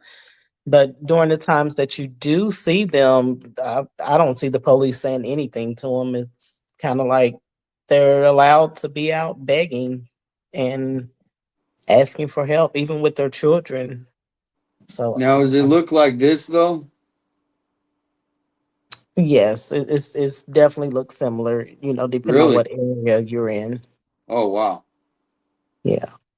So they cleaned up this area. It was a real famous That look like a whole encampment. neighborhood. Oh yeah, they had a whole, and it was actually probably a more safer one. I hate to say it, but they had a whole hierarchy. There was some guy, he had a shop in there. I mean, it was crazy. But now he was talking about the parks, and so this is kind of, these parks are just filled with. Now, even though I know these people are homeless and stuff, and a lot of what Tucson is they accept these people to just kind of throw their life away. I mean, and if they don't accept help, that's kind of, and see what's been happening now is it's turned into an epidemic where there's just doubt. I mean, I think there's 3,000 to 4,000 or more living on the streets every day. Wow. And so here, what I'm saying is, when we bring it back to Nancy Guthrie, this is the drug gangs. Let's just call them that, right? They have different operations, and some of them they're going to escalate to different things. And so, to me, this is where it could be connected to this kind of activity, right? To me, whoever did this probably is connected to the drug world. So that's where, when Chris was showing that triangle tonight, this is basically, this is right in the triangle. And then all the neighborhoods in between there are very, like I said, the worst in Tucson. So go ahead. Is it something you've thought about before? The way he put it, the way he drew the triangle, have you all kind of connected those dots previously? No, I did another video that I showed maps of the worst neighborhoods based on crimegrade.org to show the relative of where Nancy's house is to some very dangerous neighborhoods. So, but the triangle, no, I never did that. Wow. Well, I can't wait to see your video, unless you've already shown it, of where you zoomed into the inside of that shop, or whatever they want to call it. Yeah. And hope we can look at that. I'm gonna try to get it ready before bed, and then just have it either launched tonight or first thing in the morning. Okay. So I have to because I got I didn't want to post it because I don't know why, I just felt like I didn't want to put extra spotlight on Annie, because everybody, if you even talk about them, I'll get laid. Oh, you're so mean. I'm like, okay, I'll just ignore it then. And so, but I actually drove out there. I spent like 30 minutes, and I walked up and down just like Chris did. The one thing he didn't show is the sign, that the really weird sign that they're closing. And I don't. It's crazy. Did he show that? I didn't see the sign, and that's what a lot of people were saying. Like, does she still work there? Are they still open, or what? I'll see if I can find the picture of the sign, and I'll post that up, because it's a weird sign. It just says, "Thanks for all the years. We're getting ready to close," and it's this whole thing. It's weird. Yeah, it's all weird, very weird. Something is definitely not right. There's still some missing pieces to the puzzle. We don't even know if the homeless people will talk. Will they talk, or will they just act like they don't know what's going on? Yeah, I don't know. I mean, it's kind of like in Mexico, the mafia somehow talks, right? They talk to the government. They find stuff out. Will somebody in the inner world give a clue, because they want this to go away, right? It's affecting all things, right? If they start breaking down doors in the criminals world, they're not going to like that. So it would just be better if they just let us know who did it, whoever it is. Right. Yeah. If it was that easy, right? I wish. Well, thanks for letting me join you tonight. I really appreciate it. Yeah, definitely. Have a good night. Thanks for coming on. All right. You too. Bye-bye. Bye-bye. All right. So we'll watch a little more of this. I'll just put the link so you guys can watch this on your own. It's interesting though. I kind of fast forward a little bit. Here's another area. This is a bus stop. They seem to let them linger at the bus stops, right? Yeah, the Is free that- bus stops have turned into basically their hangouts, and the officers, you know, they don't really enforce it. It's And like a even if you shootout call, spot. The bus stops are. I mean, who would want to ride the bus when you got to go and stand? And I mean, you know, they've hijacked the public transportation.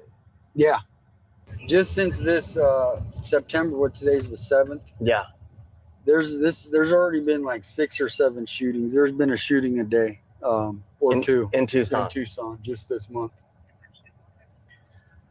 This week, I've been working with a mother, and her son was murdered, 15 years old, murdered over here on in front of a house party. And so a lot of it is the youth too. Yeah. There's not a lot going on for the youth. Now this is this area. So this is the hotel that I would be suggesting. The Grand Lux. Oh, look at there's like an orange thing on the window. Guys, this hotel that we're about to go to, you could drive to this hotel. It's right off the freeway from Nancy's house and be there in 15 minutes at night at 2 a.m, maybe faster. But this hotel, there's places like this where people go. This is where we should be putting up flyers. That perps picture should be everywhere. And on the door. Yeah, there's been murders here, shootings. So this is the worst hotel. It's, you know, there's probably 10 of them that you could call there's the worst. doors. Look at all the doors have orange. What does that mean? That means they've been like taken over. Condemned? Yeah, condemned. What? Can we go along the that side so I can out the window? I can get the orange. This is just one of those areas you don't want to stay long though, as far as like Filming. where you don't, you know your surroundings. Is that a security? Security, yeah. So, all right, so this is the Grand Lux. well, and that's the thing is there are some people that are generally homeless, and this could be a good refuge because it's inexpensive and hey, I got a place. But then you got the druggies that will come in. Now I haven't seen about these signs and them being condemned, so that's So new. what is this? Let me get a shot. Do not enter unsafe. I need to get a photo Hang of on one that. second. Do not enter unsafe to occupy. Holy shit. Like it's it's almost every fucking Let me room. get a Yeah, dude. I'll just get a photo. Yeah. You want to hop out? Look at the Nah, whole I'll just zoom in. dude, it's almost every room. Yeah, I need to get a photo of that. Oh my God. Like what? I can't even understand what would have happened.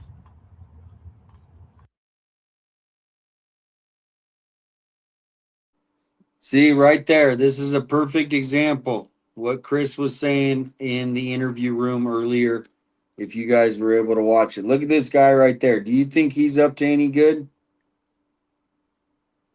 He looks like the perp.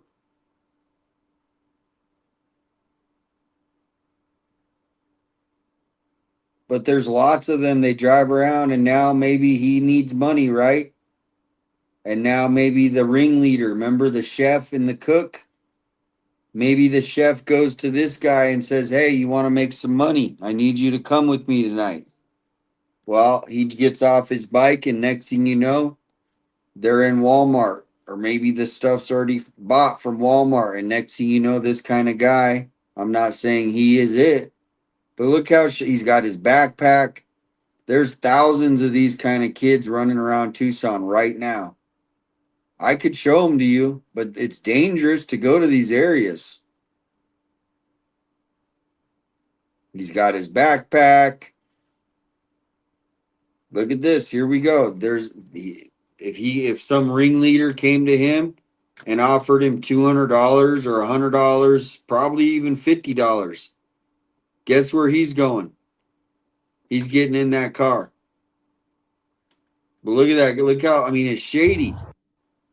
This is like an influencer's dream right now. We're both filming. Yeah. Right. I'm trying to. Hey, buddy, are all of these condemned? You don't know? Thank you, sir. and our country became flooded with drugs.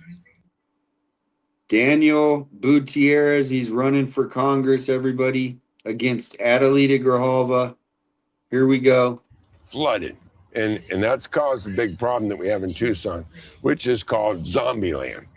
Because I don't know if you noticed while you were in Tucson, you'll see people just standing on their feet, hungover, sleeping.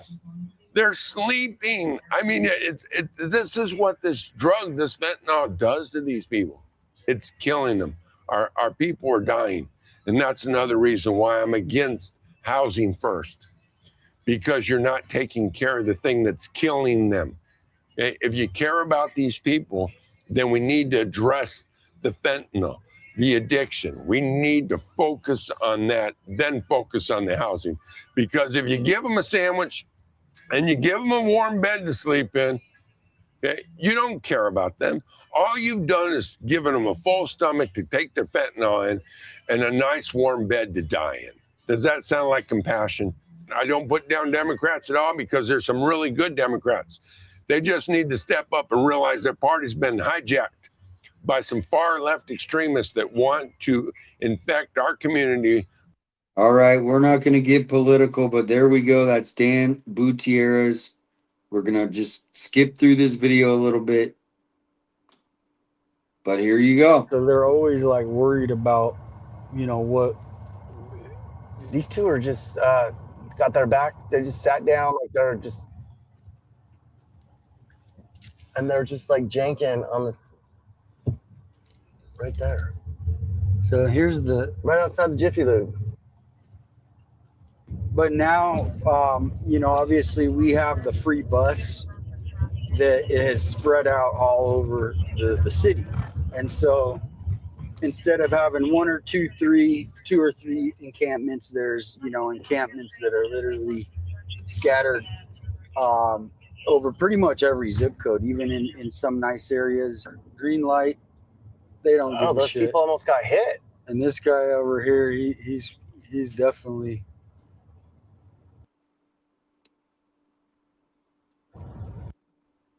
So look, this is all over. This is right by Nancy's house. If you guys remember us talking about Oracle Road, this is Oracle Road right down by Nancy's. Remember if you guys have been following the case when DGL went to the cemetery?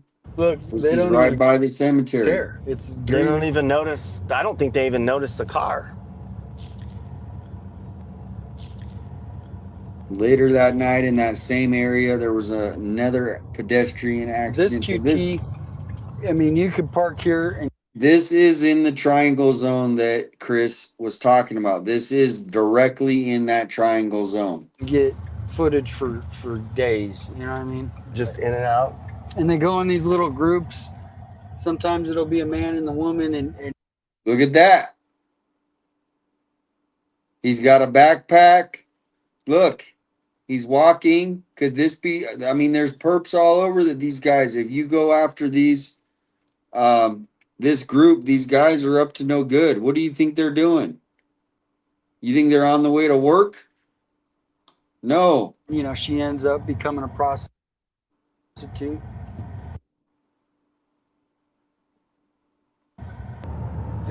Now, have you heard Nanos talk about any of this?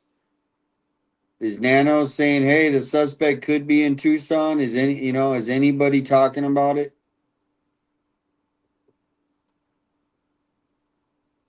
But I'm just going to try to get to this one part right here.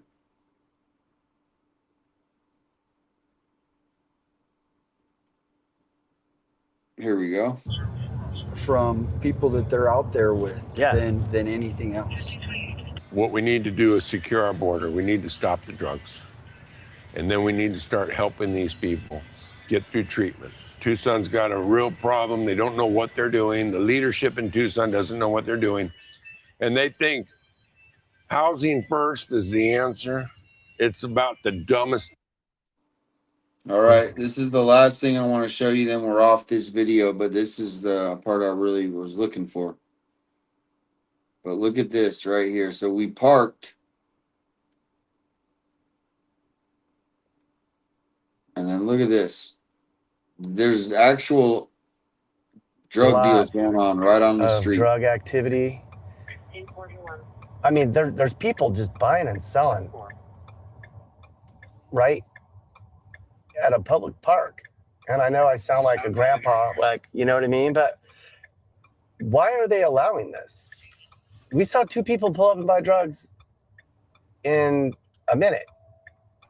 Yeah, they stay on these $1 million parks with the playground, and they have sex in the playground equipment because no one can see them. And that's where they do their drugs.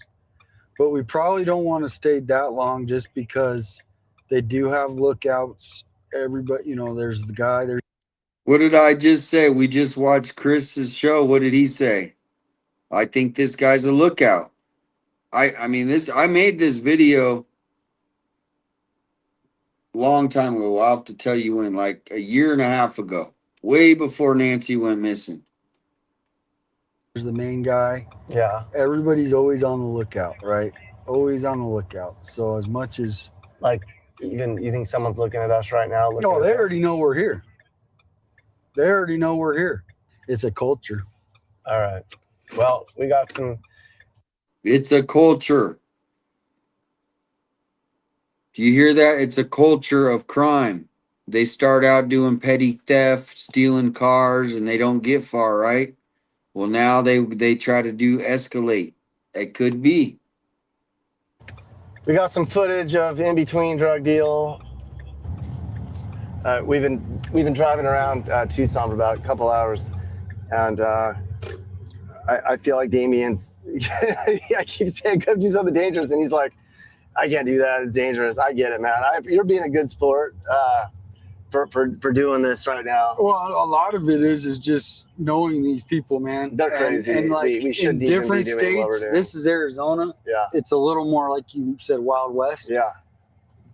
Some people have guns here, and they don't mind. They don't have a problem shooting them, and they don't like being filmed. Oh, I know that. Oh, look at this dude. All right, everybody. Here's the link if you want to go watch the full thing. That video right there, he came out here. It has almost 300,000 views. That video that we're watching, almost 300,000 views. All right, Heidi wants to talk. Welcome in, Julie. There's the link to the video. Shout out to Nick Johnson. I tried to comment on his live, but I couldn't. So here is the link if you want to come in and have a comment about the show.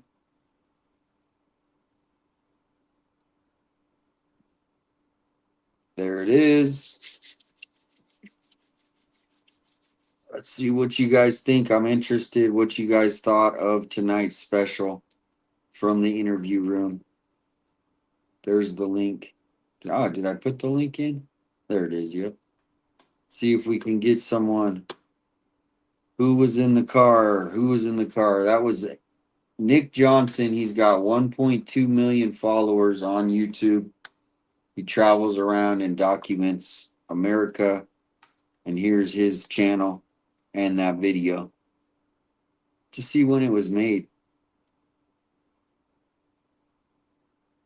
We made that 9 months ago. 9 months ago. So no takers to come in and chat. We do have another video we'll pull up while we're waiting if anyone does want to come in. Yeah, the special really blew me away. At the beginning, I didn't know what to think, but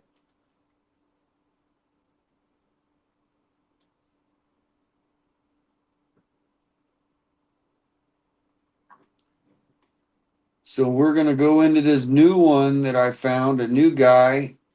We always like new guys, right? And happy Father's Day to all the fathers. So we're going to different fathers for Father's Day. So this guy's name is Big City Crime, Inside the Red Tape. With and everybody's interested about the Derek Kalala. Even old Boomer was talking about it. So here's his page. We're gonna do a live reaction to his latest video 10 hours ago.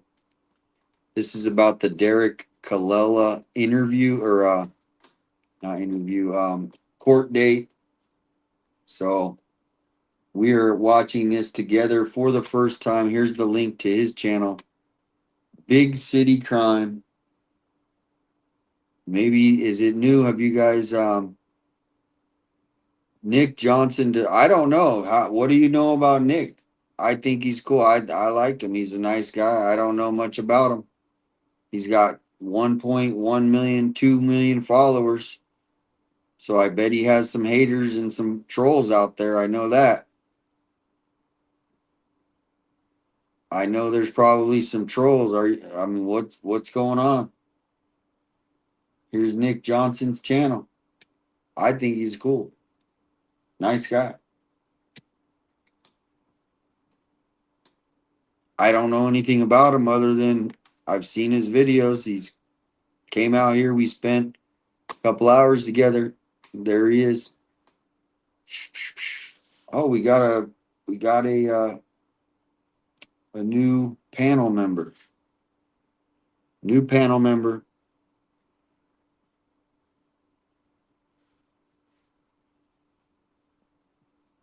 Here is the link if you do want to, if you're able to support the legal defense fund.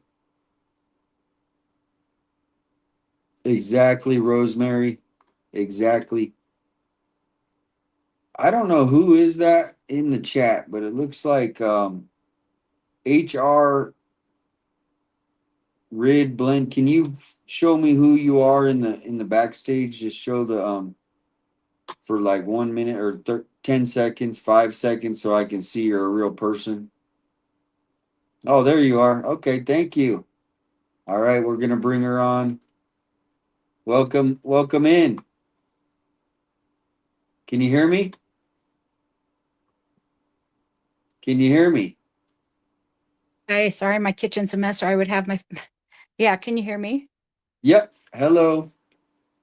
And what's your name? Can you hear? I can. Can you hear me?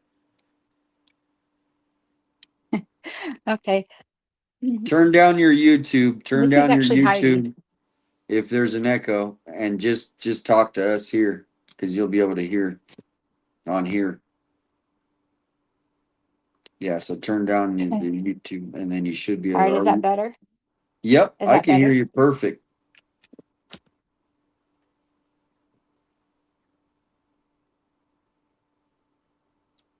I'm Okay. just waiting. Let me know So when I yeah, go used ahead. to live in Stafford, just east of you, on the Arizona-New Mexico border.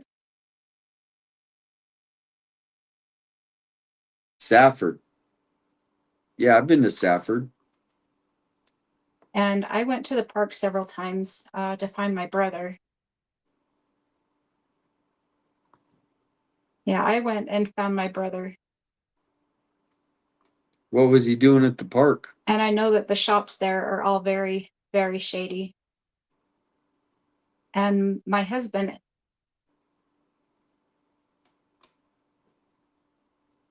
he was doing drugs.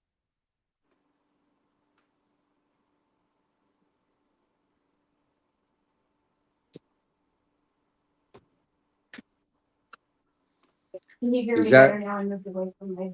Yeah, we can hear you perfect.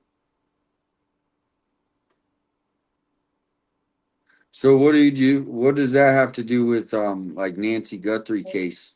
So my husband does.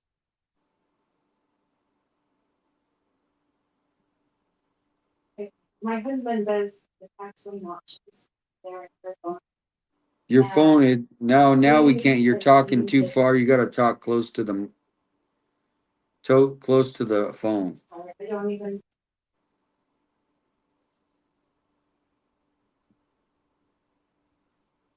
Bad connection. Well, why don't you come back and then go out and come back? Go Is this back. better? Yeah.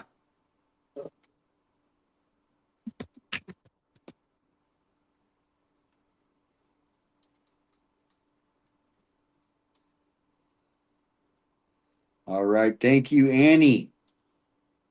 Annie, thank you again. 857, you need no help or panel. You do such an excellent job with your content. I know, though, it is fun to have a panel now and then. Yeah, you also got to do it with your voice. When you're talking this much, it's good to I got to have a break towards the end. So I mean, I kind of do it for that, but I like to hear everybody's opinion too, because it helps you guys. Now, you don't have to love every caller, but just letting people get whatever they want to say off the chest and express it to the world, it helps. It's healing. So I love having it, but I know I enjoy doing it both ways. I like having things lined up but yeah, towards the end I gotta bring on a help my voice starts getting scratchy. So we will put the link in if you want to come chat, but we're going to start this video. This is and thank you, Annie. Thank you again for the super. And here's the link if you want to help the defense fund. So this is Nancy Guthrie update. What could Derek Carlella's court hearing reveal? I'm going to put the link so you can go sub up to this guy's channel. Murphy, Will Svilar, and retired FBI agent Maureen O'Connell. Together, we bring you over 60 years of homicide investigation experience, along with 25 years of FBI experience. Real investigators, real cases. This isn't Hollywood. Welcome to Big City Crime inside the red tape.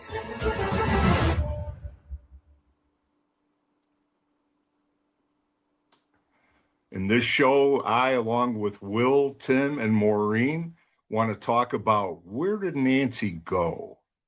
When she was taken from that house, where did she go? Did they take her to the Mexican border? Did they take her to the Indian reservation? There's a lot of talk out there right now on that. Or did she remain close to home? In this episode, we're going to discuss it. We're going to break it down. We're going to give you our opinions. We're going to talk now. So we talked about the car pulling up right there, but now I want to talk about where did the car go? Because all of us know it's a lot easier to find a car, a vehicle, than it is to find a body. So where did this car go, and how come they weren't able to, the FBI's CAST team, which is the analysis team, how come they weren't able to find a vehicle? My thought is maybe the vehicle didn't go far at all. Maybe they had a cooling off place. Maybe the vehicle only went down, 2 or 3 blocks and then got into a cold car or something along those lines. Someone was out of town. They knew it. They put the hot car in the garage and then took a cold car, that whatever. But that's a lot of moving parts. It's a lot of moving parts. And then there's all this talk about, did it go through an Indian reservation or did it go through Mexico? So if we could, guys, I'd like to talk just for a little bit about how you think Nancy got from wherever she is now, from this house to wherever she is now.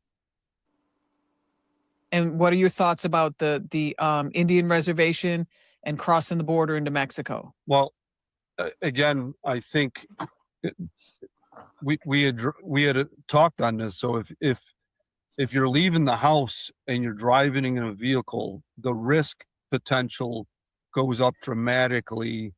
Now you got a incapacitated 85-year-old woman that's bleeding in the car.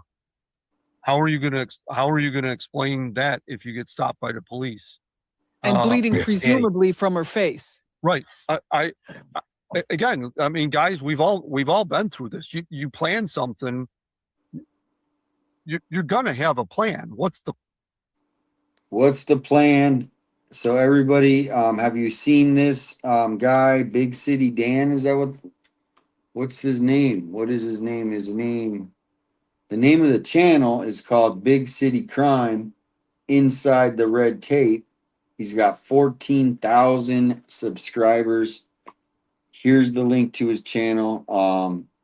We're finding out if this court hearing could be a big break in where this case is going. The plan. It's okay. Here, you got the 85-year-old lady. What do you do with her now? They had to have had a plan, and the plan is, like Maureen, you said, they're taking her to a house, and I think the house is close, or a location close, whether it's a storage facility, a storage garage, a mechanic shop. They're not driving an hour and a half to the frickin' Mexican border or going into an Indian reservation. Again, who's in the Indian reservation? Law enforcement. They have their own law enforcement. Yeah, but they could pay someone off to let them hang out or chill out. But now there's someone else that knows. Yeah. Right.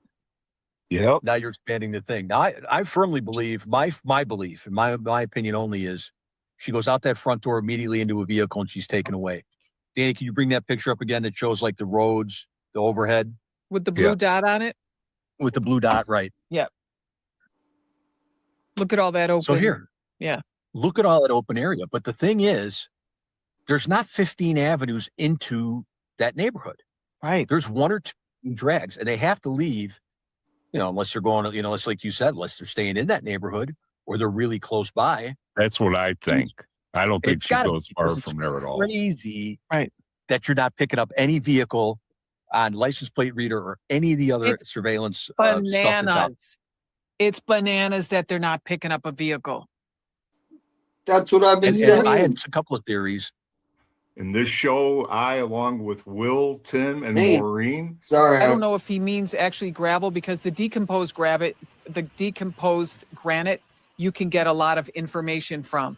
And you could still get information regarding what's in the tires, any anomalies that might be in a tire tread, and what the tread looks like, etc. So I'd have to actually look at the substrate to get an idea of what can and cannot be pulled from that driveway. But I agree with you. I think whatever the plan was, what was the plan? What do you guys think the plan was? Do you think it was, I agree with Dr. Gary Bricotto. I think it was an elimination murder. I just think that's what it was. I do too. Disguised. Why? To put, because. Yeah, go ahead, Maury. No, you go, Dan. To make her go away for whatever reason. I don't know the reason. Yeah, we don't know the reason. But I know may what never- I'd be looking at.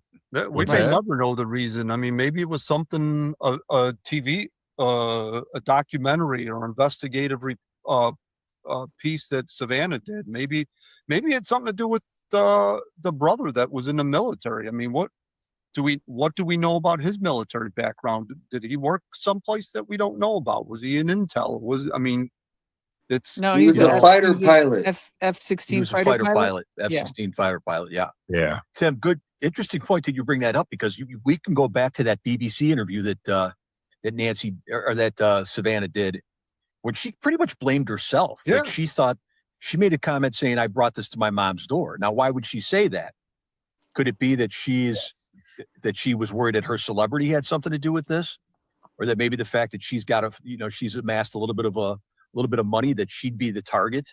We take your mom because we know you got some money. I mean, that's an interesting statement to make, and that's a lot of guilt to have to carry. I know. I feel terrible for her, Carrie.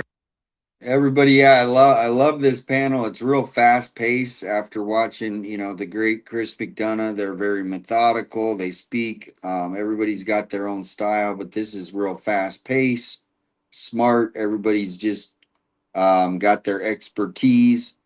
So everybody's asking about the panel. I just don't want to bring on a panel right in the middle of this. We just started this, so I will put a link here in a bit. So we'll try to get everybody on the panel here in just a minute. I'll pause it and we'll bring in a panel member. But we just started the video, so I don't want to start the panel right in the middle of this video. So here we go. Carrying that guilt. Yeah.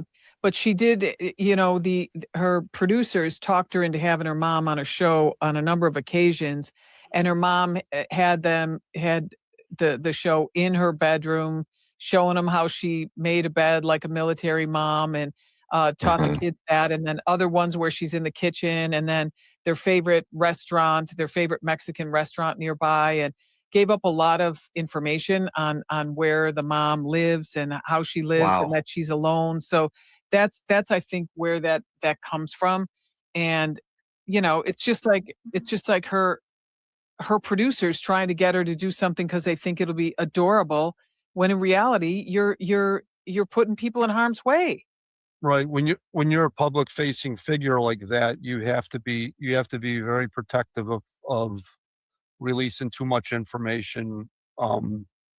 And again, like I said, we may never know what the motive or what the reason why this was. Right. We yeah, have to you're right. consider everything. Like I say all the time, it's possible, but my opinion, that scenario is not probable. Okay. I So you don't still- think this is a snatch? This isn't a snatch for ransom, in your opinion? I don't believe Is so. that No. Do you agree with him? He said, do you think this, let's rewind it. Do you think this was, excuse me, keep getting the hiccups. All right, let's answer the question when he answers it. Do you think this was a opinion, that scenario is not probable. okay. I So you don't still- think this is a snatch? This isn't a snatch for ransom, in your? Do you think this was a kidnapping for ransom? Yes or no? Yes, you think it was a kidnap for ransom, or no, you don't think it was for ransom? I don't believe so. No, I think it's elimination for money. When you're trying to get a ransom, the last thing you want is everyone on earth watching you. And Elimination for money. Now, who are the main people that would benefit if Nancy was no longer here?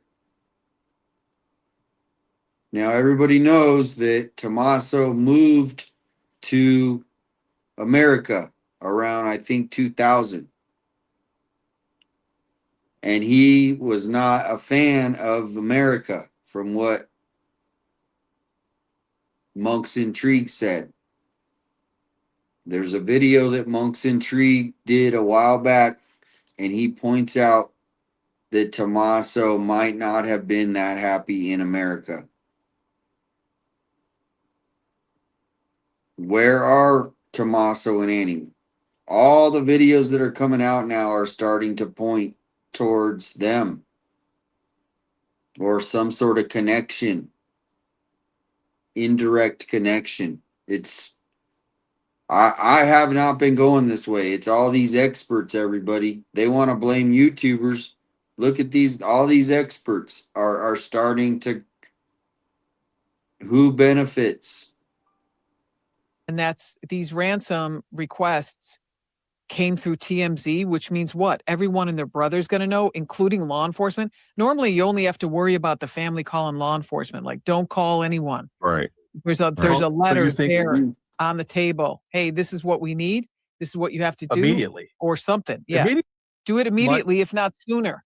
Right. So the ransom's a red herring. My personal opinion is that ransom was after the fact that she was deceased, and they had to just come up with that for that reason.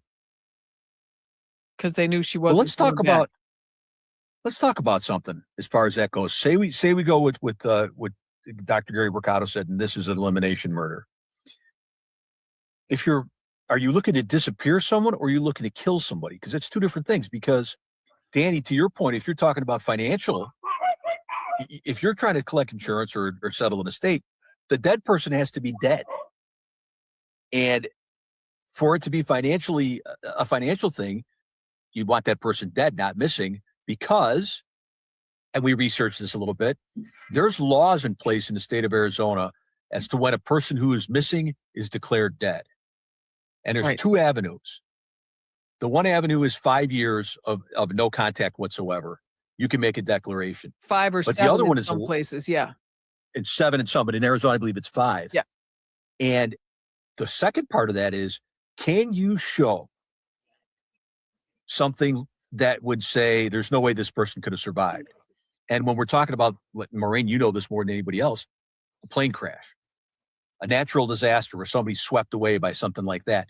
Now you can bring evidence in to say there's no way this person's alive, and you don't have to wait the 5 years. Right. But either avenue you go, you have to prove a death for that to be a financial, for you to benefit financially. If in fact that you're one of the people that does benefit financially. Right. Or it could be someone that had a grudge against someone in the family and knew that, I mean, it was obvious to anyone that saw Nancy and Savannah together that Savannah adored her mom and her mom adored her. So if someone wanted to hurt Savannah or, who knows? But then we get into the things where Savannah and the family go on TV and they believe 2 of those ransom notes are legit. What I don't know is, why do they think that? Law enforcement or, someone or the PIO or whoever assigned to the family probably told her that they thought those 2 could be legitimate. Because if you recall early on, they were talking about one of them having information that only someone that could have been in the house would have had. And it had to do with the location of the Apple Watch, which had to be in a weird spot for that to be that definitive. Like, it certainly wasn't on her nightstand, because any of us could say, yeah, it was probably on her nightstand or on the counter in the bathroom. No, it had to be, they had to find it in some place, like someone ripped it off and threw it down and it went under the dresser, or it landed in the kitchen on the floor by the microwave, something very specific. Yeah, and we don't know. No, we do not know. No, very, very interesting theories. And again, like we talked about in the beginning, we don't know anything more than what we're speculating on or what's available through public information that's already been released. I think there's a hell of a lot more out there that nobody knows about yet, except the people that need to know about it at this point. And I'm glad for that. I'm Me too. Yes, I'm glad that stuff isn't leaking out, because this case reminds me of the Koberger case. That's what I'm hoping for, that it's going to be something like Koberger, where they've got the whole case locked and loaded and then they're just ready to drop the hammer. Or I think so. I do. I before I've said that who knows, they may not have anything, but I'm believing more and more they're locked in on somebody and it's just a matter of time. Yeah. Well, that reminds me of the dentist from Toledo, or the dentist from Chicago that murdered his wife and her new husband in Toledo. The Pepes, yeah. The police department, or Columbus, not Toledo. I'm sorry, Columbus. The police department did a wonderful job of saying, listen, we're hoping for the best. We don't have a lot. They knew who it was from the start. Tracked them all the way back to Chicago, ended up locking them up. Hopefully we're dealing with something like that here. But we can see in that investigation, and that's a very good point, Will, we can see with what's come out now, how difficult it was to really pinpoint all these different chunks of evidence to get them all to line up perfectly. It takes a... Here's the thing, I think with the Koberger case, if you remember, of course, they got the DNA on the knife something, the sheath, but they also had a vehicle.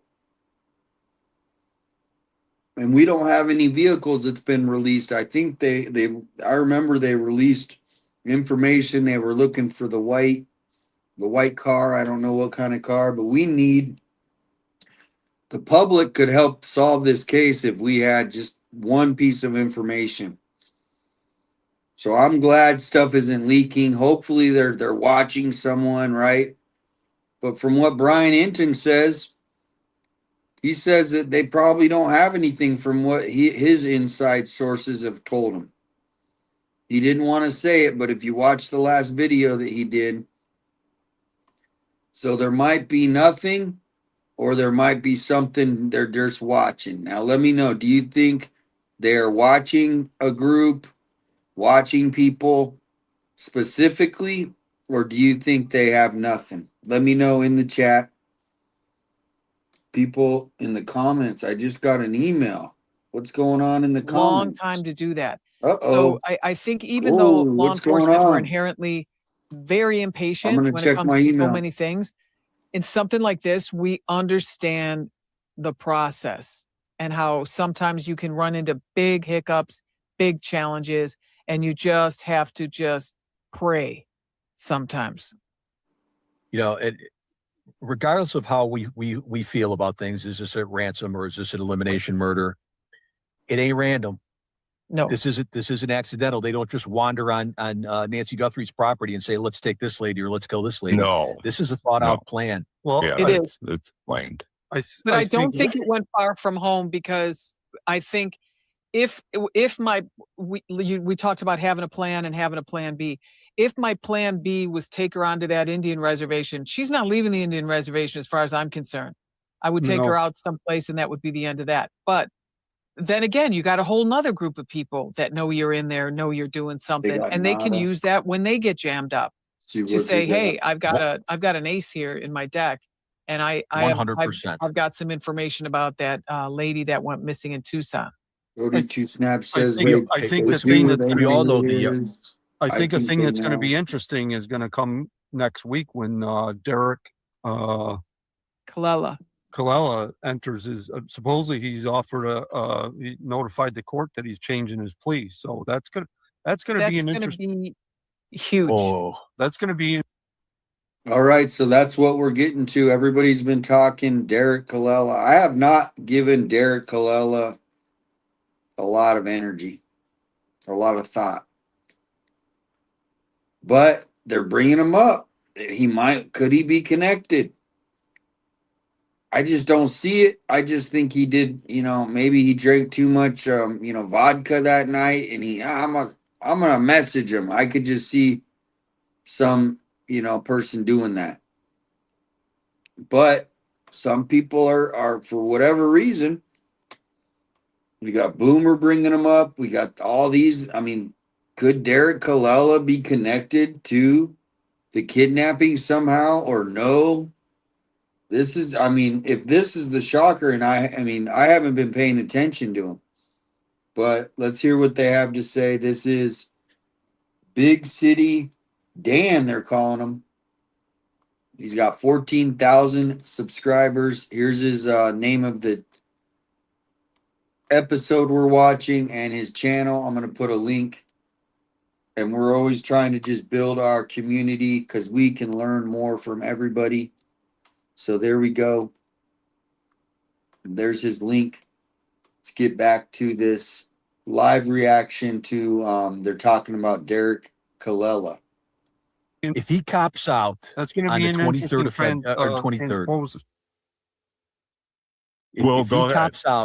If he cops out on the 23rd of June at that hearing and he enters a plea of guilty and the judge has a finding guilty and does his allocution and all that stuff, now he's convicted.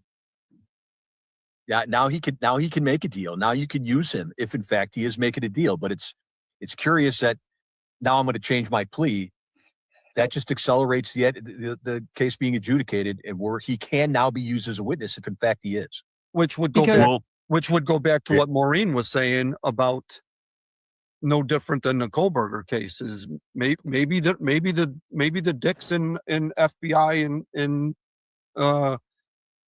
this case are waiting to tie some loose ends up with some electronic devices or maybe phone waiting calls. and are waiting. I've thought for the longest it was strange to me that they actually brought him to Arizona, Colella. Yeah, he's extradited. Yeah, and housed him. Well, I guess he's on a bracelet Yeah, now, he's out right? on You know, bond now. Yeah, he's right? been on a bracelet. Yeah. Maureen, answer this question for me. If he transmits this threat in California to Arizona, obviously making it now you're federal, now you got the federal aspect to it. Yep. Where's the offense? Is the offense in California? Well, And if so, why did they bring him to Tucson? Well, they brought him to Tucson because the case is in Tucson and it's being worked by the AUSA there and the whole team. And honestly, I think they just wanted to keep it close to the task force. If there's any way they're going to use this guy, he should be close to the task force working this case, I think. Is that the same district? Is it the U.S. attorney out of the same district as California and Arizona, or is it different? No, totally different. This would be the Ninth Circuit. He's in the Ninth Circuit in California in Hawthorne. Colella is. So in Arizona, that's a totally different district. I also, and isn't it true that if he, like for our listeners, you can imagine people being on the stand, a witness, and someone saying, has the prosecution offered you anything? And you say, no. That's the kind of stuff that's why there's this separation that Will was talking about, because you can't promise him anything until the case, till his case is adjudicated. You can't use them. Will, I think it's important for our viewers for you to repeat what you talked about. It's a huge point, and it's coming up. So we're talking about Colella. Colella gets arrested for doing the phony ransom thing, right? If Colella has information, if it has been established, and I think it has been established that there's a link between several parties involved in this, if that's true, and this Colella now has information, if he's trying to go out on the side, make a few bucks with this phony ransom thing, he decides to make this deal. If he is awaiting trial and he is a co-defendant on a case, that co-defendant cannot provide testimony against another co-defendant on the same crime until his part of that is adjudicated. What I mean is, if he goes in on the 23rd and he pleads guilty to these two federal charges that he's charged with, and then he gets a sentence, it's done. You have to wait in Illinois. And I don't know what it is in the federal system is.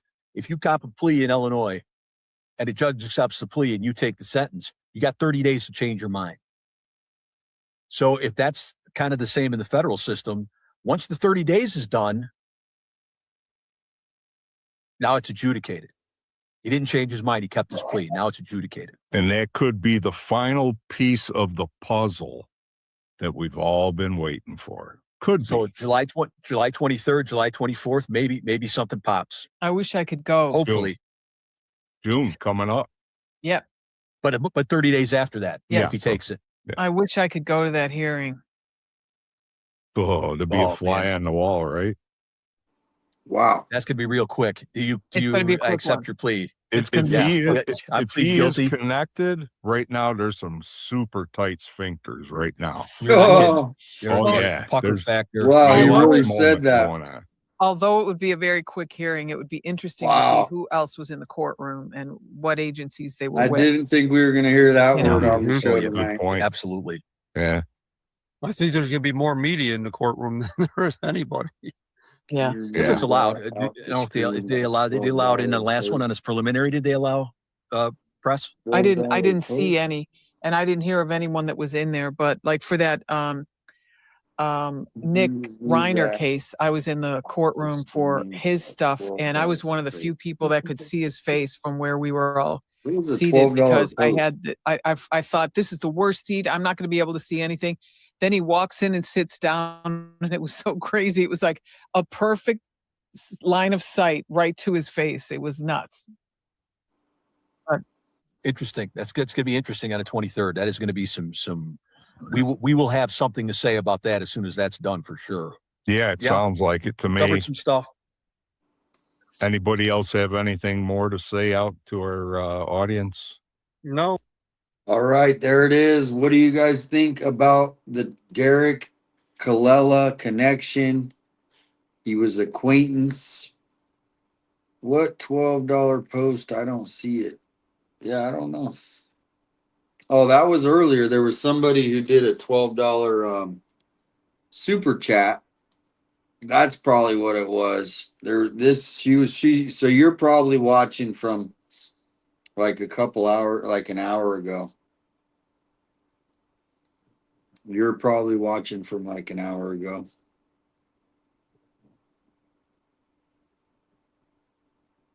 Thank you, FinFan. FinFan, I like that name. FinFan. Cool name. Thank you. July court date. Yeah, I don't think he does know squat either. But I did not think we were going to hear that word he dropped there at the end. But I don't know. They're putting a lot of weight into him being involved. Like, I mean, that's kind of odd because you don't hear Chris McDonough talking about Derek Colella. Yeah, I'll try to go. Definitely try to go. July 2nd. I know JLR was thinking about going too. I don't know if he still is, but he's taking the plea. He's taking the plea. What's the plea? Plead guilty? That's usually what happens when you take the plea.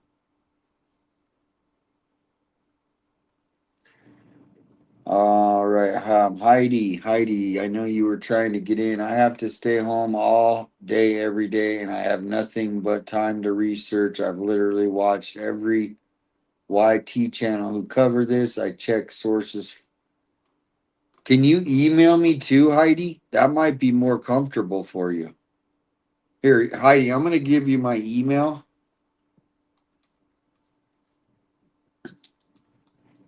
Why don't you email me? And then you can take as much time so you're not feeling, I don't want you to feel like anxiety coming up. So if you just email me, there's the email. But just email and then take your time. If it takes you a day or two, no hurry, and then we'll just email. Maybe we can talk offline. But don't stress because I know it's a lot of anxiety to get up and then you gotta articulate and you got everything you want to say. I know the feeling, so don't stress it though. If you want to email, I'll check my email. Not right now, I'm checking for other people, but I'll check it tomorrow for you. So nothing new coming in the email, but if you do want to come chat, I'll be here for a little bit longer, but not much because tomorrow is Monday. We got a new email that just came in. I don't know. I'll pull it up.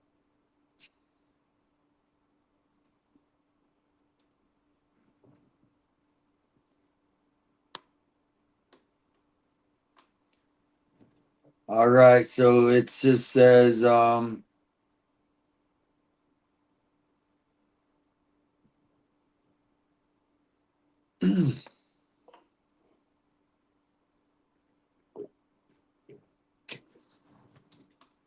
there's the eyes, Derek Colella's eyes.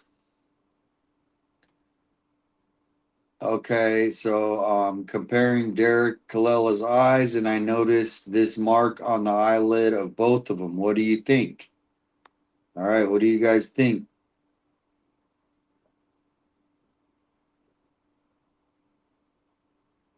There's Derek Colella's eyes. Look at this.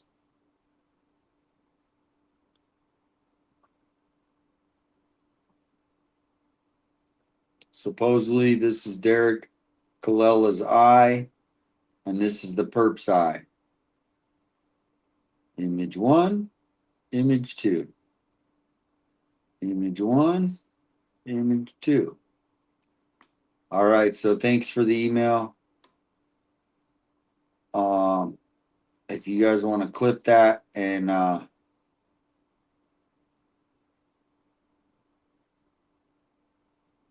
there it is. There's the eyes. Get the eyes.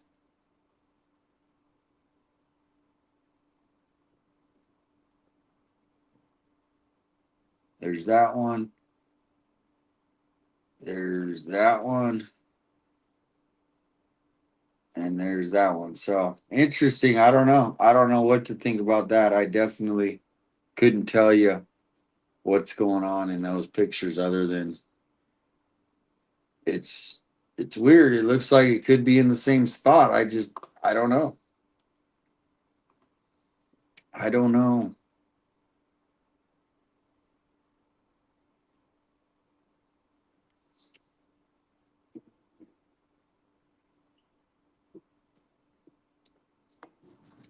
Yeah, we did watch Monk's video from today.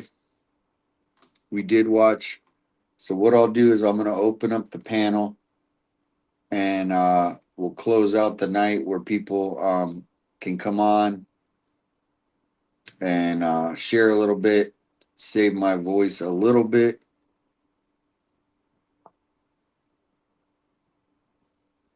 So if you want to come on, here's the link.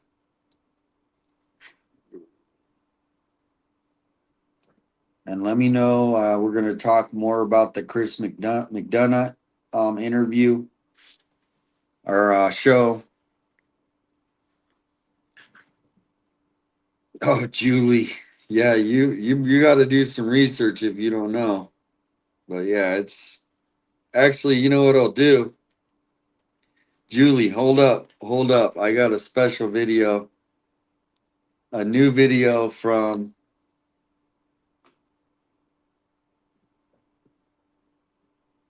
oh man, I'm multitasking. Faithful servant. If you guys have remember, you guys are gonna laugh. This is good after the stressful night. Not stressful, but it was intense with that show. This is actually hilarious, though. You guys are gonna laugh.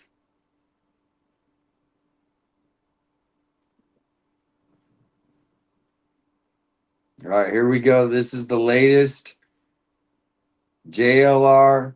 First, I'm gonna show you this one. This is the original one, Julie and chat. Everybody in the chat. Everybody go give Ted Investigates a follow. Doing great work on his channel, covering all kinds of things. But there's a few there. This guy has been going after our buddy Ted unfairly, unkindly. And so Ted actually said, let's do a charity boxing match. And I haven't heard that. I don't think white boy guy, this is white boy guy. I don't know anything about him. I'm staying out of it, but I do have Ted's back. Ted is my friend. The good thing we all have in common is we like to have fun, but we're intense in our channels. What we want to do, what we want to grow. You see what Ted's doing on his channel. He's covering all things. He's flying out to Nancy's. He's going. Everybody needs to get behind everybody in this community. But this white boy, that's what he calls himself, I guess. I'm not saying that to be derogatory. That's what he calls himself, this guy right here. So this is an AI video, everybody. So AI video we're about to watch, alert. Have you guys seen this video? And the only reason we're playing this is Julie was asking who is white boy. And so they've been having some words on X. And this is just kind of it's a funny video. And Rosa, I see ya. Christian, I see ya. We're gonna just watch this video. And then I'll bring on Rosa first, ladies first, and then Christian, bring you on. So watch this video. It's hilarious.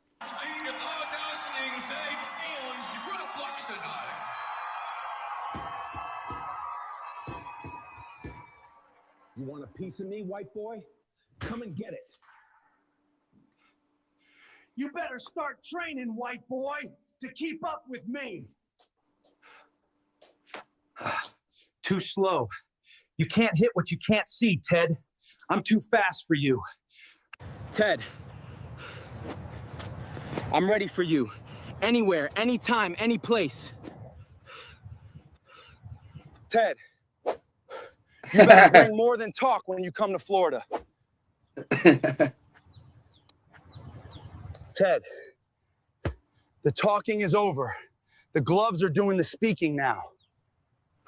So why don't we just do this in a month? You name the place. I'll fly out to Florida any day of the week. We'll do legal. So why don't we just do this in a month? You name the place. I'll fly out to Florida any day of the week. We'll do Tampa.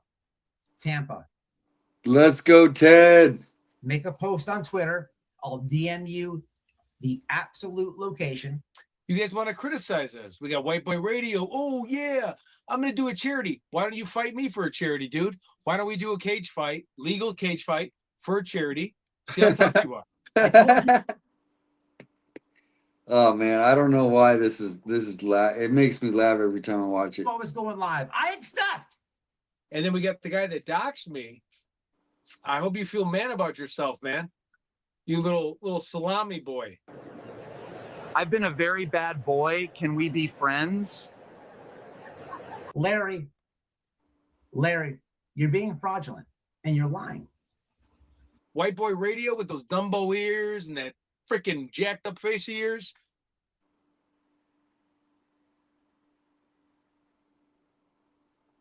We should set something up. So respond to this message because we know you're just hiding your racist White Boy Radio name, whatever you call yourself, and you're sitting there and you look pathetic, man. So come on, radio faces, bring it on. Ted, you better bring more than talk when you come to Florida.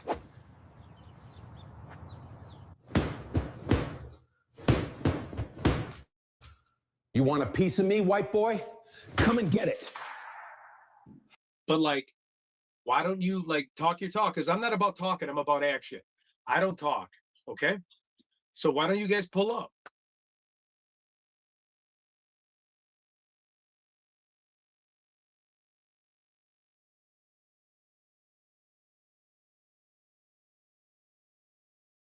They're in. All right, put it back.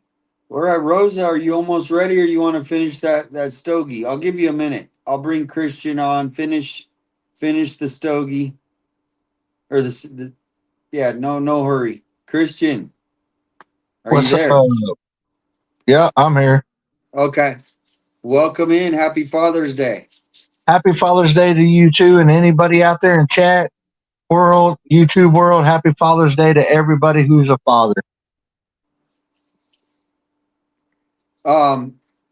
So real quick, Rosa, when you're ready, just give me a thumbs up, but no hurry, okay? Just whenever you're ready, I can see you, Rosa. Just give me a thumbs up. No hurry at all. What did you think about tonight, Christian? Well, I just got home, so I didn't see the Chris McDonough thing, but I did catch where with Maureen O'Connell and all that, and honestly, the whole thing with the Derek Kalala or whatever his name is, however you say his name, I think the man's going to spill the beans. I really do. So you think he knows something? I honestly think he knows something because, why would he do it? Even though they say it's a fake ransom, I think he knows something because, he knows Tommaso. And in order for him to get a plea deal to where he's not going to do a whole lot of time for faking a ransom or whatever, he's going to spill the beans. And I think that's going to break this case wide open. Honestly. How do you spell his last name? I'm trying to see here. I think it's Calla. Calla. But just a quick thing to all your people in your chat about White Boy. I've been on his channel. He's all talk and no action. I've called him. We're not. I just think these videos are funny. Look. I've called him out. He hasn't responded to me. He started out by stalking JLR back when supposedly about that domestic thing with JLR or whatever. He was outside JLR's house stalking JLR. and the whole bit. And then he Yeah, went well, I on. don't want to. Yeah, I don't want to get into the details because it just has nothing to do with me. But Well, they actually, are. it does because Ted, I am gonna stick up for my friends, but I it know does have some 857. It does have something to do with you because somebody in your chat said that they were on White Boy's thing, and he said that he's going to do what he can to get y'all's lawyer funds canceled, which I doubt he can do, but still. Yeah. Well, the main thing about it is I don't have anything against them. Like as far as just being like we're creators too. They're creating, but Exactly. if we don't let them have their freedom of speech, then what's then you know what I mean? So they can talk all the crap, but I'm not like I know what they do. I'm very well aware, Yeah. and Oh, yeah. Oh, yeah. and so the best thing is just I stand up for Ted. This video it was kind of funny. What do you think? It was, but I've been saying I've been saying since the beginning with the Nancy Guthrie case that it's somebody inside the family. I've been saying it since the beginning, and now that I've seen that panel of what they were talking about and all that, and Maureen O'Connell, she's a very very very very smart woman. I've seen her on Brian Inton's interviewed her, and all that, talked to her and everything else, and I seriously think that this Derek guy is going to spill the beans. I really do. In order to I get just put a new poll. Did you see it? no, I'm on my phone right now, but like I said, I think he's going to spill the beans because in order to get a plea deal, he's going to have to come out with info. Well, I put the poll. We're gonna see what the people say. Rosa, are you ready? I'm gonna bring Rosa in. I don't know if she can hear me, but let me know. Rosa, are you ready? Huh. Rosa, are you ready? Okay, let's see. Rosa, are you ready?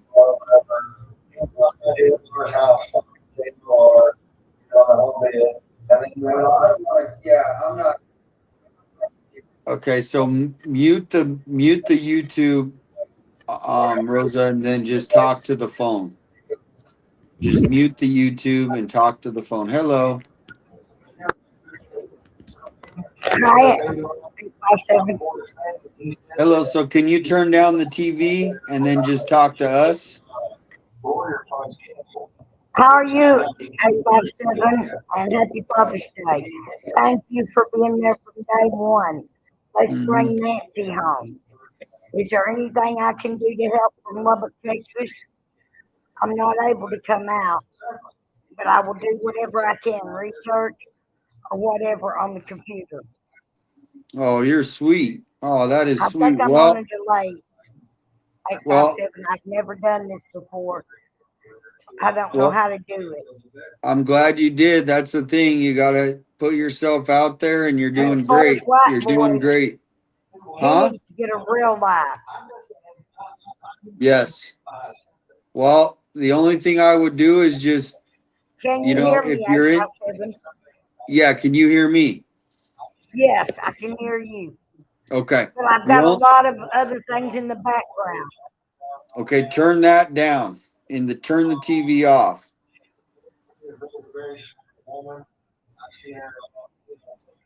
Yes, Tucson, I can hear you. Okay, can you, But Chris? what's running is that last video in the background, and I don't know how to get rid of it. Okay. Well, why don't you? What I mean, how about we do this? What did you want to say tonight? And then next time we'll try again because we're just having people kind of drop in. Okay, I just want to say thank you. Oh, Appreciate everything thank you've you. done to find Nancy. Happy Father's Day. And I will be donating to your defense Thank you so and much, to and your channel. I appreciate your positive And God bless energy. you, Tucson. Thank you. Well, I'll see you in the chat. And do you have a name in the chat that we can say hi to you? No, sir, I don't. I just want you all to know that I'm here for y'all. And if there's anything I can do for Lubbock, Texas, I'll be more than glad to do it. I'm disabled. I can't walk right now because I had a stroke. But believe if I could walk, I would be out there walking in front of Nancy Guthrie's house every day, all day long.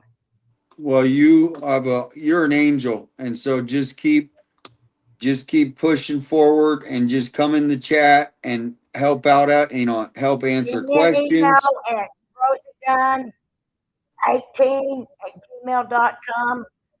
Any kind of research or anything I can do for y'all. Okay, well have a good night and All right, come you back. have a good night. God bless you and happy Father's Day. Happy God bless Father's you. Day, Alex. Thank you. JLR. I'll And tell him. I'll tell good him. night, Have a good all. night.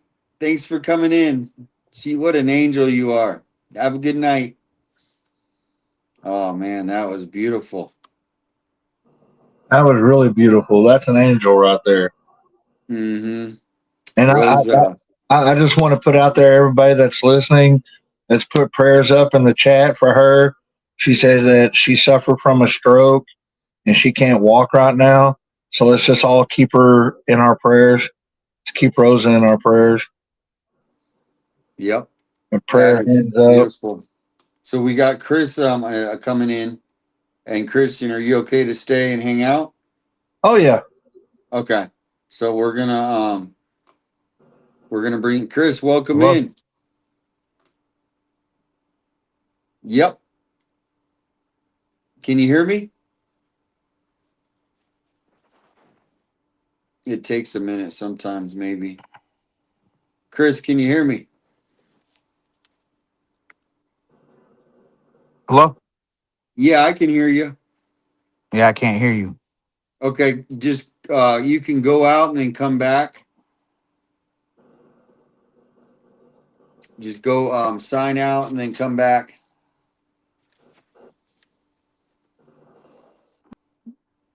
So we'll get him back. So what did you think of the interview tonight? Well, I mean, like I said, I caught the tail end of it. I'll have to replay it and go from the beginning. I really wanted to see the Chris McDonough interview, and all that. But, like I said, I'd just gotten home about 12:15, almost 12 o'clock, maybe a little bit before that. I think it was more like 11:45. Long, long, long day at work. But, I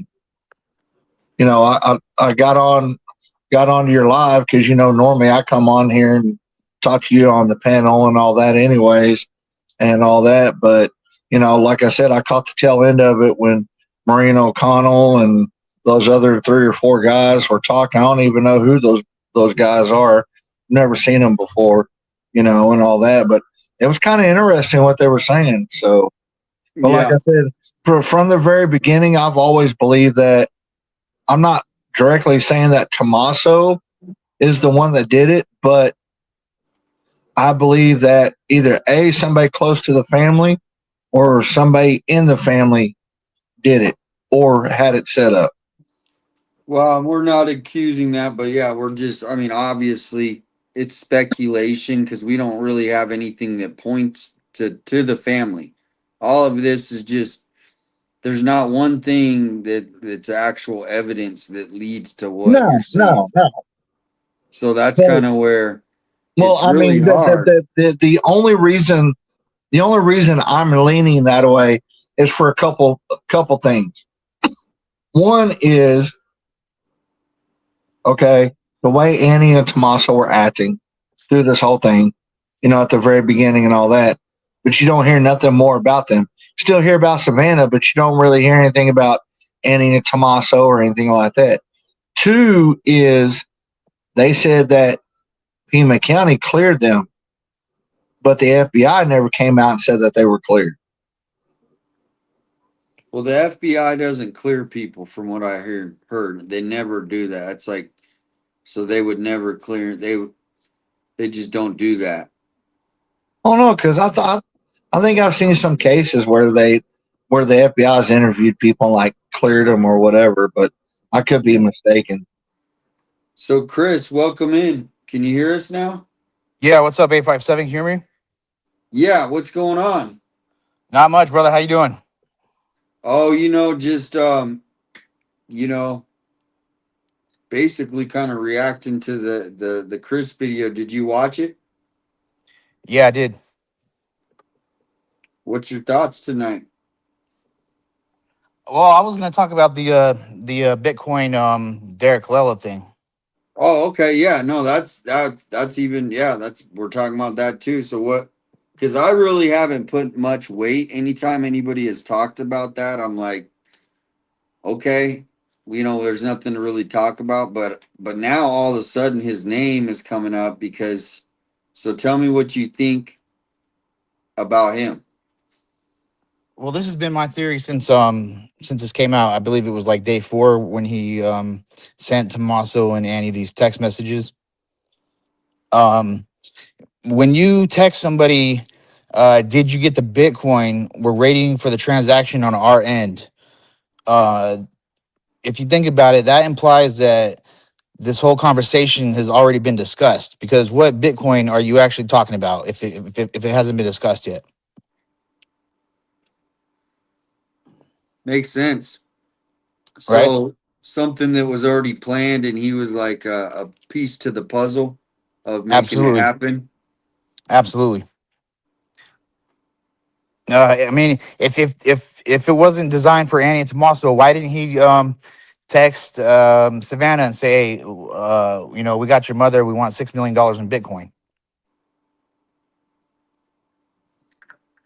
So he's implying that Tommaso was probably supposed to get Tommaso and Annie are supposed to get the money from Savannah and then send whatever his portion is his way.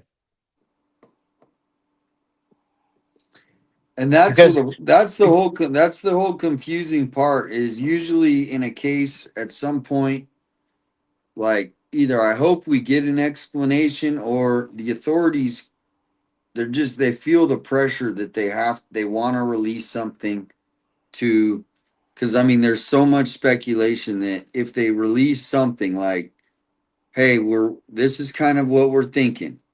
Maybe I'm thinking way crazy, but I mean, so you think that the ransom notes are real? That's what you're thinking, right? I don't necessarily believe the ransom notes are real, because if you're leaving a ransom note, that's got to happen with the 84-year-old woman. That's got to happen immediately. I'm talking like day 1.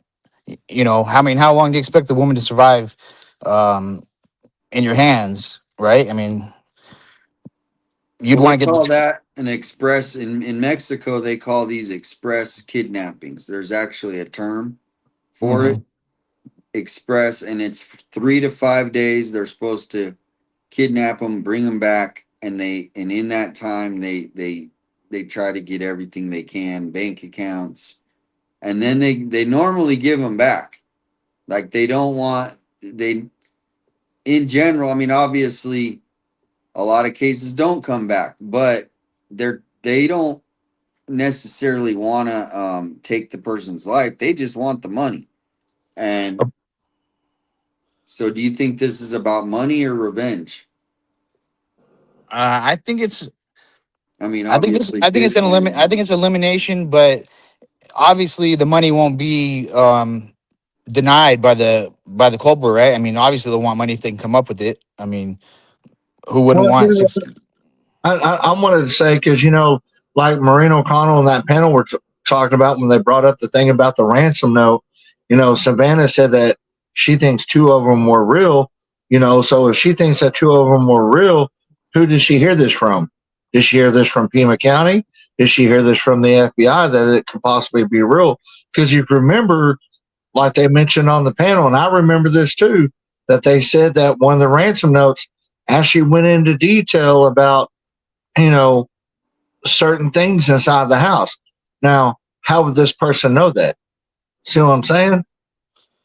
Yeah, but she also put out a video saying, "Okay, we want to pay. We'll pay, right?" Well, how come there's no transaction that went down if she said they're ready to pay? That's true. But like you said, it could be tied back to Derek Kalala and Tommaso. Well, The other thing is, it would be neat if one of these sleuths who's good at editing could go back and just put all these little pieces together. When that first note, because they did give some clues as what was in the notes, and is that right? They did. There was some clues that were In the given. Somebody said that let me see what she said. Julie said in that the first something. note, in the first note, they said, yeah, the Apple Watch and something else. They named the placement of it, or the broken light. I think it was out back or whatever. The Yeah. floodlights. So to me, there's a lot of clues we already got. Now, remember they said they left the back doors open. Right. So to me, that means that's probably how they got into the house. I mean, because I'm always wondering, if I lived in that neighborhood, I want to know how these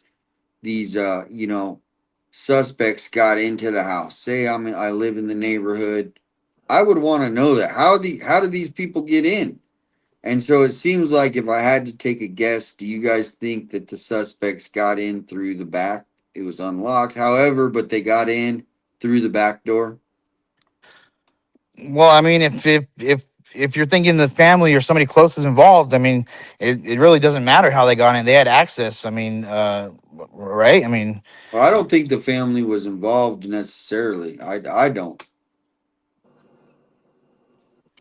Yeah. The whole thing, like you said in the ransom note, it mentioned about the broken floodlight, and I seen a couple other channels that before that ransom note come out, that they had even mentioned that um about the floodlights, that the floodlights on the side of the house were broken, but you didn't hear any more about it, and that was before the ransom note come out.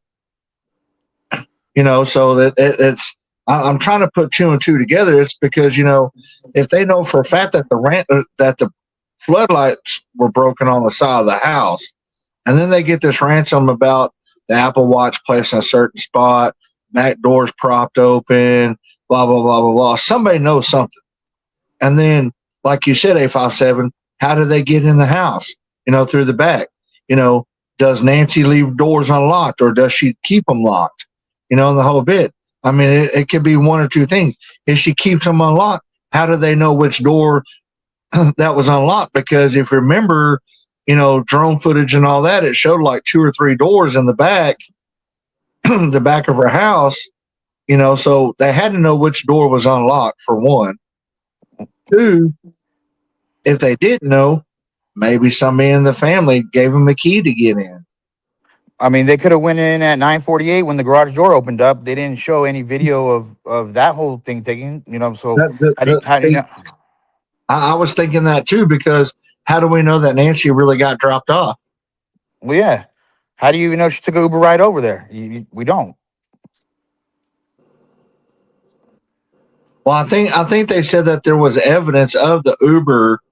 Where's the evidence? So I've never seen the Uber, a camera from the Uber driver or what? Where's the Uber driver? Well, I mean, a lot of that we just got to take it by word, because they don't really, they automatically, he just said we cleared the Uber driver, and so as soon as he says that, he just expects everybody to move on, and it's sad because the public is emotional, right? We're emotional, and in his mind, he's like, we're done with it, move on, and so I don't think we're ever gonna find out about the Uber driver, because imagine what that person, they probably don't want to be known. If they're cleared, they're cleared. But you got to think that there's 400 FBI agents. The president's talking about it. Everybody, if they thought it was anything connected to the Uber driver, they're either working on it or the Uber driver's cleared. So I'm going with the cleared. One thing I want to bring up though, and I've been saying this for the last 3 or 4 weeks, because everybody's like, well, why are they not releasing any more information what they have? Because the thing is they're building a case. I think they know who it is. I think they have a name. I think they know who the perp is, or perps. There could have been 2 or 3. I think they know who they are. But what they're doing is they're building a case. So when they do arrest these guys and they go to court, they'll have enough evidence to prosecute these guys and put them away for life. I think that's what's going on. I think they have names. I think they know where these people are. They're just waiting to gather more information. They're waiting on the hair follicle DNA, some of these images, and all that to come back.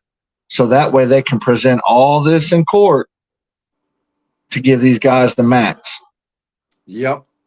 Well, I think Kalella's going to be the one that stamps the punch home. You know what I mean? He's going to be the one that makes it happen. What else? Well, and that's what I was saying. For him to take a plea deal because of what he's doing, he's going to come out and spill the beans. Because like they said, is he's changing his plea now. So that means he's going to plead guilty to where he can get a plea deal, and he's going to come out and spill the beans.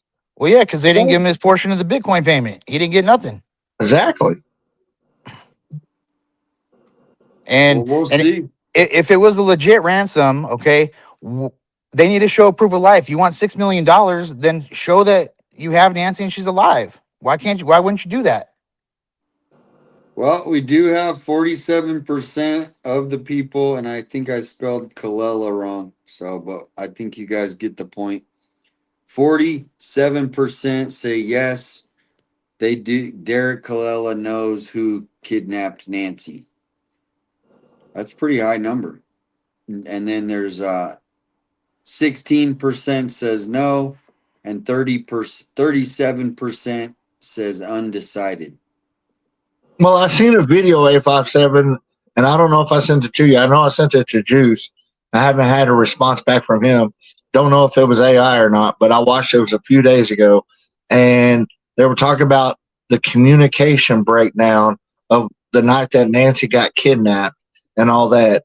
And talking about the communication breakdown and talking about that, about that speculation of going through the Indian reservation, and all that, and saying that these people knew when Pima County wasn't patrolling the entrance or whatever to this Indian reservation. So they had to get there by a certain time in order to get on and all that. And then they also said that there was a Border Patrol agent at the border that had a 45 minutes of data communication breakdown to where he had no radio transmission, nothing.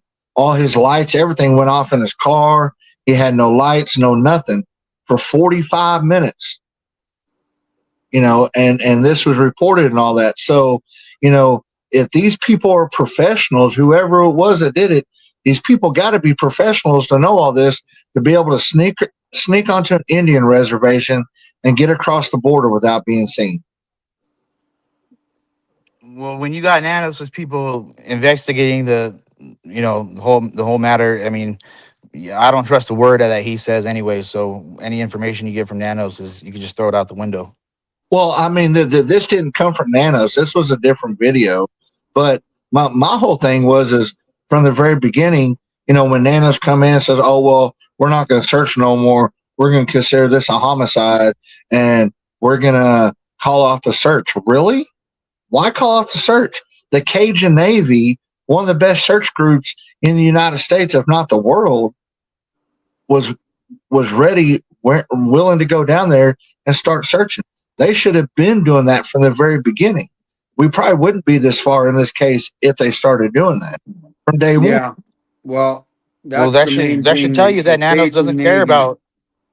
Go ahead. That should tell you that Nanos doesn't care about finding the solution. You know what I mean? He don't care about Otherwise, he would have done that. What's so bad about the Cajun Navy coming in to find whatever they find in the desert? Exactly. And then on top of that, I also seen another article, 857. This was kind of interesting. The next day after Nancy disappeared, there was I think they said 81 or 82-year-old woman that disappeared from Tucson, like 5 miles from Nancy's.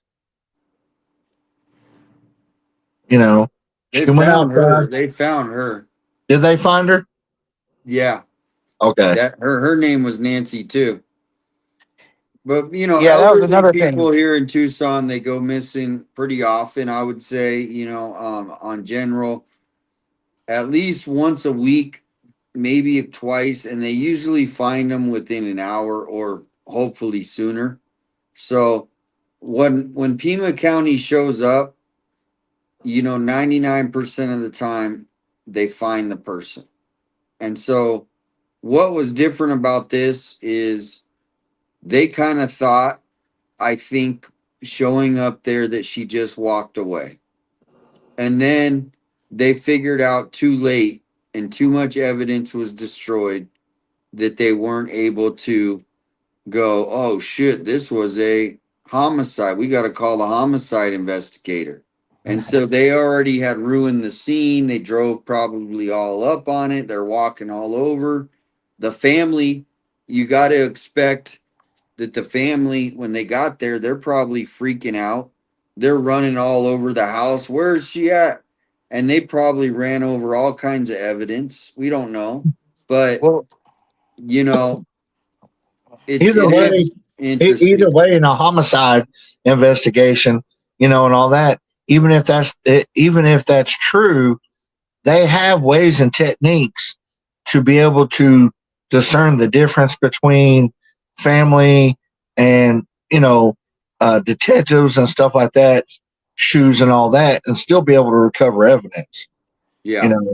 But remember now, she walked away. She couldn't. She only walked to the mailbox on a good day. How far away did she walk away? If she walked away, Exactly. On the first night, Nanos comes in and he says, "Oh man, the scene was so there was such a problem at the scene. We thought we'd call homicide in. Well, then why the next day did he say, hey, the scene was immaculate, man. We can't find there's nothing wrong here." But yet later on, it was revealed that there was blood on the inside door and on the outside door. Oh, but wait, the whole scene was immaculate. Yeah, well, which one is it? It can't be both. Everything that Nano says, it's either one or two things, but it can't be both. I've never seen an investigation or a sheriff operate like this. I mean, 857, is this how it goes over there on every case? Like, I don't know. Well, they said the lead investigator on the case hadn't even investigated a homicide in his life.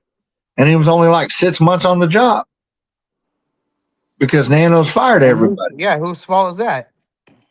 Yeah, I mean, it all comes down to, I hate to put it in this perspective, is these people, they work, like a job, and they're working, and they got a stack of files this thick of all these different what are you making? Who's making something in the microwave? What are you making? Oh no, that was my alarm. My bad. Oh, so it smells good though. So I forgot what I was saying, but basically, well, I'm gonna give you guys, let's go. Chris, do you have any final thoughts? Because I got other people want to come in. I haven't put the link in, but I see him saying, "Hey, send me the link. Send me the link." Any final thoughts, Chris? Yeah, absolutely. I think obviously this comes down to leadership. Most people want to start with Nanos, but I want to say, this starts with the board of Pima County. You want to make this big investigation and act like, you guys going to do something about removing him from office, this and that. And then the last day comes at the board meeting, and then you want to say, oh, we're going to submit this to the AG, requesting him investigate. I mean, come on. That's just as corrupt, man. Make a move, man. What are you guys doing out there? Yeah, and that's what, it's change doesn't happen overnight. It's slow, and that's what we're coming together with the truth. And they used to be able to hide behind the media that would protect them. Nanos protecting people, and so now the public is we're getting smart, we're getting smarter. And that's what they don't like. They don't like us smart. They want to keep us dumb so they can keep pushing over whatever the hell they want. And we're not, and we're finally seeing what's going on. And so thank you for coming on. Absolutely. Thanks for having me. Yeah, come back again. All right, 857, take it easy, bud. See ya. All right. What do you think, Christian? What do you think? I'm gonna get some final thoughts so that way other people can get on here and talk too. But honestly, yeah, I mean it starts from the top and works its way down. But I just want to let everybody know, keep supporting 857, keep supporting Juice, keep supporting, Alex. They're working hard on trying to get us the information that we need on Nancy Guthrie. They're following this religiously every day, and the information and all that. Help support them, to where they can get a decent lawyer to fight their cases, because, they were in the right. Pima County was in the wrong, because it's funny, like I said, from day one, this case has been strange.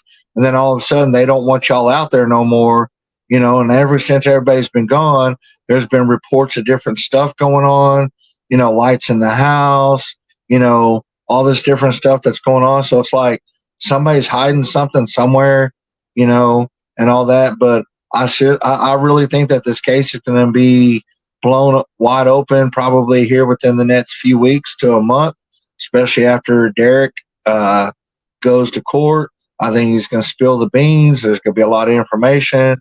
There's probably going to be a lot of shock. But that's my final thoughts. Also, people, I have my own channel. I'm a new content creator. My channel's called Fueled by Folgers and Jesus. I've done a couple lives. I've got like 200 and like I think 61 subscribers the last I seen. Nice. I'll probably go live tomorrow night. If not, definitely Tuesday night. I'm doing the same thing. I'm covering Nancy Guthrie, covering a couple other, cold cases in my area and all that. So please, people, come over, subscribe, give me a like, let all your friends know and all that. I mean, I'm doing everything off my phone right now. Next week, I should have me a laptop, a mic, and, a camera and all that different kind of stuff. So I can go more, get into Streamlabs to help me out and everything else. So, but like I said, y'all visit my channel, give me a, hey, what's up, and all that. I helped somebody win a t-shirt last week, and all that. Well, we had fun. I forgot what her name was, but I hope she enjoys the t-shirt when she gets it. I just put your it's at Fueled by Folgers and Jesus. So Yes. everybody go give him a follow. He's he's like encyclopedia of the Nancy Guthrie case. He knows a lot. I'm like an Encyclopedia Britannica. I know a lot. Yes, you do. So keep it up. Thank you for keeping the name out for Nancy. No problem. And Damien, I want to say thank you for all your support for me and my channel. Keep up the good work of what you're doing, because when it all comes down to it, when y'all have y'all's court cases, justice will be served. They'll have to apologize to y'all in public. All right, thank you, man. I appreciate the No support. problem. And let's get him to 500. Let's put the link if I can try to find his channel here. I think your mods, I think Stephanie and Tina, if they're in there, that they posted it before on several occasions. They know what it is. So Well, sometimes it's late already on the East Coast and they go to bed. But I found it here. I did find it. yeah, it's got a cup of coffee with Jesus coming out of it. Wow. It's amazing. All right. Well, thanks for coming in. Here's his channel. Let's get him to 500. You need to get to 500 so you can start getting monetized soon. There's his link. So we're gonna bring on anyone else that wants to come chat for a little bit. I'm gonna not be on much longer, so if anyone wants to try to sneak on here at the end, we'll go. But any final last minute while we're waiting for the next caller?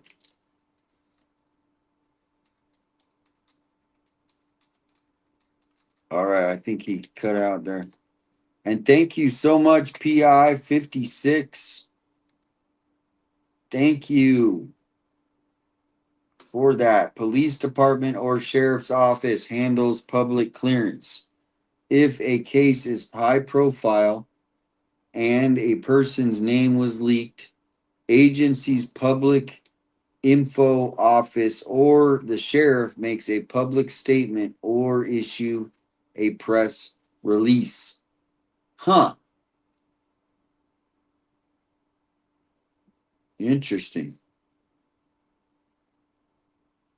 Thank you again, PI Investigate. Hopefully you're getting your channel going. Just type in PI 56 and you will get over to that channel. Really just coming onto the scene, building her channel, networking. So where are we in the chat? Good. Go get them. There it is. Folger, fueled by Folgers in Jesus. Yes, definitely. Chris was a great caller. Christian, everybody is always adding great stuff. And that's the good thing, is just hear everybody's opinion. It helps you decide, hey, I agree with that. I don't. So, you go back and forth. But welcome in, Bruce. Hey, Damien. I just wanted to come up and say that anybody that has not subbed to any of these people, and my man 857, please sub to this guy. This guy has been working his butt off.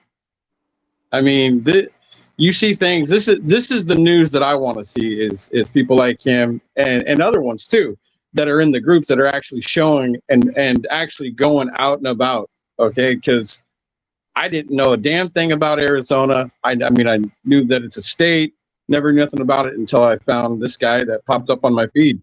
But seriously, everybody, Damien's trying to help everybody out here.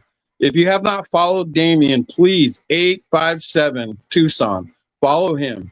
All right. This guy right here is, as far as I'm concerned, is got the heart of gold, man. He deserves so much. Thank you, Bruce. Because he always wants to give everybody else. Now, I think we all deserve to help him and do whatever we can for him. And if you don't have money, sign up for his channel, share it out to your friends and family. All right, because we need to help this guy, man. This guy deserves the help from every one of us. I don't care if you have money or you don't have money. Look, when I was on, what was it, yesterday, Damien wants to help people here. He's not from the Philippines. He wants to help people here. I didn't expect that out of him, but I know that's the kind of guy that he is. No, I didn't ask him. Yeah. I didn't ask him, but that's. I mean, this is what he wants to do. And then I hear other people like they want to. It's like this is a great community. Mm-hmm. We can agree to disagree like adults. But the last thing I want to say, brother, is I hope that they find Nancy. I hope they find Nancy because Nancy is America's grandmother. I miss my grandparents. They're gone. And mine too. Yep. Nancy would want us to find her.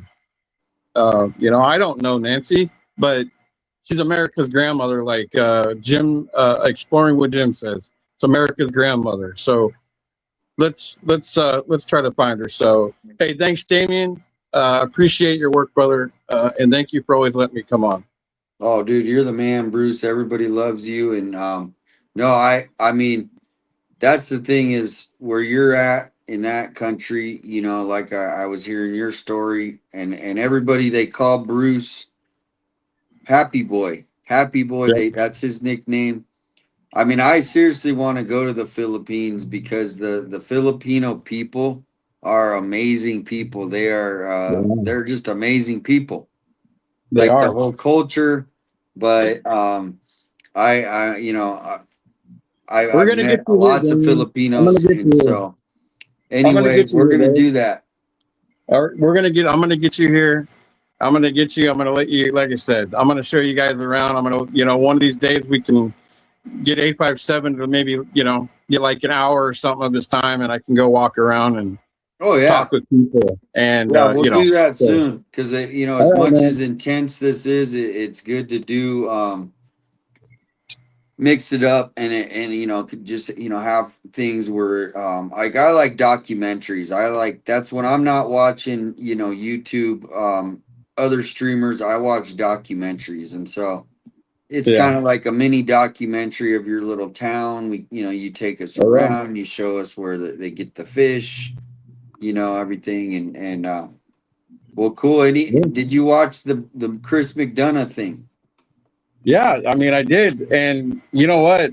I was thinking, like, what did he say? Something new, but Deb brought up about Annie and the studio by her park, in the park. I never thought about that, and I know you said something about that park, that there's a lot of drug use and stuff that's going on over there. I thought in like, I don't know, I thought like about a month ago, I was like, they were talking to people, doing the same thing Chris was doing. The YouTubers going and talking with the homeless people and giving them food, dog food, for their pets if they had. I just, I don't know. Like, could the guy be in that? I mean, I don't know. Well, here you go. Because I'm going to for break me- it down for you. Okay. I'm going to break it down. Because, when you want to solve a problem, you want to break it down to, remember in school, the lowest common denominator. Yeah. So, say you have a city, okay? And you guys can do this. This is what's really like confusing for me. Why the city of Tucson police are not more active. And so they say they go in with the belief that the suspect is in the city of Tucson. Yeah. Okay. Are you following me? Yep. So say he's in the triangle or just anywhere in Tucson. Now say you know that there is 10 or 15 active criminal groups. Okay. Are you following me? Yeah. So like remember back in the day there was like the Bloods and the Crips and these kinds of. So imagine you had 15 of those names. Okay.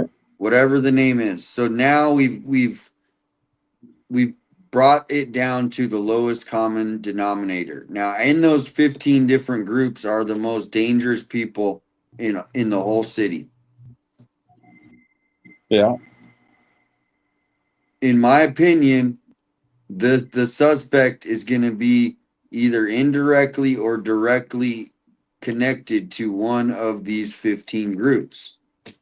So now you got it down to a small, like versus 500,000. Well, now you got it down to 5,000 people. So it's a process of elimination. And they have to go and they have to, it's kind of like a terrorist cell. They have to, who's the leader of this group? Who's the wingman? And they got to go to each person and figure out what is their position. And then you got the city here that I don't want to say they're protecting them, but they're not really out in the open, like admitting that we have these groups that are controlling, So whoever did this at Nancy's is connected to the drug industry, in my opinion, somehow.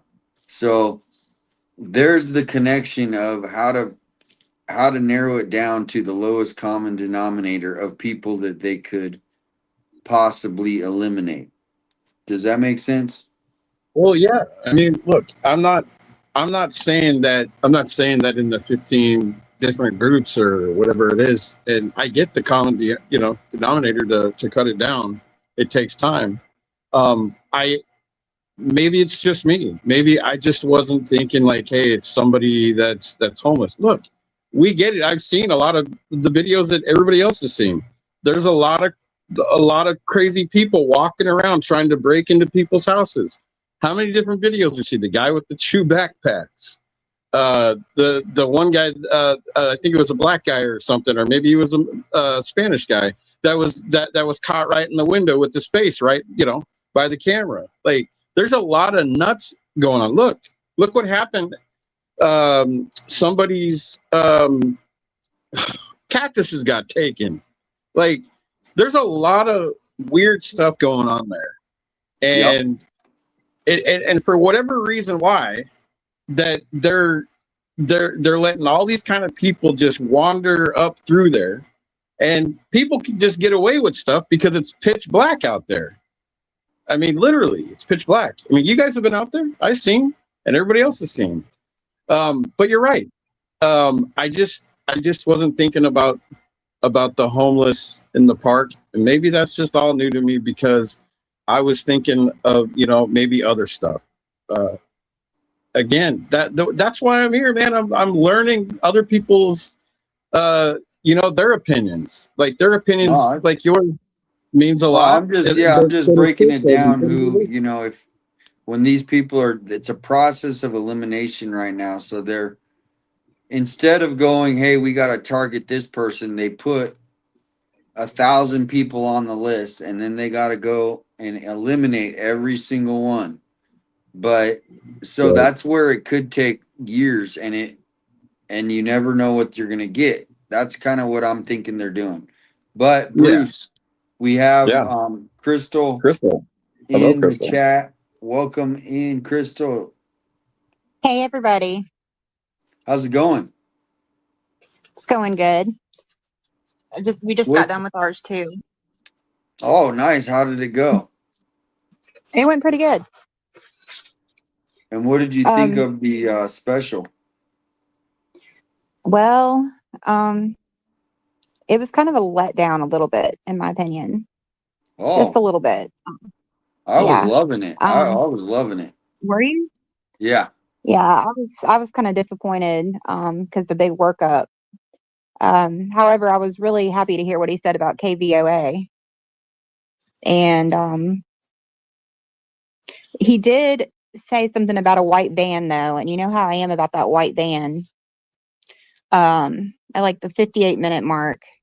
Yeah, the white van White is, vans, yeah. aren't they usually like the guards for the cartel? Aren't they known for that? Somebody in our chat said something about that earlier. Yeah, I mean, I don't know. I mean, like the cartel is not like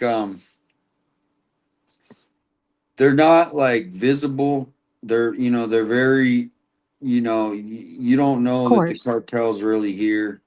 But as far as like the white van, I mean, I don't know. It's just it's such a weird speculation because we don't Right. know, right? It's a white van. I mean, it does look, white vans kind of get a bad rep. I hear you. But is it the suspect or have anything? I don't think so. But it's weird. White vans always get a bad rep. Yeah. What are your thoughts on the homeless that he said he was talking about? I want to hear your thoughts on that. Yeah, I don't know. I mean, I wasn't watching it as far as like normal, like, because there was a lot going on. So, like, normally you would sit and just watch a show, and here there was, as far as like, I was trying to understand what point he was trying to make. And the whole point is there's crime going on right in here, and these criminal groups, like I just explained, they might hire a homeless. The homeless might be homeless and now he joins a gang and he's helping out, right? And so it's one of from what I've heard, it's a tactic that people say, the homeless, they know a lot, so go ask them. And I don't think it was a homeless at the door, but the homeless are connected to the bigger people, right? Right. So that's where, if they can get one of these guys on the street to, go, hey, I was at this, tunnel one day, and this guy, and he wants his charges dropped, right? And then he goes, hey, do Yep. you have any information about Nancy Guthrie? And now the homeless guy is like, well, yeah, actually, I do. This one guy, and now they got a lead somewhere. That's kind of, so I don't think that the homeless guy was the perp, but he might know Right. someone that knows someone that heard this, that brother is the perp. Who knows? So that's kind of why I was kind of saying these 15 groups that operate in every city. It's different names in every city. That right now, if the FBI is smart, they are surveilling all 15 of these groups because they need this for their own investigations, I would think, right? Just to know Right. who's, and then eventually they might get the needle in the haystack, but it's still, in my opinion, a needle in the haystack.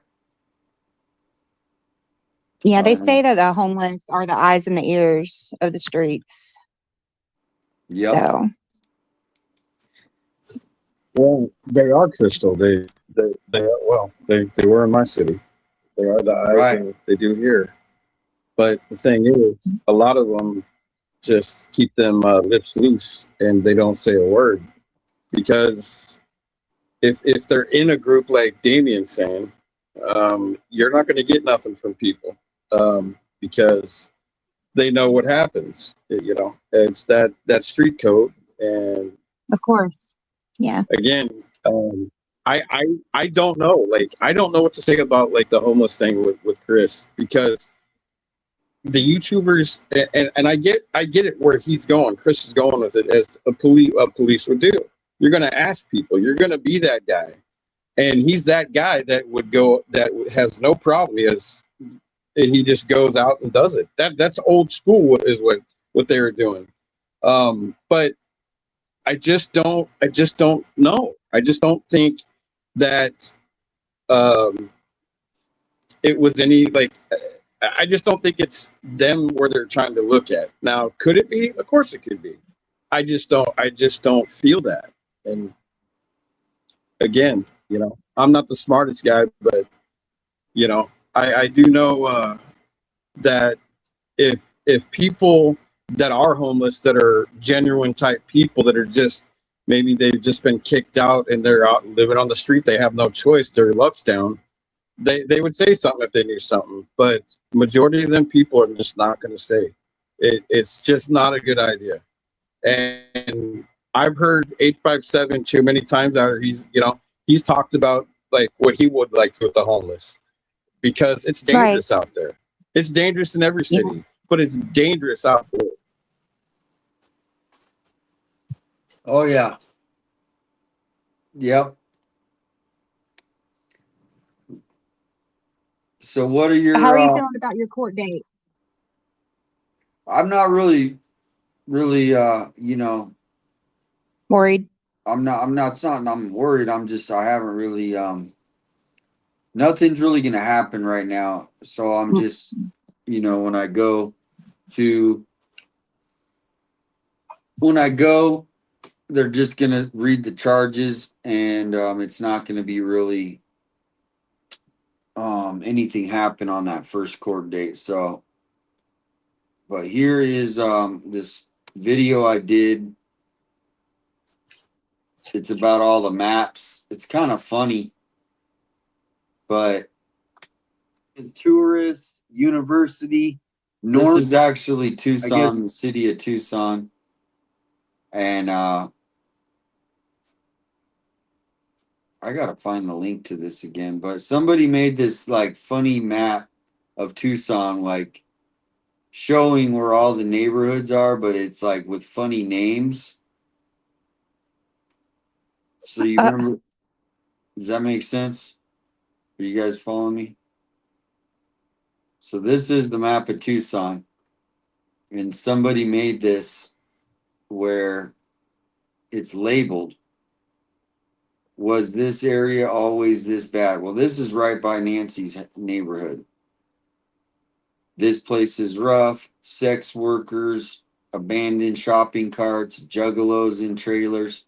That's within 10 minutes of Nancy's house.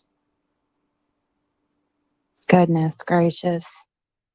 And so that's what I've been kind of trying to like tell people how bad it is. Not very far from Nancy's house is this. I mean, and this map is satire. It's just somebody made it for fun. I'll put the link if you guys want to watch this video on my channel. Oh, I do. Yeah. All right, here's the link. Boom, there's Alex. Come on in, Alex, if you're up for it. I know it's late, but hey, come on in. Good to see Alex is in the chat. You guys have any final things, Bruce? No, man. Just thanks again, man. Appreciate your work. Hope No, everything thank you. works out for everybody. Thank you. Well, we're gonna bring Alex in. Have a good night, and yeah, You thanks too, for all man. your positive energy, man. You really bring it. Well, you're Thank you. welcome. Hey, salute to Alex, man. Yep, You he'll mind if I be say in hi to here. Alex? Can I say hi to Alex real quick? Oh yeah, for sure. Yeah. I'm putting the link in. And I think he hit over the.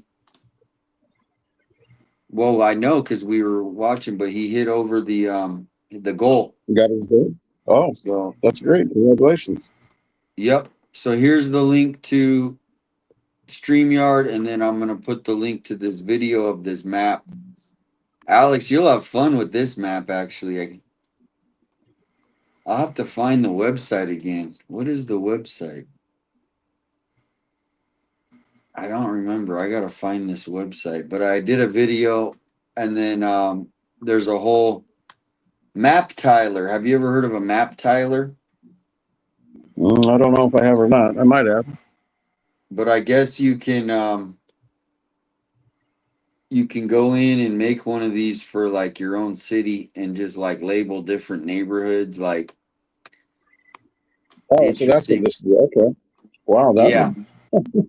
map Tyler. Oh, there he is. All right, welcome in. What is up? What's up, 857? Good to see you, brother. What's happening? Doing good, man. What's up, Bruce? What's up, Alex? Hey, Alex. Hey, congratulations, man. And good luck on everything, man. Thank you, man. Appreciate that. 857, you guys have a good one. Alex, prayers to you, brother. Thank you, brother. Prayers for you too, 857. Hey, thanks for coming in again. Have a good night. So we got Crystal Crime Board as well. She wants to come say hi. Hey, Crystal. Yeah, she had hit me up earlier. My kids took me bowling, so it was awesome. Happy Father's Day. Yeah, happy Father's Day to you too. That's right. We didn't get to tell each other. I'm bad at texting people if people haven't noticed. I feel bad because a lot of people are like happy, and I don't know. It's just like, and with two phones, man, that's new to me. Trying to keep up with like that. Yeah, but I didn't know you had video. I didn't know you had a photo of you actually getting arrested. Oh, that was my son took that. Yeah. When they came to, did he house. get video or just a photo? Just a photo. Ah. They were like, "Get back in the house." He's like, "That's my dad." He was allowed to come out. Why wouldn't he be allowed to go? That's what I'm saying. But and that's more of that intimidation. Because did you see the video with this other guy who got the sheriffs and the TPD? Did you see that video I played earlier? Local guy, right? Yeah.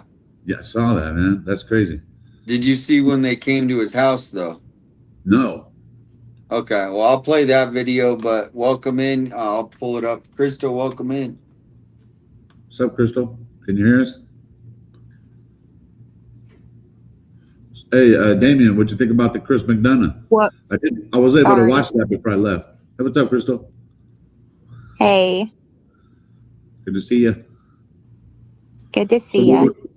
What's your guys' takeaway, being that I just kind of came in and you guys might have already been talking about it, but what were your takeaways from the Chris McDonough?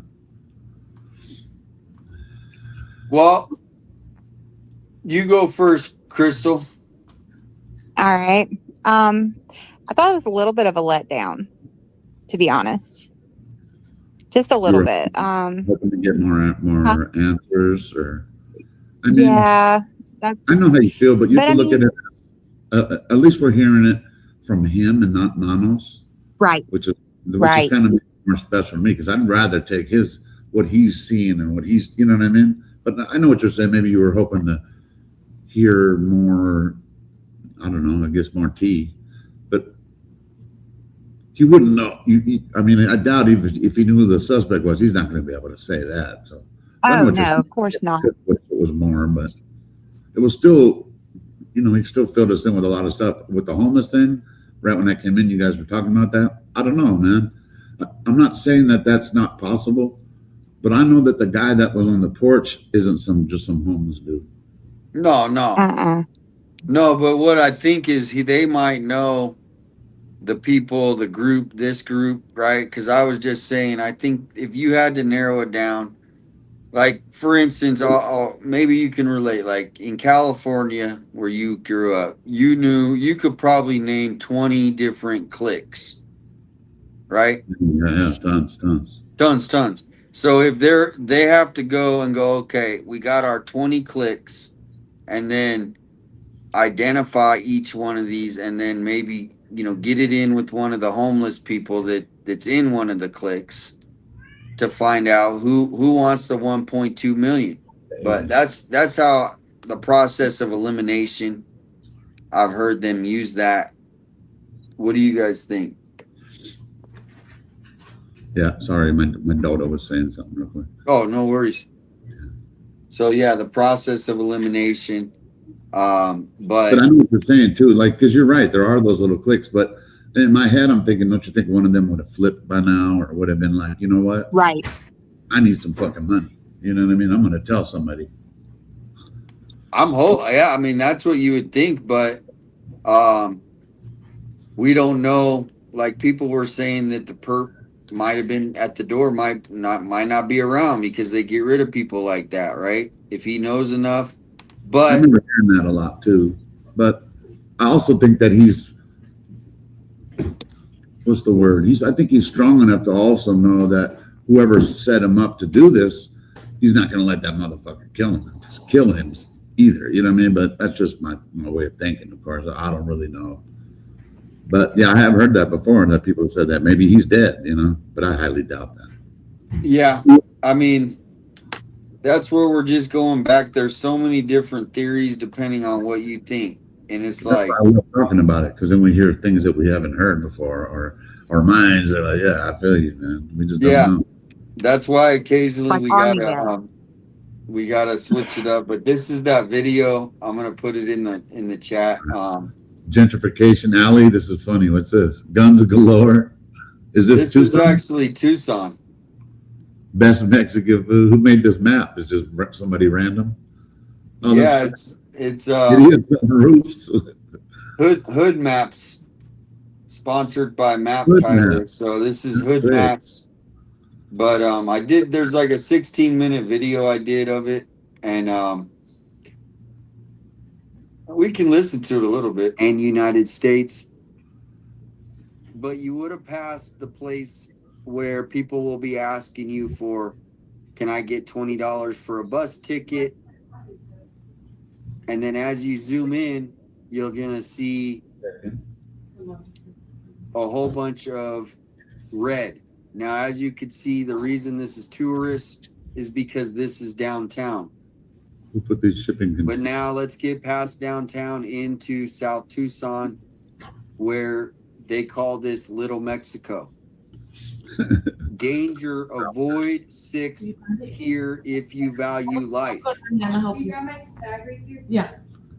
So what the whole thing about this video, and I'll try to find the map because it's hilarious. It is funny, but it is serious because right here is where Nancy lives. I mean, here's I know I didn't mean to jump off, but in my head, I'm still processing the Chris McDonough thing. What do you think about that park? There's a reason he brought it up. I mean, should we take some trips over there and talk to people? I'm down. Juice it, I actually already went there.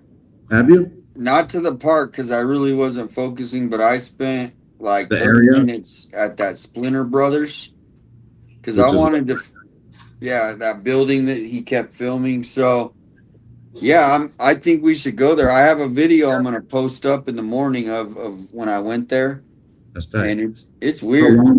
How long ago was it that you went there? It was probably like 2 months ago. It was right when Okay. JLR kind of left that first time because it was like there was nothing happening, and But it I was was after. looking for a story, and I'm like, no one's went there, and so I went there, and I didn't really find anything other than the place was weird. It It just felt was weird. Right. But maybe you were onto something, didn't even know it. Where he pointed it out for a reason. But that's funny. Oh, the reason I was asking is because if it was before Nancy's, it'd be different. But if it was 2 months ago, yeah. no, And this you, was after I went there because I looked it up and I heard about it, and I go, well, if Nancy or if Annie has connections there, we need to go look at it. So I so have the video. do you think maybe I read it wrong? Was Chris McDonough saying that perhaps maybe if Annie was a target, that they would be, because he wasn't blaming Annie either. He was just saying that she has her, what was it, that her business right there, right? Or something where she makes her jewelry. It's Yep. right by Yeah. I Right. mean, just the way I kind of would think about it is like somebody who knew Annie, right? And this is that place, the Splinter Brothers, they help out a lot of homeless people that, maybe are just trying to get off their feet or whatever. Right. And there's a lot in And that area, right? Salvation yeah. Army. Yeah. And so I think what he was trying to imply is maybe somebody from this group was wanted revenge on either Tommaso or Annie. And because it comes from this type of group, they might be a little more, shady. I don't know, but it's a weird connection because the reason that I don't think he thought it was a homeless person. I think he's just thinking that the No, homeless I know that. person. I'm not saying he did, but what I'm saying is reaching out to them, I feel like someone would have said something but I mean, hey, it's still worth a try because I take his word as bond, like he says a lot of important things. And if he gravitated to that area and you've only been there once, well, maybe we should go over there. But also, Yeah. I don't know. Go ahead. I took it a little bit differently though. I took it as like maybe the perp was keeping an eye on Annie and Nancy to see which one was the easier target. That's kind of how I took it. I mean, really, that's why I like to ask, because we all heard it and saw it a different way too. But I know he gave it up for us. So as far as for the KVOA thing, you guys, journalists need to start journalism. Oh yeah, I got in a big old back and forth with one of the top journalists here in Tucson. I mean, we always have been, but today, man, he was on one, and we both. I mean, on Father's Day too, but he wrote this real nasty article. I don't even want to play it because it was like it was bad. What's the magazine or what's the publication? Should we listen to it? Or is it gonna make you? I mean, I kind of want to troll him a little bit because it was that bad and just be like, yeah, well, then let's clown his ass. Let's hear it. I mean, I don't want to be, because he does have a lot of what's the word? He knows a lot of people. He's been around forever. Like, I mean, this guy. I'll see if I can find it. So let me see. If not, no worries. It's here. I'll find it. But I mean, if he's known you for a long time, you think why would he say anything bad? Or at least not about you. You haven't done anything wrong. So what would he say about you? You know what I mean? Well, it's not personal. It's more about how I uncover. I'm like, I don't like, you see what I post on Facebook, and he, yeah, the real deal. He's all about protecting the entrenched government and the political scene. He wants to protect that. So anybody who wants to protect that and doesn't protect the Constitution makes zero sense to me sometimes, man. Yeah. Because the rules change. Like even in like some of these officers. Look at these sergeants and lieutenants who have it in for me because their boss probably has it in for them, and they're sending these minions out to arrest people who didn't even do anything. You know what I mean? Yeah, I'm seeing where the heck. Sex workers. What section is that? Kidding. Oh yeah, right. Why so Oh quiet, yeah, Chris? this map is crazy. It is. Okay, I found the article. The Real good thing Housewives. is we can listen to it. It has a way to listen to it, but there's going to be a million ads because this is how the fake news operates. They put On that map, what do they call Catalina Foothills? they call it the Real Housewives of Tucson. That's funny. Oh, Tucson.com. Streamers behavior questionable. So it's If you don't watch, you now. don't. Do you remember the guy that was walking by with the long hair recently? That day? Yeah. That's the day I got arrested. Yeah, so this is that story, and this is him talking about him walking in front of you that day. He walked in front of you, right? Griffin? Yeah. So look, I got dropped off. I just happened to walk by his ass. yeah. Well, he knew he was on in it too. He knew something was going on, right? Yeah. Oh yeah, he knew. So Because he said hi and kept walking fast up the hill. And take note, and this is where he gets to report what he saw and his take on it. And this is where, he's an intern. So he is Tim Steller's intern. And Griffin is interesting. I'm glad you played this because I want to hear it because I want to see what he said. Because I've seen him before. I've seen that dude out there before. Yeah, and then Tim Steller, instead of going out and doing the work, he sends his intern because he knows So there's probably going to be an ad. Prefer us on Google. Learn more. Tim Steller. All right, here we go. When Arizona Daily Star reporting intern Griffin Solkowski walked past a content creator doing a live stream outside Nancy Guthrie's home, he soon became the subject of online speculation. Who was this guy? One of two with media tags not long before they took Alex yesterday. A person calling herself Kimberly Joe posted later on Facebook, referring to the arrest of YouTuber Alexander Zabel. Creepy, creepy, creepy, creepy, creepy. He sure did look nervous. Janice Mungia said. Police Nervous? undercover Barb Minich Dumald suggested. Looks like suspect shoes, Monique Aldama wrote. That is, Solkowski's shoes look to Aldama like those of the suspected perpetrator of Nancy Guthrie's disappearance, as shown in a security video recovered by investigators months ago. Sure. This ridiculous speculation about a star reporter and photographer on the street near Guthrie's home for a brief period helps explain why YouTube live streamers have occasionally been hanging around Guthrie's home months after she was reported missing February 1st. Hanging around. So media's reporting, right? Right. We were out there. I remember when because you were working at like a job and you're like, I can't come today. I can come today. And we were out there for 10 to 12 hours reporting. And now what changed? We're still reporting, but they're saying we're hanging around. It's because they're not there anymore, I guess, or they don't have their generators running and shit. It's crazy. Yeah, well, that should be good. I mean, those things were loud. I could see that, but hey, we don't even have that. That's You know what I mean? We'd never Live left streams trash, ever. Yeah. Would not exist without their interactive, online audiences. The oft-repeated justification for their hours-long YouTube gabfests is that they are keeping Guthrie's disappearance in the public eye, even working to solve the case. But what I think these overlapping groups of true crime fans really find online is community. There's community in supporting their favorite streamers and community in their quixotic effort to solve a mystery. And that's good. He gave a little bit of, we got a community. We want to solve a mystery. It's a powerful community. But then he gets back into the the hit piece of it, So this is how he does his writing.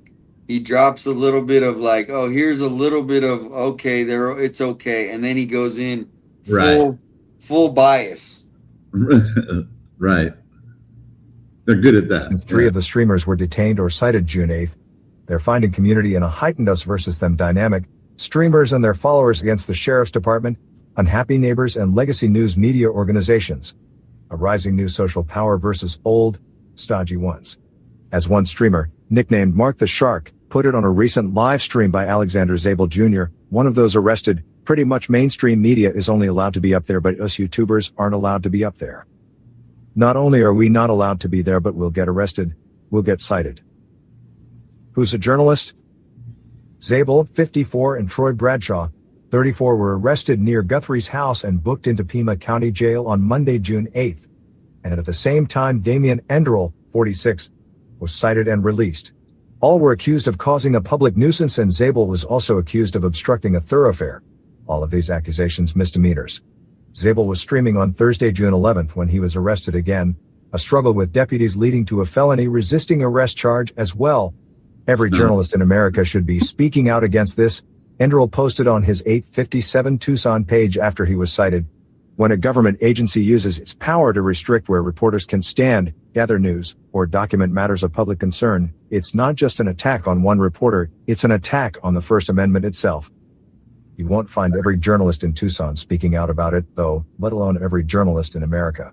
That's in part because people working as professional journalists don't see what they're doing as real journalism. We don't hang out for hours on air talking idly about whoever happens to pass by, wrapping those people publicly into scenarios about who harmed Nancy Guthrie. We usually don't report on nothing happening. I don't say this to disparage citizen journalists as a category. Some of them do a good job. On the local scene, David A.B. Morales, for example, offers encyclopedia. Go to this channel. Go to Davey A.B. Morales. I mean, he has a good.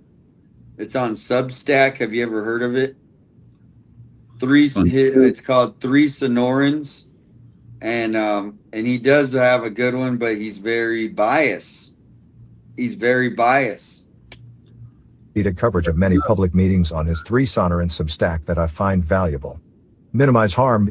The arrests raise real First Amendment issues, but it strikes me, from a more traditional perspective, that it wouldn't have come to that if the streamers adhered to anything like journalistic standards. Traditional journalists wouldn't obsess publicly over a neighbor who doesn't like us the way the streamers have over a neighbor named Sue Ellen. But so basically, when they're allowed to cover a story, they get to decide how long it is and how they want to do it. But exactly. They can't. Right. That's but funny. if we do like, journalistic standards. Dude, fuck your journalistic standards. Dude, we're all journalists. We're all journalists, bro. There's no fucking special award. She has become a right feature of many of the streams, targeted repeatedly because she has opposed their presence. Zabel has had several conflicts with neighbors. After his second arrest, he posted the name of a neighbor and accused her indirectly of calling the police on him before the second arrest. Yeah. What are you and your husband hiding? He asked. On May 24th, a neighbor walking by with a young child told Zabel he should get out of here. Zabel, 2 hours into what would be a 5-hour live stream, launched into a profane tirade against him. F you look like the perp, Zabel concluded. It often comes back to that. If a person crosses the streamers, or simply crosses their camera view, they become the subject of idle, public speculation and accusations in the community, as Solkowski was. This runs counter to one of... What's that? He told me to get out. He goes, you need to get out of here. Remember that dude? I didn't say a word to the dude until he said that. You know what I mean? Well, all you have to do is, if you look at a map and where we sit, they are actually instigating it with us. Because unless they come to us, they're not in contact. There's many other roads they could take to get to their house around there. You know what I mean? They do not have to come by. They are the ones that are actually stalking us. Yeah. I'm not kidding. And they're telling us that I wanted to force interviews on people. Never. No. For months, I didn't even say anything to any of the neighbors purposely. No, that's the whole thing is, if you could draw a diagram and they can go, okay, where's your house? You're going on a walk. Well, if you don't want to be, you go down this street. Well, they're there. Well, if they're there and you don't want to be around them, then go somewhere else. If you don't mind, then walk by them. Just like a lot of people, they don't say anything. They just walk by, and they can be mad too and not say anything. That's it. they're Write a right. letter to your congressman or something. You don't. He said it to my face. You know, so like when they say those things, they're like, come on. They expect me not to react. Is that They part of my instigated you. Yeah, you know what I mean? No, because I looked at the neighbor. I'm like, look, even if Sue Ellen, because I was sitting that day that I got arrested, Sue Ellen came driving down the road and she was going to take a right and she decided to take a left. Well, because she took a left, she had no interaction. She didn't even have to see me. Right. And so that's the thing is like where we were sitting, even the gym neighbor, if she took a left, where does she go? Out of the neighborhood, and she doesn't have to see. If she goes right, so it's up to them. They're the ones that are approaching us and then expecting us to just ignore them. And you know, it was for me, maybe for the last 2 months, I was starting to just go on Fridays. You know, I would just go on Fridays, but then they started saying that we're not supposed to be there, so I stepped it up a notch, and that's how they took it, and that's how they reacted with that kind of shit. You know, No, First Amendment violations by every page on the board. Like everybody says the same thing. Like, of course, there's going to be people like you resisted, you did this and that. Come on, man, I could have fucking flattened both of those. I could have took off in their squat. I mean, come on, man. Resist an arrest. I am allowed to ask, why am I being arrested for? Especially when I don't even know what the fuck, when I know I haven't done anything wrong. So to me, I'm like, you know, and people say, don't talk about your case here. I don't give a fuck. I know that's all bogus. Well, the main thing is, as far as, you know, the video, as far as them grabbing you is that right there. The probable cause is everything against the Constitution. Everything. I mean, that they talk about that all the time with these protesters out there assaulting our federal, you know, as soon as you go and you know, they go and grab you like that. Yeah. It's not like it was a protest. You're literally sitting there on a chair, minding your own business, and they come in. To me, that's like what is in the Constitution is your life, liberty. Those are the things that we have that are the only thing that we can really hold on to. Where, yeah, that was they took my liberty from me, and you know what I mean. In other words, and for no reason, you know what I mean. No, they could have talked it out and said, "Look, here's the deal." Kind of like what they did with Juice, but they chose to do that because they wanted to get a reaction from you. They wanted that reaction. That's why they brought in the top guys, because those guys aren't going to get in trouble, right? Because they're already under Nanos's Angel team, his best team as far as protection. So they could do whatever, and they're probably not going to get in trouble. And we even got tried to get a hold of internal affairs twice. I went to the Dunspick or whatever building twice. Of course, they weren't there. Finally, some lady calls me back, and I tried to schedule an appointment. Oh, well, we don't do appointments. Dude, I already didn't trust these motherfuckers because they're under Nanos already. So, of course, they're not going to look into all that shit. So I was all out. I didn't even fucking call her back after that. I'm like, I have nothing to say to you then. If they can't even talk to you face to face, aren't you internal affairs? The fuck? No, they're internal protectors for Nanos. That's what they should be called. That's what they should be, bro, for real. The 4 tenets of journalistic ethics laid out by the Society of Professional Journalists minimize harm. Balance the public's need for information against potential harm or discomfort. Pursuit of the news is not a license for arrogance or undue intrusiveness. Intrusiveness subjective. Concepts like undue intrusiveness are subjective, but I suspect they are the reason why concern about the arrest has been muted, limited largely to the streamer communities. I know from 31 years of experience that intrusiveness is essential to journalism, but not being a jerk unnecessarily goes a long way toward So he gets to decide what it is, but if he doesn't like it, then he gets to go on and write out that, you know what the thing is we're crushing his numbers. This guy, he might get 5 people, 20 people at the most, maybe 50 if it's a good article. If it's about us, it'll be, he's got 200 comments on his Facebook page. Go follow him. And that's the thing is, he knows that obviously it's changing, but then he's trying to play both sides of the fence, right? Instead of just being, I don't know. I guess I wish these people worked with us more because it's like they see the value that we are. He says it in here. We're a community. We got and they have good experience. These people are they've been in the business. They're not all bad people, right? They went to college, right? And so some of them even know we have our own style. I respect a lot of the, But we in the also didn't sense. tell them. No, also weren't there trying to tell people how they were supposed to do their job. You know what I mean? So it's funny when we hear that. I hear it. I'm sure you hear it a lot too. Even Crystal telling us how we should do our pages and how we should do and how we should do this. And I'm like, we're navigating it on our own. We don't need to tell people Right. that stuff. I mean, we're adults. We're grown. We're smart people. You know what I mean? Our hearts are in the right places. This is why we're in this community. You know? Yep. What were you gonna say, Crystal? Yeah. No, I was agreeing 100%. We have to navigate this on our own, but we also have to stick together. Yeah. Yeah, exactly. I liked Learn what you from wrote each other. today too. You what? You went live I like earlier, what huh? 857 wrote today.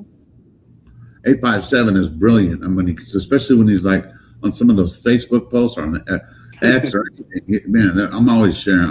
I don't really share a lot of stuff, but when I find something that touches you, you're like, that's the shit right there. And 857 does that all the time, man. I'm telling you. Yep. Whenever he sits down and puts Yep. something down. That was the like, sauce man, today. yeah, sauce. He'd be saucing it. Yeah, I can be intense, but a lot of it is just because I want to see, Truth, the truth. You have a good heart. the truth. Good heart, but you're also a constitutionalist, bro. There's certain things that we are just allowed to do because there's many things we can't.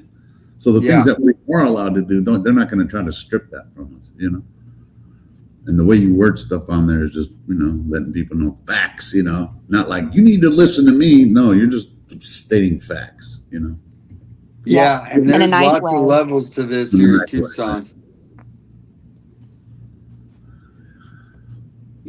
What'd you say, Crystal? I said in a nice way. You always say it in a nice way. He does. He Yeah. does. Well, that's the thing is here in Tucson, you know, I'm not going to get political, but you really have, I really don't want to have anybody. I understand both sides, just like, you guys probably do. So, but you can easily get judged, right? And put into a box. Oh, you're this, you're seeing it happen right now. We're all seeing it, me, you, and we're YouTubers. And that's what we're fighting for, more than, hey, we're actually sticking up for people all across that want to, start. It could be some Tell me. guy, and I'm going to show you that video after this, the guy who got arrested. Keeping the peace. Still, the fact that streamers don't fit the traditional conception of a journalist doesn't mean the streamers aren't protected by the First Amendment. Beyond freedom of the press, of course, that amendment guarantees freedom of speech and freedom of assembly for everyone. And it does concern me that complaints from neighbors led, finally, to arrests. That's not because I'm sure all these arrests were wrong, though I'm all but certain that at least one case will be dismissed, but because I can imagine situations in which this principle could be abused. So I'm glad that the streamers have been able to crowdfund some money for legal defenses. The cases against Zabel, Bradshaw, and Enderle deserve a strong First Amendment-based challenge.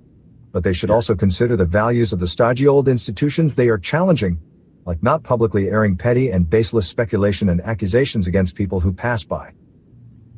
Here's another related story. He's mad about his intern getting picked on.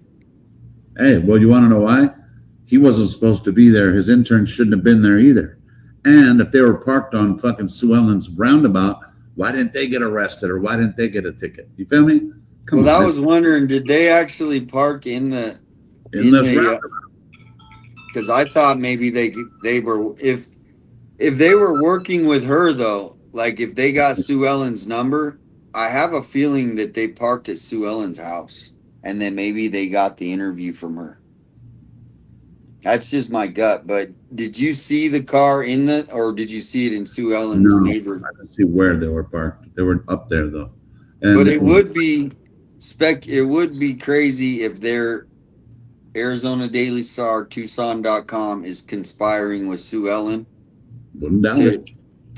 well, it's so yeah, that would be a good question. I'll have to ask him, but if you want a good some comedy, go to his Facebook page and just read the comments on this post. It's pretty deep. It's fun. They got our backs. Everybody does usually. Hey, did you see? I know. Not in this one. No, it's because he has a bunch of old like. I don't want to watch it. Then I'm not going to go watch it. No, it's I stuck up for us. Those people got our backs. You know what I'm saying? There's a couple people that are going to be like, "Well, they shouldn't have been there." Okay, whatever you think, we shouldn't have been there. You know what I mean? We're allowed to be there. That's just the fact. A lot of them are just old school, like they're used to like, Peter Jennings. Hi, this is a NBC News. Other cops or something. You know what I mean? I'm like, but this is the guy, and he has a page just kind of like mine, 857, but his is called Tucson Parks and Wrecked. Or Wrecked. And so basically it's supposed to be Rex because, that's the name of our. So he basically exposing incompetence, corruption, nepotism, and bigotry at the Tucson Department of Parks and Rec. So he goes around, you can go to his page, and he just exposes, like, here's a drinking fountain at one of our parks. The kids are supposed to go drink out of this drink. This is all he's doing. He's just showing, hey, this is our government, money. Here's a guy. I shared this one today. This is a park, and he's doing his thing there. But here's him getting arrested, or they came to his door. Essentially, what it is. Okay, I want to record this because you want me to explain? This just happened so they sent the sheriffs and TPD to his house. Explain it to you? Yeah, Make it sure. A little simpler? Yeah. Okay, there's only 2 pages here, so. Hoorah. Okay, this is out of Pima County Superior Court. It's an injunction against workplace harassment. The plaintiff is the city of Tucson Parks and Recreation. Okay. Now, it's on behalf of all these people that are listed here. Okay. Can you see the names okay? Do you want me to say them? I can see them. Okay. There's 1, 2, 3, 4, 5 people listed there. Laura, John, Gregory, John, and Corey. Okay. Bonias on one of the Johns, Jackson on the other. Which the other John is Mancine. Okay. Well, here we go. You're listed as a defendant. Okay. And I'm going to go down here. Basically, everything that's checked is what you want to go by. Okay. The court hereby finds that the defendant, being you, shall have no contact with a plaintiff's employer or any other persons while this person is on or at the employer's property or place of business. Yeah. Do you happen to know that cop's name right there? And then did that guy work for the Pima County Parks Department for the city or for the county? Yeah. So that's what this is about too. So he used to work for him. So in other words, he seems like a disgruntled dude. He probably lost his job there, right? It's partly that. Like, I don't know the whole story, but the main thing is, it doesn't. I mean, as much as that could be the case. I was just curious though. So he's also a government whistleblower. Gotcha. And then you don't know what that sheriff's name is because he looks familiar. No, at the beginning, no, I don't think. Okay, keep it playing. Then maybe we'll see it because it's on his shirt. It's on his jacket. So. Yeah. Thanks. But no, it's a good point as far as being disgruntled and like, oh yeah, but and he's allowed to be. He's allowed to be. But what I'm saying is that might give them a reason to do where they're saying he's not allowed where? Is that what he's gonna say? To the park or to the Oh, and he was he got charged with something else. He got charged with I don't know the whole story, but he has like actual charges with the court for something involving like streaming. So basically, I heard, and I'm just, this is rumors that he maybe was like taking pictures of the director at her house, like, you know, as she was walking inside of her house.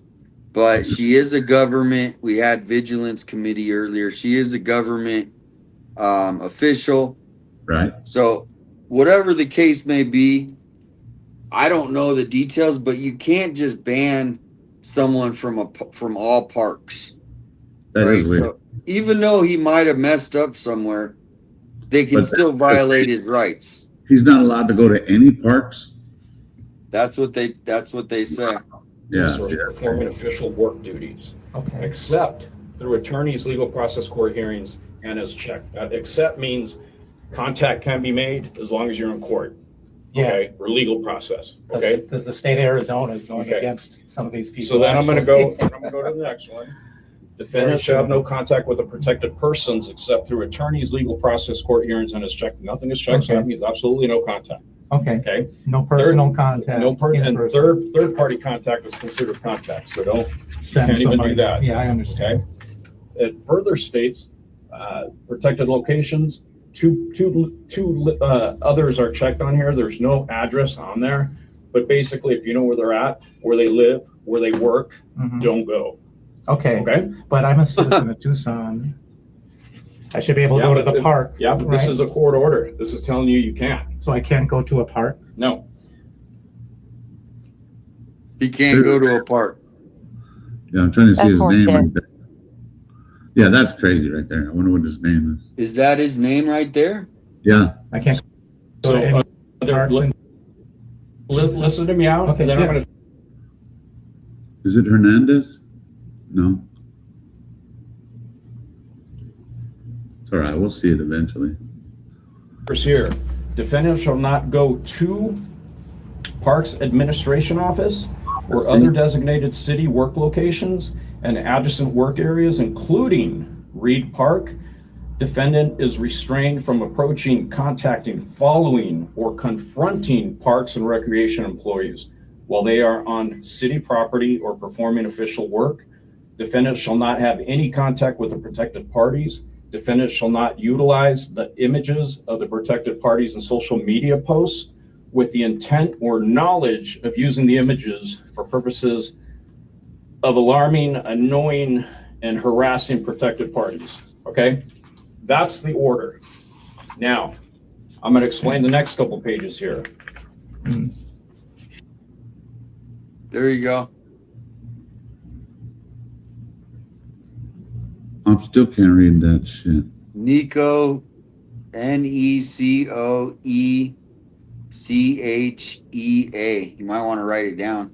Unless did this guy look familiar? Yeah. Mecochet? Mecochet? There you go, Necochea. But spell it on my bad. I should have had my pen. Necochea.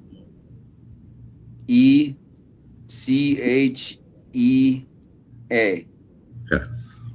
Just curious. I just like to know some of their names. Oh, being that you stopped it. So what about, it sounded like, and of course, like you said, you don't know the story. I don't know either.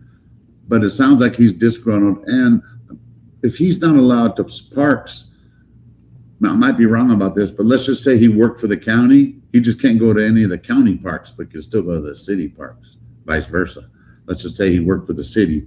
And it seems like he's been, like what you said, they're kind of like, he's doxing the employees that work there and some of the directors and stuff like that, where I could see why. Well, here's the thing, yeah. I've been following his page. He's pretty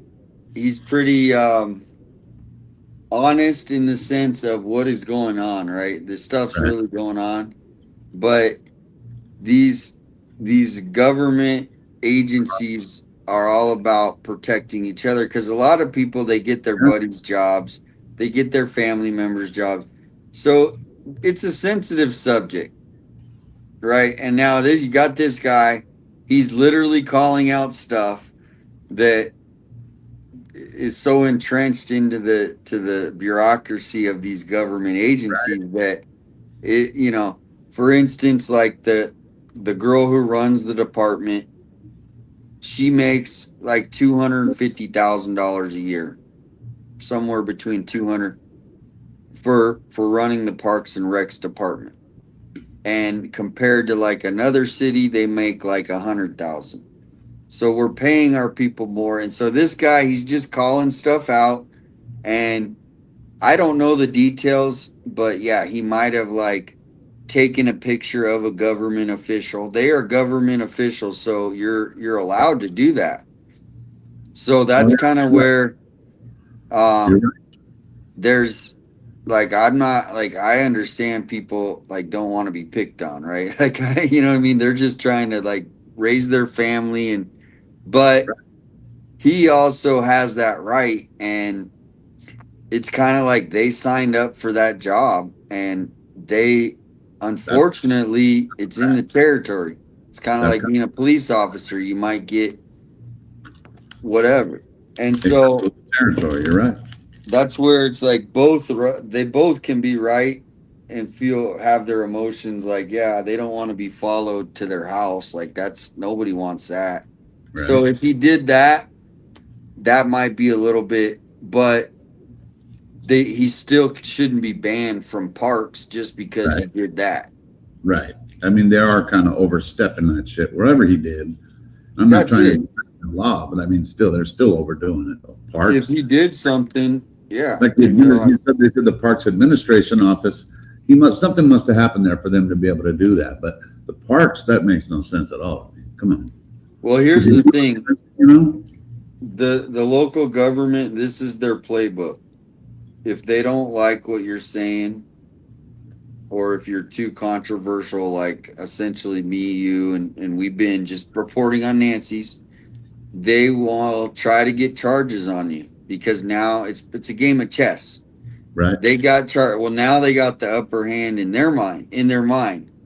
They got the upper hand because now they silenced you. That's the whole goal. They want to control the narrative.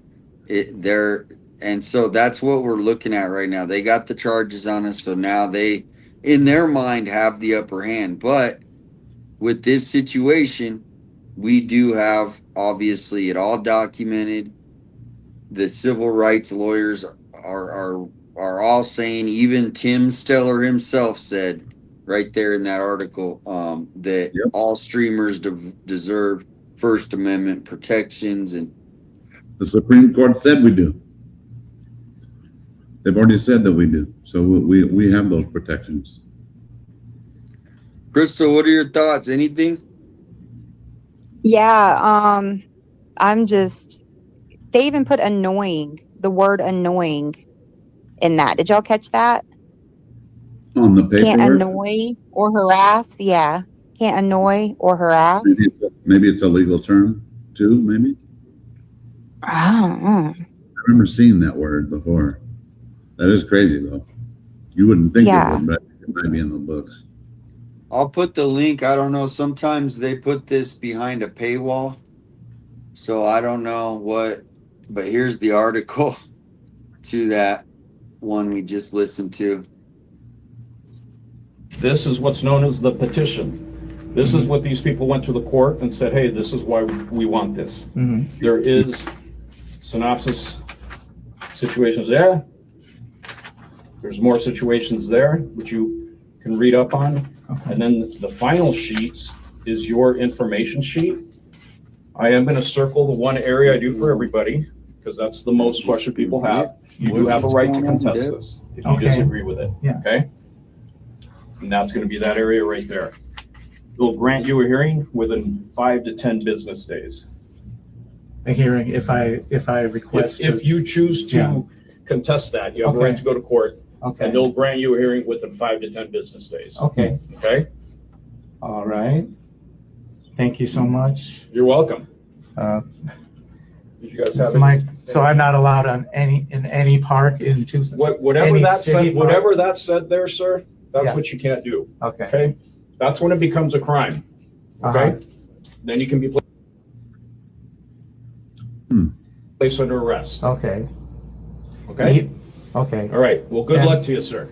And things that are already on social media, am I required to take down? No, whatever's there is there. Already? Just don't continue doing it. It probably would be better if you did, but that's just, The thing I'm is- not giving you legal okay, advice here. okay. That's up to you. They're public figures. You may so- not want to walk the line Yeah. on things. Does that make Okay. sense? Yeah, but Okay. No sense in these antagonizing people are things. public figures and they're totally corrupt and Okay. make Well, I'm they're- not here for that, sir. make I'm here to racist give you that. If you bets have any on questions older about it, black people that work there and Okay. Well, all good luck sorts to you. of- Okay. okay. I would just say pursue Thanks. whatever legal process. Yeah, I know.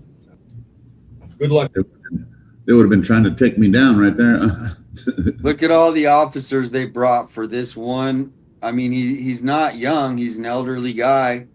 Like he's gonna be some threat to them. And they got to bring. Look at this guy. This All guy. right, thanks. One, Appreciate two. it. Thank you, Paul. Have a great rest of the day. Essentially what it is. Okay. I mean, I want to. I'd have a lot of questions Ended, for. okay. But parties to finish. What's that? I think I'd have to see his paperwork to kind of like, because it's kind of vague, and then he doesn't really finish off saying it. But I don't know if he's not allowed in all the parks, is what I'm trying to say. Yeah, no, but even one park.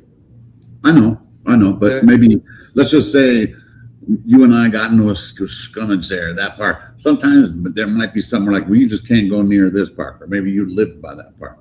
But here it seems like, because when they said they went to the courts to petition, he said these people. So whoever these people are, which is, likely more than one. And then, like you said, of course, if they're public, would you say public officials or whatever? Then that's exactly what we're allowed to look at. That's exactly why there is freedom of the press. So I get it. But yeah, I don't know if but I guess he did say that though, about the park. He really has it out for a couple of them. And here's all the photos of the people that he is not happy with. Apparently he doesn't like this lady right here. No. Yeah, she's on there like 20 times. Yeah, he's got a grudge on her. She's doing well though. She's making over 200 What is that word? G's. What is that word right there? Nepotism. That's basically where they like give their friends the jobs and stuff. Like family members get the job. So like that's life though. That's kind of how a lot of life happens though, really. Yeah, no, it does, but it also can create over time. It can create a lot of so Makes like a lot. of course, that happens, but it's to the point where It's too selective now. In other well, words, it just can go into corruption because in different things. it makes So sense. You're right though. I mean, we're kind of seeing it with Adelita Grijalva, her dad Raul Grijalva, and then so there's it's a whole family, the Ekstroms, I don't even want to get into it, but Tucson is built on nepotism essentially. Gotcha. It's not like a normal city. I hate to put it that way, but anyway, so that's it with that. But Yeah, so 857, not to cut you out, but hey, I appreciate the invite. I wanted to told you I was gonna come by the other night. I didn't. I just wanted to come in and say hi, but I'm gonna go next door. My kids are still awake, so came by and said I'm hi. signing off here too. So good to see you, Crystal. Good to see you, Damien. Good to see you. Congratulations And happy on hitting Father's that Day number. again, you too. You can breathe easy now with not, having to worry. And then tomorrow, We'll sleep better tonight. I'll tell you that. yeah, call me in the morning because tomorrow we got to meet. Tomorrow we're meeting. Remember, right? Tomorrow? Yeah, at 11 in the morning on Zoom. You remember? 11? Yeah, just Zoom, huh? On Zoom or on here? Zoom. Remember, we got a Zoom meeting. Oh, the Zoom. Gotcha. Yeah, Yeah. 11. All right. All right, my brother. All right. Have a good night. Good night, All Crystal. right. Thanks for stopping in. Good night. Good night. All right. I think I'm going to call it too. I want to be able to wake up and not be tired. But Yeah, same. what are your final Anything final? I hate that this is going on in Tucson. They are just absolutely just trying to silence everybody. There's so much corruption around there, but yet they're bringing, like, they're coming in 4 or 5 deep for petty shit and, oh, sorry, petty stuff. When they just need to be focusing on the bigger picture. So, my hat's off to you, because you've got patience and you're trying to be supportive and trying to keep it out there. So good on you. Yeah, I mean it's yeah, it's definitely a balance of people are, they want us to not cover it for whatever reason. I don't know why, but I think it's their only personal, because it's probably annoying for people who aren't that invested into it to keep hearing the story, because in their mind they already lost hope. And so Yeah.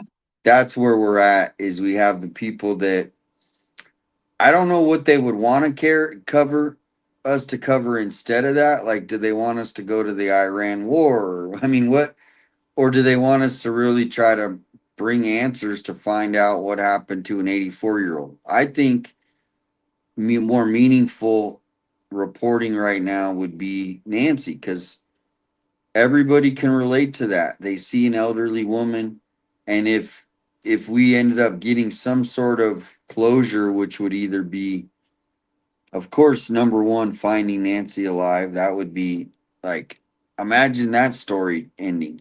Or we get the suspect and then they find Nancy's, remains, so the family can at least have closure. But in these situations, we all need to have closure at some point. And I don't know what the closure is going to look like, but like a bench, I thought, well, maybe if we all get a bench one day and we can lay Yeah. flowers there. But eventually, how does the public get closure? Is it like John Benet Ramsey, where 10 years down the road we're still talking about,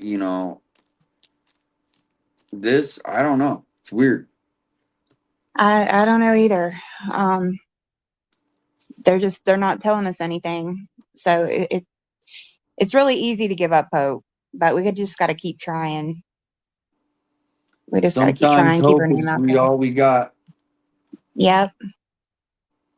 So I'm gonna play Angela has a new song out 14 hours ago.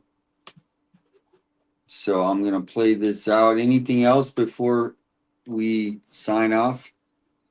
No, I just want to tell everybody a good night. Happy Father's Day again to everybody, to all the daddies out there. Thank you. And just take Happy care, Father's okay? Day. You too. Thanks for coming on. And All go right, give her thanks a for having me. follow. Crystal Crime Board. How many subscribers do you got? Last I checked, it was like 662, I think. Nice.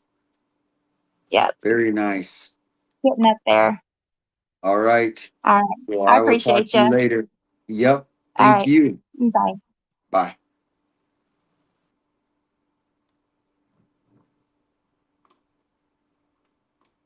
All right. Let's see who's left in the chat. Yeah, let me put her link in there. Let me put her link. Whoa, man. I don't like to yawn on stream, but wow, it hit me. Hit me quick.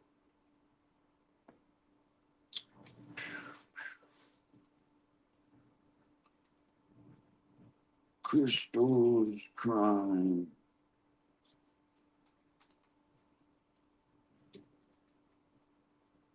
All right, so here's her link. She has been covering Nancy Guthrie, other things I think as well.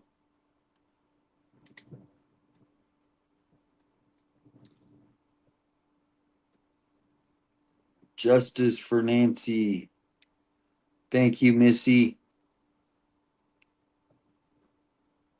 can we drop some links for chatters? Actually, I'm getting ready to sign off. I got to sign off so I can have a fully energized day today. So next time I'll be always bringing on people. Did you see saying about warning you guys what trying to take down the gifts and go? Yeah, no, there's nothing to take. We're not breaking any rules. So, I mean, these people, that's why we went to Give, Send, Go, because they understand. They have a better system. So I'm not worried about anything being taken down, but here we go. This is, thanks for warning me though. I appreciate that. And anybody who's always watching our back, right? We got a big community.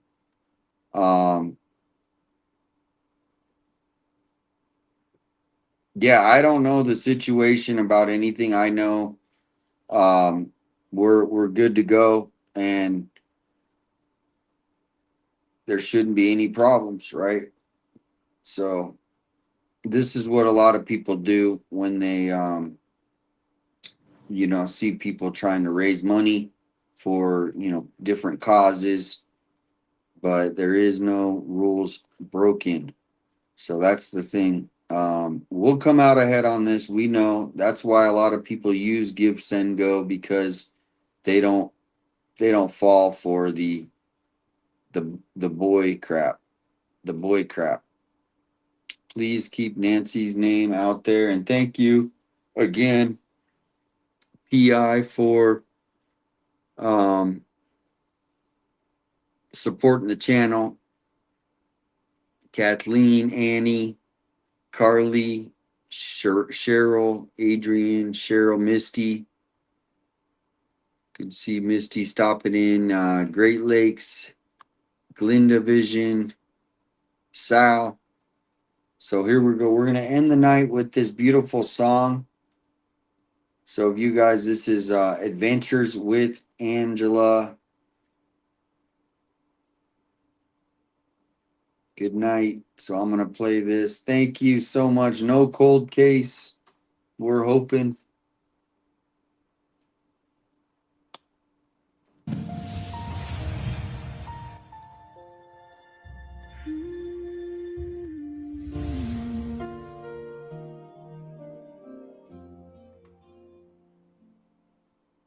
"16 summers and a wide open sky. Hope you guys sleep good. I will talk to you tomorrow. Thanks for tuning in, supporting with positive comments for everybody, but just the love, the compassion, the care everybody has for us. It's just I feel the energy. You can see it. Alex feels it. The juice. So thank you guys. One last message before heading home. I will catch you guys on the next stream. Sleep good, and hope you guys have a good week. Peace and love, everybody. Good night. The dark settled in, and 1,000 questions were about to begin. The morning came calling her name through the pines, but only the silence answered this time. Kylie, we still say your name. The whole town searched for you. Every road, every shoreline, every trail they knew, holding on to hope when the days fell long, praying somehow you'd find your way home.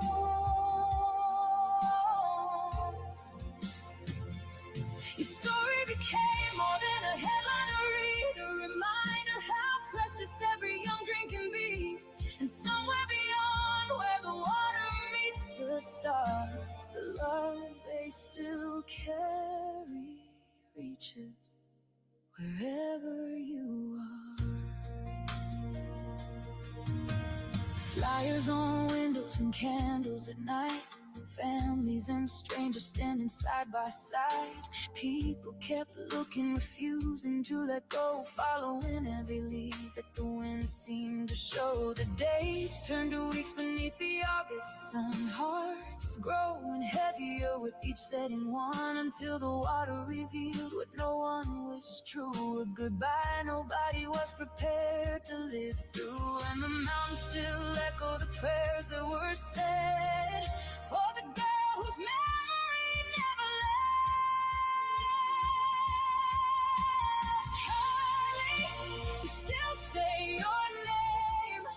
The whole town searched for you. Every road, every shoreline, every trail they knew, holding on to hope when the days fell low, praying somehow you find your way home. Your story became a name people carried with them in your life. Nobody wanted to forget, and somewhere beyond where the water meets the stars, the love they still carry reaches wherever you are. You were somebody's daughter, somebody's best friend, a laugh in the backseat, a life just getting started. And though time keeps moving, some memories stay like footprints in the mountains that never wash away. Kylie, we still say your name in hearts that never let go, in every reminder to cherish our time and hold the ones we love a little tighter tonight. The water may keep its secrets below, but love is the one thing that never lets go. And somewhere beyond where the water meets the stars, the love they carry remains.